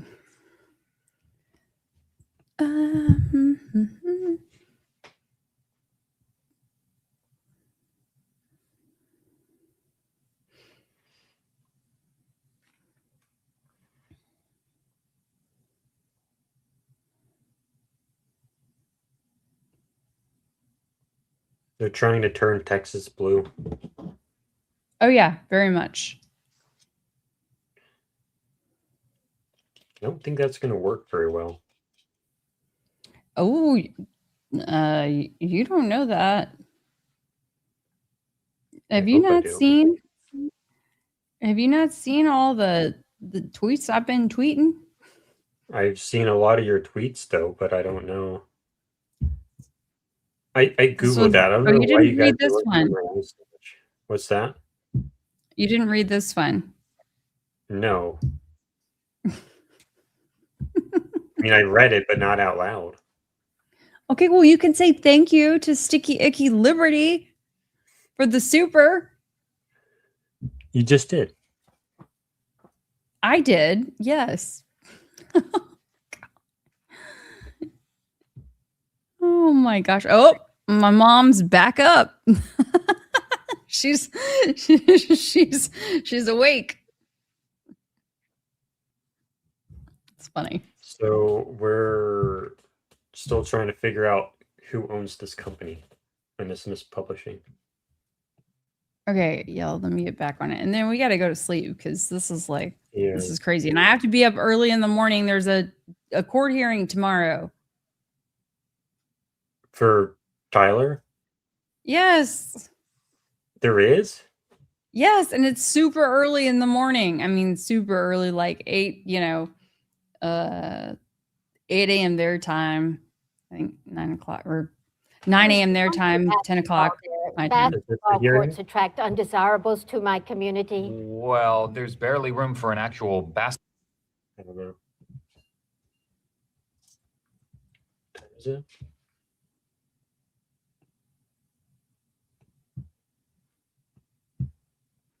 Seven hours. Thank you. Thank you.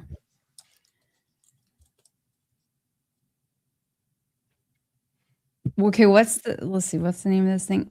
Because our chat is trying. Jordan, I gotta stay focused. Your ADHD is like kicking in hard. Come on, we gotta focus so we can finish this up. Hearsay and contempt. Remember the allegations of the prosecutor's office, the what's his name? Gray. I think this is his last name. Anyway, no, Jordan. Jeff Gray, I think. Anyway, it's so weird because he handles like he's the PIO, the public information officer, and he represents the prosecutor's office like legally or something. And there's just allegations of him speaking essentially out of turn, violating the gag order that they've been like kicking the can down the road now for a month plus. When is the preliminary hearing now? July 6th. July 6th.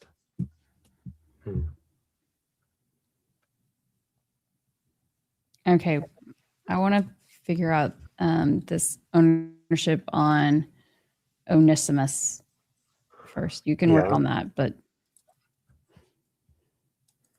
are you trying to distract me? No. I'll just read some chat comments. Oh, okay. Deep USA registered at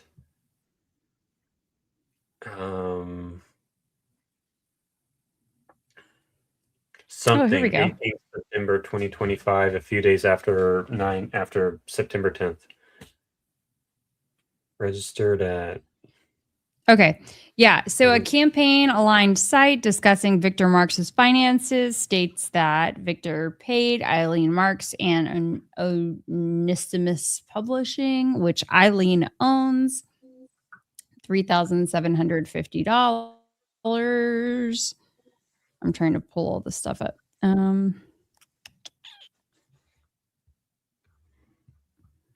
And a lot of this stuff is also on victormarx4co.com.